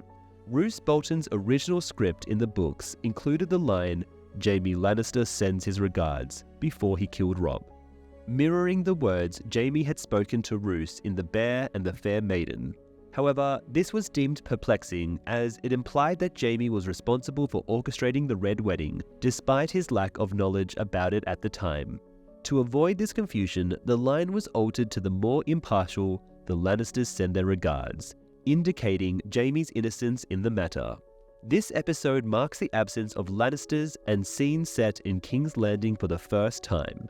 In the books, nearly every noble family in the north suffered the loss of a significant member during the Red Wedding. Robb had dispatched the leaders of his vassal houses to handle the Ironborn threat, which is why they were not in attendance at the wedding, except for Greatjon Umber, who was captured. Among the notable casualties were lesser-known characters like Daisy Mormont and Lucas Blackwood. At the Twins, the aftermath of the Red Wedding unfolds with brutal efficiency. As the Northern Lords are mercilessly slaughtered in the main hall, House Frey soldiers launch a surprise attack on the Stark army outside the castle walls. What ensues is not a battle, but a ruthless massacre as the Stark forces are caught off guard by their treacherous allies. The betrayers set fire to the camp's tents, trapping and burning many men alive. Frey soldiers show no mercy as they mutilate the dead and dying. From a tower in the Frey stronghold, Roose Bolton observes the carnage with a cold and calculating gaze. Sandor Clegane makes an attempt to escape the chaos on a horse, accompanied by the unconscious Arya Stark. He cleverly rides away while carrying a Frey banner, hoping to slip away unnoticed. However, their plans are interrupted when Arya regains consciousness. Both Sandor and Arya turn their attention towards a group of Frey men who are marching through the main gate, shouting loudly. To their horror, they witness the Freys parading the mutilated body of Robb Stark, with his severed head replaced by the head of his direwolf Grey Wind. The Freys, intoxicated by their perceived victory, the crowd of Frey soldiers responds with cheers and laughter, adding to the gruesome spectacle. With the Frey banner in his possession, the Hound rides away undisturbed. In the book, Arya and Sandor never witness the gruesome sight of Robb's body being displayed at the Twins, adorned with Grey Wind's head. The news of the Red Wedding and this horrific act is disclosed to readers through Tyrion's perspective in King's Landing. Additionally, it is mentioned off-screen that Robb's iron crown was cruelly attached to Grey Wind's head. In the books, the Freys disrespectfully dispose of Catelyn's body unclothed into the Green Fork. Mocking House Tully's burial traditions, Nymeria pulls the body from the water where it is discovered by the Brotherhood. Thoros declines to resurrect Catelyn due to the extended time since her passing, so Beric Dondarrion sacrifices himself to bring her back, ultimately dying for the 7th and final time. This results in Catelyn's return as the disfigured and vengeful Lady Stoneheart, leading the Brotherhood to seek out and execute those who betrayed her kin, as well as anyone with even the slightest connection to the Lannisters, resorting to dishonorable acts akin to those of outlaws. This significant plot development was completely left out of the television series, and is one of the changes from the books that author George R.R. Martin has expressed regret over. The show creators later clarified that they wanted to avoid relying too heavily on resurrecting deceased characters, as another prominent resurrection was already planned for a future season, and believed that undoing the impact of Catelyn's death would have cheapened it. David Benioff remarked, "Catelyn's final scene was so powerful, and Michelle Fairley is such a talented actress, bringing her back as a silent zombie felt like a step backwards." They also suggested that Martin's vision for Lady Stoneheart in his upcoming novels clashed too much with the long-term plans they had for the show. The fate of Robb's corpse after the direwolf's head was attached remains a mystery in the books. There is no mention of the Freys parading it, displaying it, or disposing of it. The only known fact is that they made no effort to reunite it with the family. In the meantime, at King's Landing, Tyrion Lannister and Sansa Stark stroll through the gardens. A couple of gentlemen passing by chuckle at Tyrion, either because of his dwarfism or the rumors about his unconsummated marriage. Sansa advises him to ignore them. Tyrion points out to Sansa that he's accustomed to such treatment, given his stature as a dwarf. He mentions that he's not like Joffrey, preferring to wait for the right moment to embarrass them. Sansa jokingly goes along with his idea and proposes sheep-shifting, secretly placing sheep dung deep inside a mattress, similar to what Arya used to do to her, so the victim wakes up smelling of dung. Tyrion finds it amusing but is puzzled by the term. Podrick Payne interrupts and summons him to a small council meeting. In contrast to their warming relationship on the show, Sansa and Tyrion do not develop any kind of bond in the books. Sansa finds Tyrion's appearance repulsive, as it is described as grotesque and disfigured, with a disproportionately large head and a missing nose due to his injuries in the Battle of the Blackwater. Their wedding night is marked by Sansa rejecting Tyrion's cautious advances, leading to tense and awkward moments between them. Despite Tyrion's efforts to lighten the atmosphere, Sansa becomes increasingly miserable with each passing day. Adding to her distress, Tyrion is the one who delivers the devastating news of her mother and brother's deaths. Grand Maester Pycelle hesitates over delivering a secret message from Lord Frey to Tyrion. Joffrey, filled with joy, eagerly explains the hidden meaning behind the message, the demise of Robb and Catelyn Stark. Tyrion, visibly taken aback by the news, immediately envisions the long-term complications that this incident will bring. However, Joffrey dismisses his concerns and excitedly declares his intention to present Robb's severed head to Sansa during their wedding feast. The members of the small council struggle to conceal their disgust towards this idea. Varys, in particular, highlights that Sansa is now Joffrey's aunt by marriage, emphasizing the importance of treating her with the basic respect she deserves. Cersei, deeply embarrassed, puts on a forced smile and insists to the rest of the council that Joffrey's words were merely a joke and not to be taken seriously. This confuses Joffrey, who straightforwardly asserts to his mother that he did mean what he said, and he intends to have Robb's head served at his wedding feast. Tyrion firmly prohibits this and informs Joffrey that Sansa is no longer his to torment. In a fit of anger, Joffrey proclaims himself as the king, asserting his right to torment anyone he pleases. However, Tywin counters by stating that a true king does not need to remind his subjects of his authority. This enrages Joffrey, who attempts to confront his grandfather, insulting Tywin as a coward who hid while his father, King Robert, won the war against the Targaryens. The entire small council anxiously awaits Tywin's response to this shocking insult. Surprisingly, Tywin remains composed and coldly declares that the king is tired, advising the Queen Regent to escort him to bed. Joffrey weakly protests his lack of fatigue but ultimately leaves with his mother. Tywin then instructs Pycelle to administer a sedative to ensure Joffrey falls asleep. Tyrion cautions his father about the lasting impact of the Red Wedding on the Northerners. This marks the first occurrence in the show where the saying, "The North remembers," is uttered on screen, although not in its precise wording. In the book, Tywin's growing frustration with his grandson is more evident, particularly when he mentions that Joffrey requires a sharp lesson. Tyrion recalls past instances where Tywin reacted similarly reservedly after being slighted, and it was always followed by a severe punishment for the offender, including the one that occurred after Tyrion's secret wedding to Tysha. Tywin counters by stating that showing mercy to surrendering enemies is crucial, as it encourages future surrenders. Tywin expresses his intention to offer lenient surrender terms to any Lord of the Riverlands who submits. Joffrey, on the other hand, advocates for executing them all. While Joffrey hurls insults of cowardice at Tywin, the latter maintains a chillingly calm demeanor.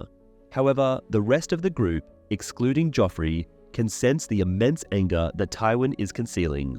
It is possible that Tywin's suggestion of using essence of nightshade to help the king sleep is actually a veiled threat. This is supported by Pycelle's statement in Blackwater that small doses of nightshade can calm nerves and induce sleep, but larger quantities are always fatal. Cersei recalls a past incident where Robert had punished Joffrey harshly, leading Tywin to remind her of her promise to prevent Joffrey from becoming like his father. Tyrion then remarks that Joffrey resembles Aerys III more than anyone else. Joffrey's criticism of Tywin for remaining in Casterly Rock while Robert fought Rhaegar is severe yet partially accurate. Tywin did choose to stay out of the conflict during Robert's rebellion against the Mad King, biding his time until the outcome became clear at the Battle of the Trident. Anticipating the rebels' victory, Tywin promptly switched sides and attacked King's Landing, claiming to support the Mad King. Tywin dismisses all but Tyrion from the council, with Tyrion dryly remarking that the Lord of the Seven Kingdoms has been sent to bed without supper. He accuses Tywin of orchestrating the Red Wedding, deducing that Walder Frey alone wouldn't have had the courage to carry it out. Tywin casually confirms this, dismissing Tyrion's concerns about the Northerners' retaliation. He argues that the memory of the massacre will deter future rebellions. Tyrion expresses his disgust at the choice of a wedding for such a brutal act, but Tywin questions the morality of killing soldiers in battle versus guests at a wedding. Tywin once again emphasizes the importance of family, pointing out Tyrion's failure to consummate his marriage to Sansa. Tyrion refuses to force himself on Sansa and highlights that she is unlikely to warm up to him after the Lannisters killed her mother and brother. He challenges Tywin on ever prioritizing the family over his own interests. Tywin counters by recalling the day Tyrion was born, revealing that he initially wanted to drown his newborn son but chose to raise him as a Lannister instead. Tywin does not discuss in the novels his attempt to have Tyrion murdered as an infant. Upon his departure, Tyrion promptly retreats to his quarters and summons Sansa, only to be met with a desolate countenance adorned with tear tracks. Sensing the futility of offering solace, Tyrion tactfully withdraws, aware that his sympathy would provide little consolation. Upon reaching the deserted Night Fort, Meera Reed assures Bran, Hodor, and Jojen that it is safe to enter the castle. The Night Fort, the oldest castle along the wall and the former headquarters of the Night's Watch, is first mentioned in the Reigns of Castamere by Sam.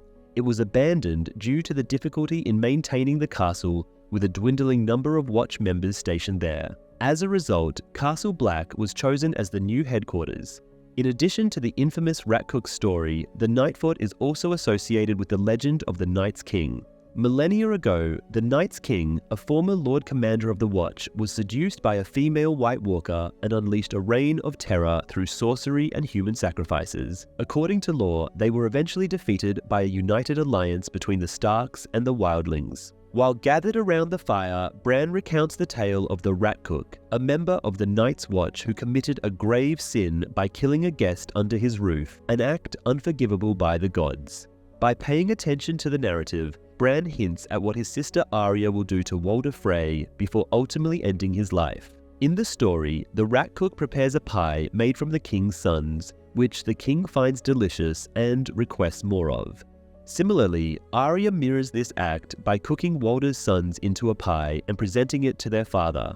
In the book, Bran refrains from disclosing the tale of the Ratcook to the others. Instead, he reminisces about the stories of the Nightfoot that old Nan used to narrate to him. While attendants tidy up the mess of blood left behind by their former wedding attendees, Lords Walder Frey and Roose Bolton revel in their triumph and the spoils gained through their deceit.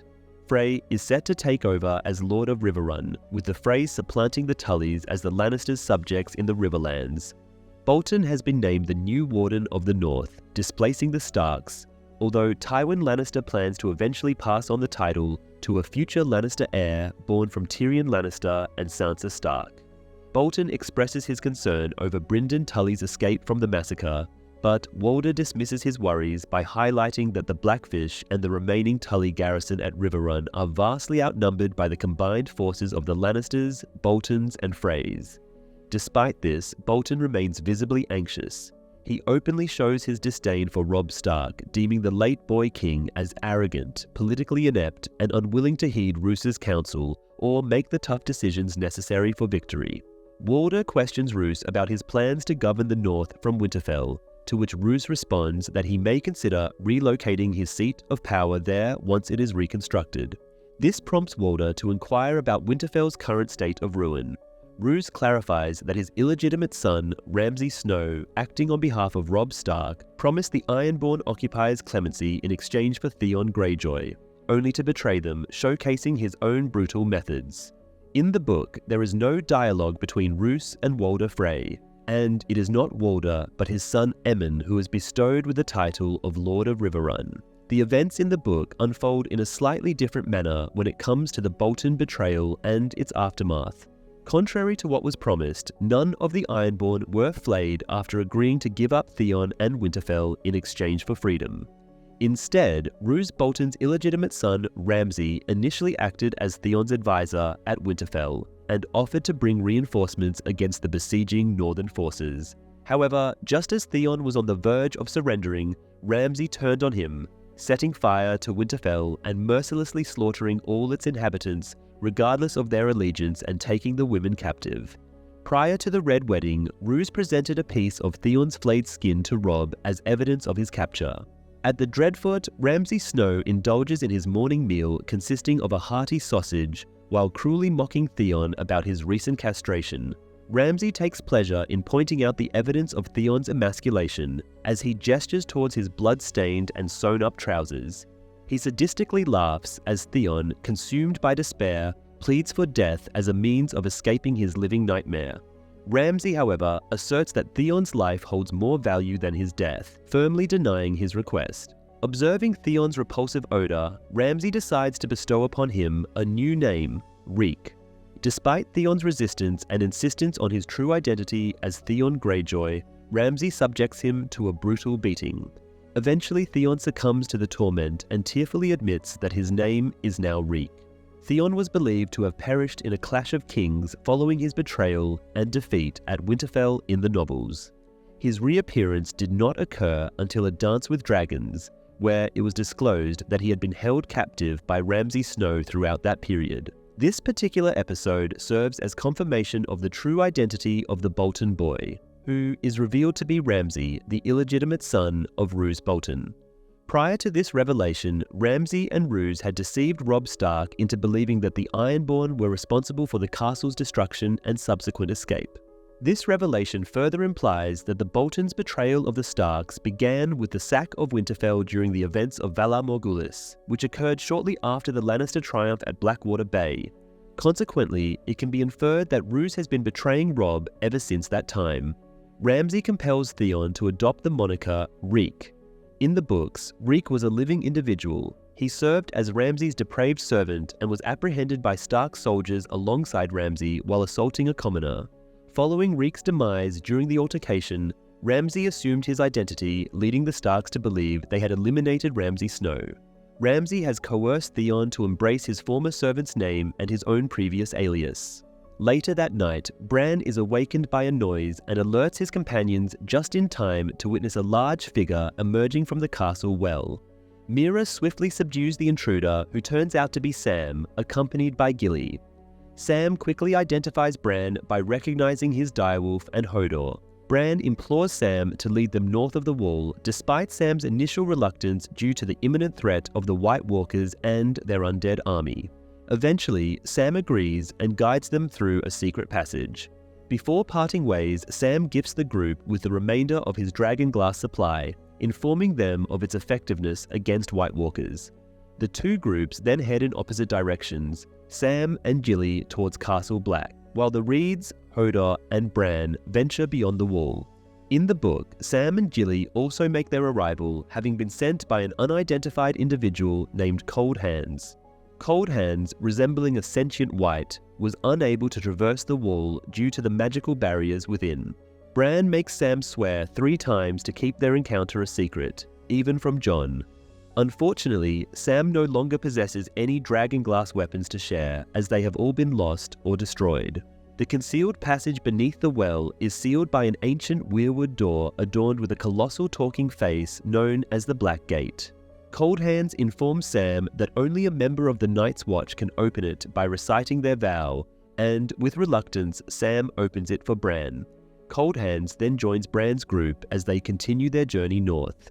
Balon Greyjoy of Pike receives a message from Lord Bolton's illegitimate son, while his daughter, Yara Greyjoy, cautiously opens a box engraved with the Greyjoy sigil. The letter from Ramsay details that the box contains Theon's beloved plaything. The message warns that the Ironborn must leave the north by the next full moon, or risk receiving more gruesome reminders of Theon's fate. Furthermore, any remaining Ironborn will face the horrific fate of being flayed alive, a fate that befell Theon's 20 followers at Winterfell after they surrendered, despite Ramsay's earlier promise of safe passage. It was actually Ramsay Snow and his troops from House Bolton who set Winterfell ablaze, with false reports being sent to Robb Stark by his father Roose, blaming the Ironborn for the betrayal that the Boltons had been planning for months leading up to the Red Wedding.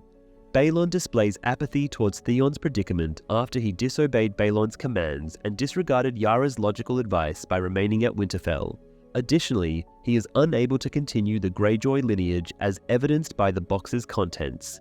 Nevertheless, Yara does not adopt her father's stance towards her only surviving sibling.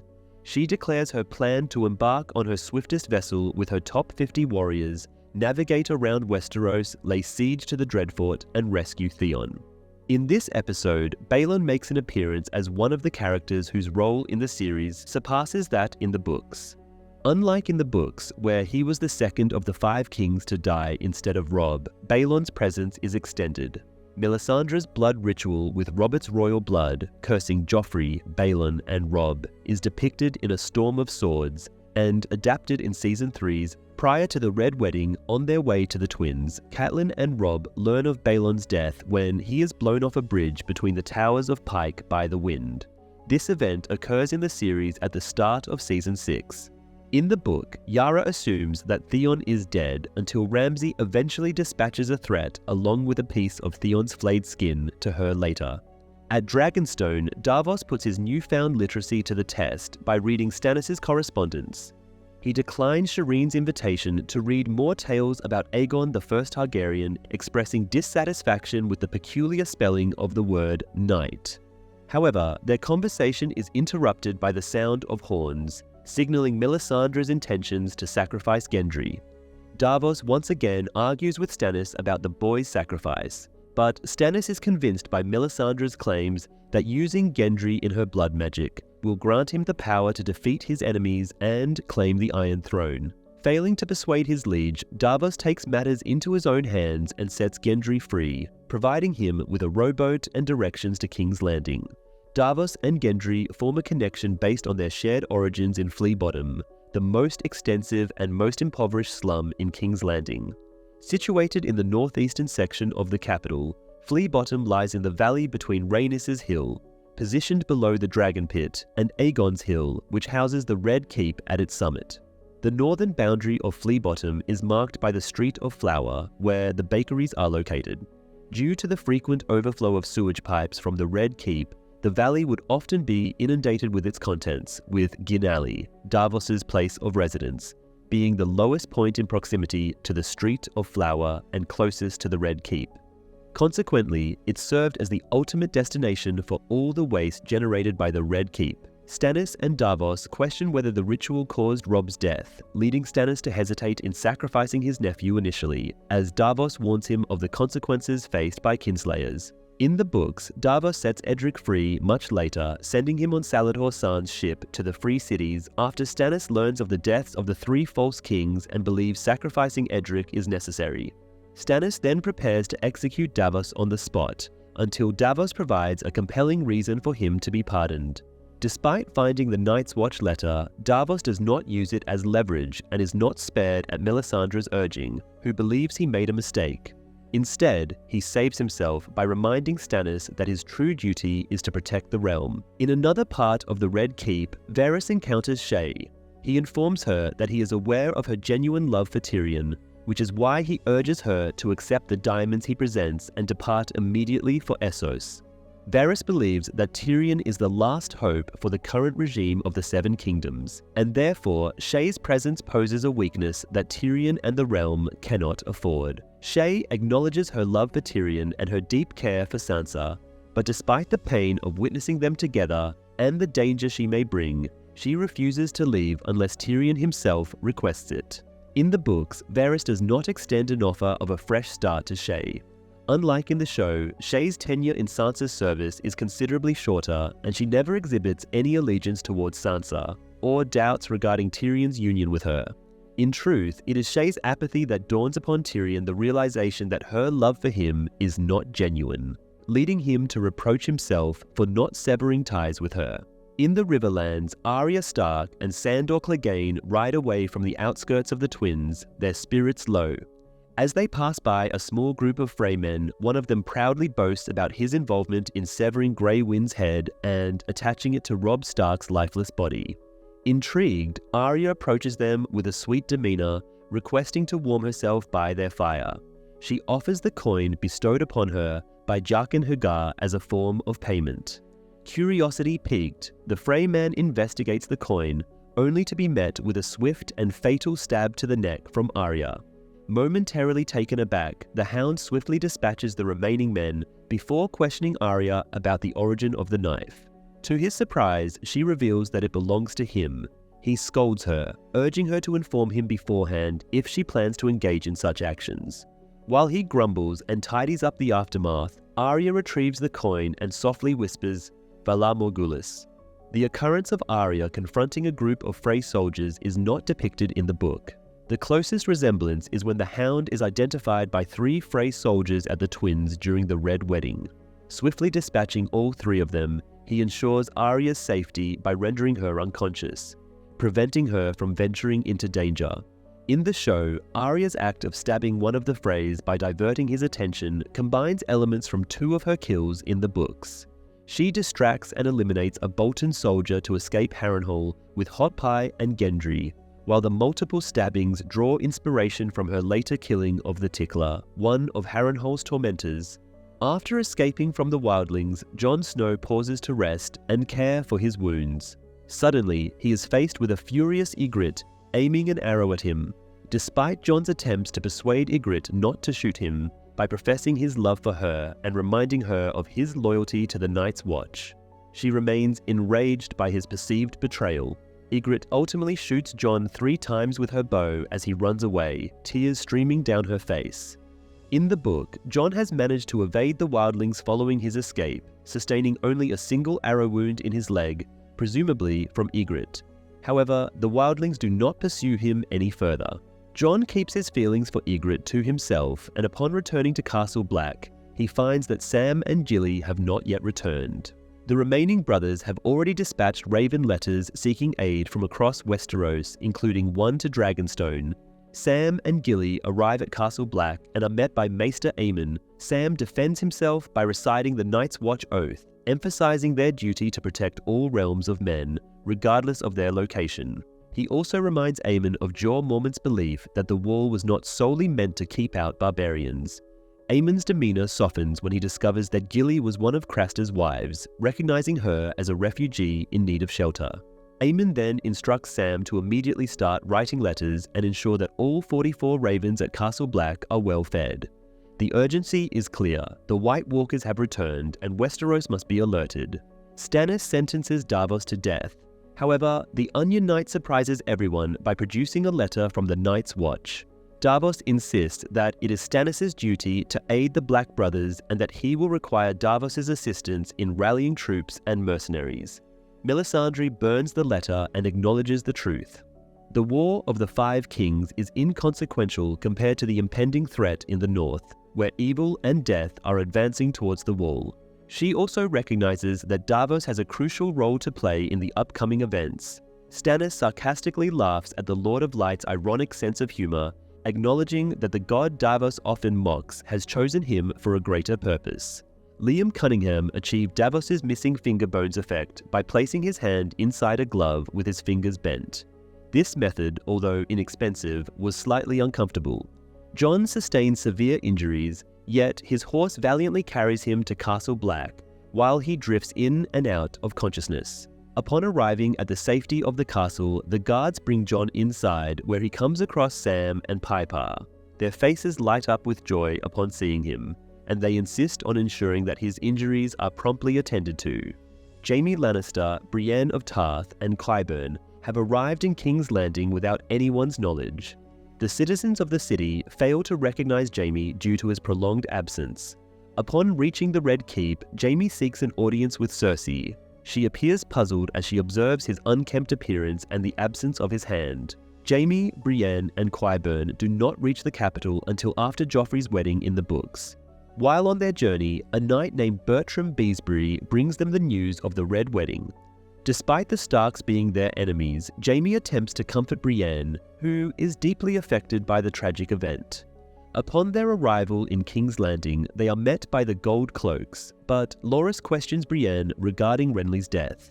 Doubting her account of the shadow creature, Loras challenges her to a duel. Eventually, Jaime manages to convince Loras of Brienne's innocence.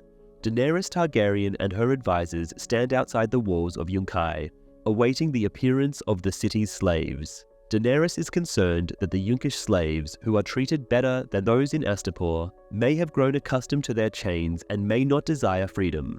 When the gates finally open, the freedmen pour out. Missandei begins to recount how Daenerys the Unburnt liberated them, but Daenerys asserts that it is the slaves' own decision to seek freedom. One of the freedmen reaches out towards Daenerys and exclaims, "Mhysa." Soon others join in, until the entire crowd is chanting Mhysa. Perplexed, Daenerys looks to Missandei, who explains that the term means mother in the old Giscari language. As the slaves approach her, the Unsullied prepare to intervene, but Daenerys instructs them to stand down. Commanding her dragons to take flight, Daenerys steps away from the protection of the Unsullied and into the midst of the chanting crowd. Embraced by the former slaves, this is Ed Skrine's final portrayal of Daario Naharis because he is replaced by Michiel Huisman for the rest of the series. In an interview with Entertainment Weekly, Skrine expressed his desire to continue with Game of Thrones long-term, stating that it was always his intention. Despite enjoying his time on the show, he mentioned that political reasons ultimately led to their separation. The title of the episode, Mhysa, translates to mother in the ancient Giscari language spoken in Slavers Bay. It is used by the freed slaves of Yunkai to refer to Daenerys after she liberates them. The Giscari Empire was once a powerful civilization in Essos that clashed with the Valyrian freehold. The Valyrians, with their dragons, ultimately defeated the Giscari by destroying their capital, Old Gis.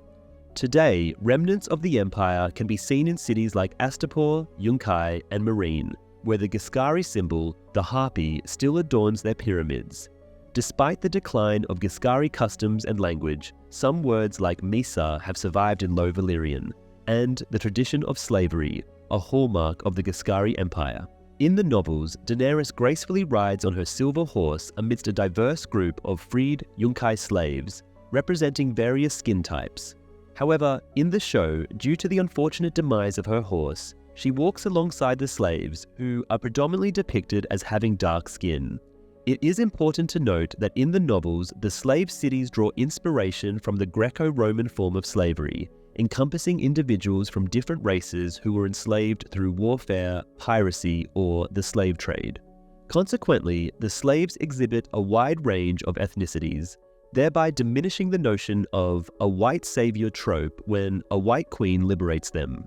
Nevertheless, it is worth mentioning that the scene was filmed in Morocco, as stated by author George R.R. Martin, and the production's budget constraints limited the availability of extras, resulting in the inclusion of approximately 800 local Moroccan individuals, who naturally possess predominantly dark skin tones. And when you get the chance, check out our Game of Thrones-inspired Choose Your Own Adventure game here on YouTube by clicking the video link on the screen right now.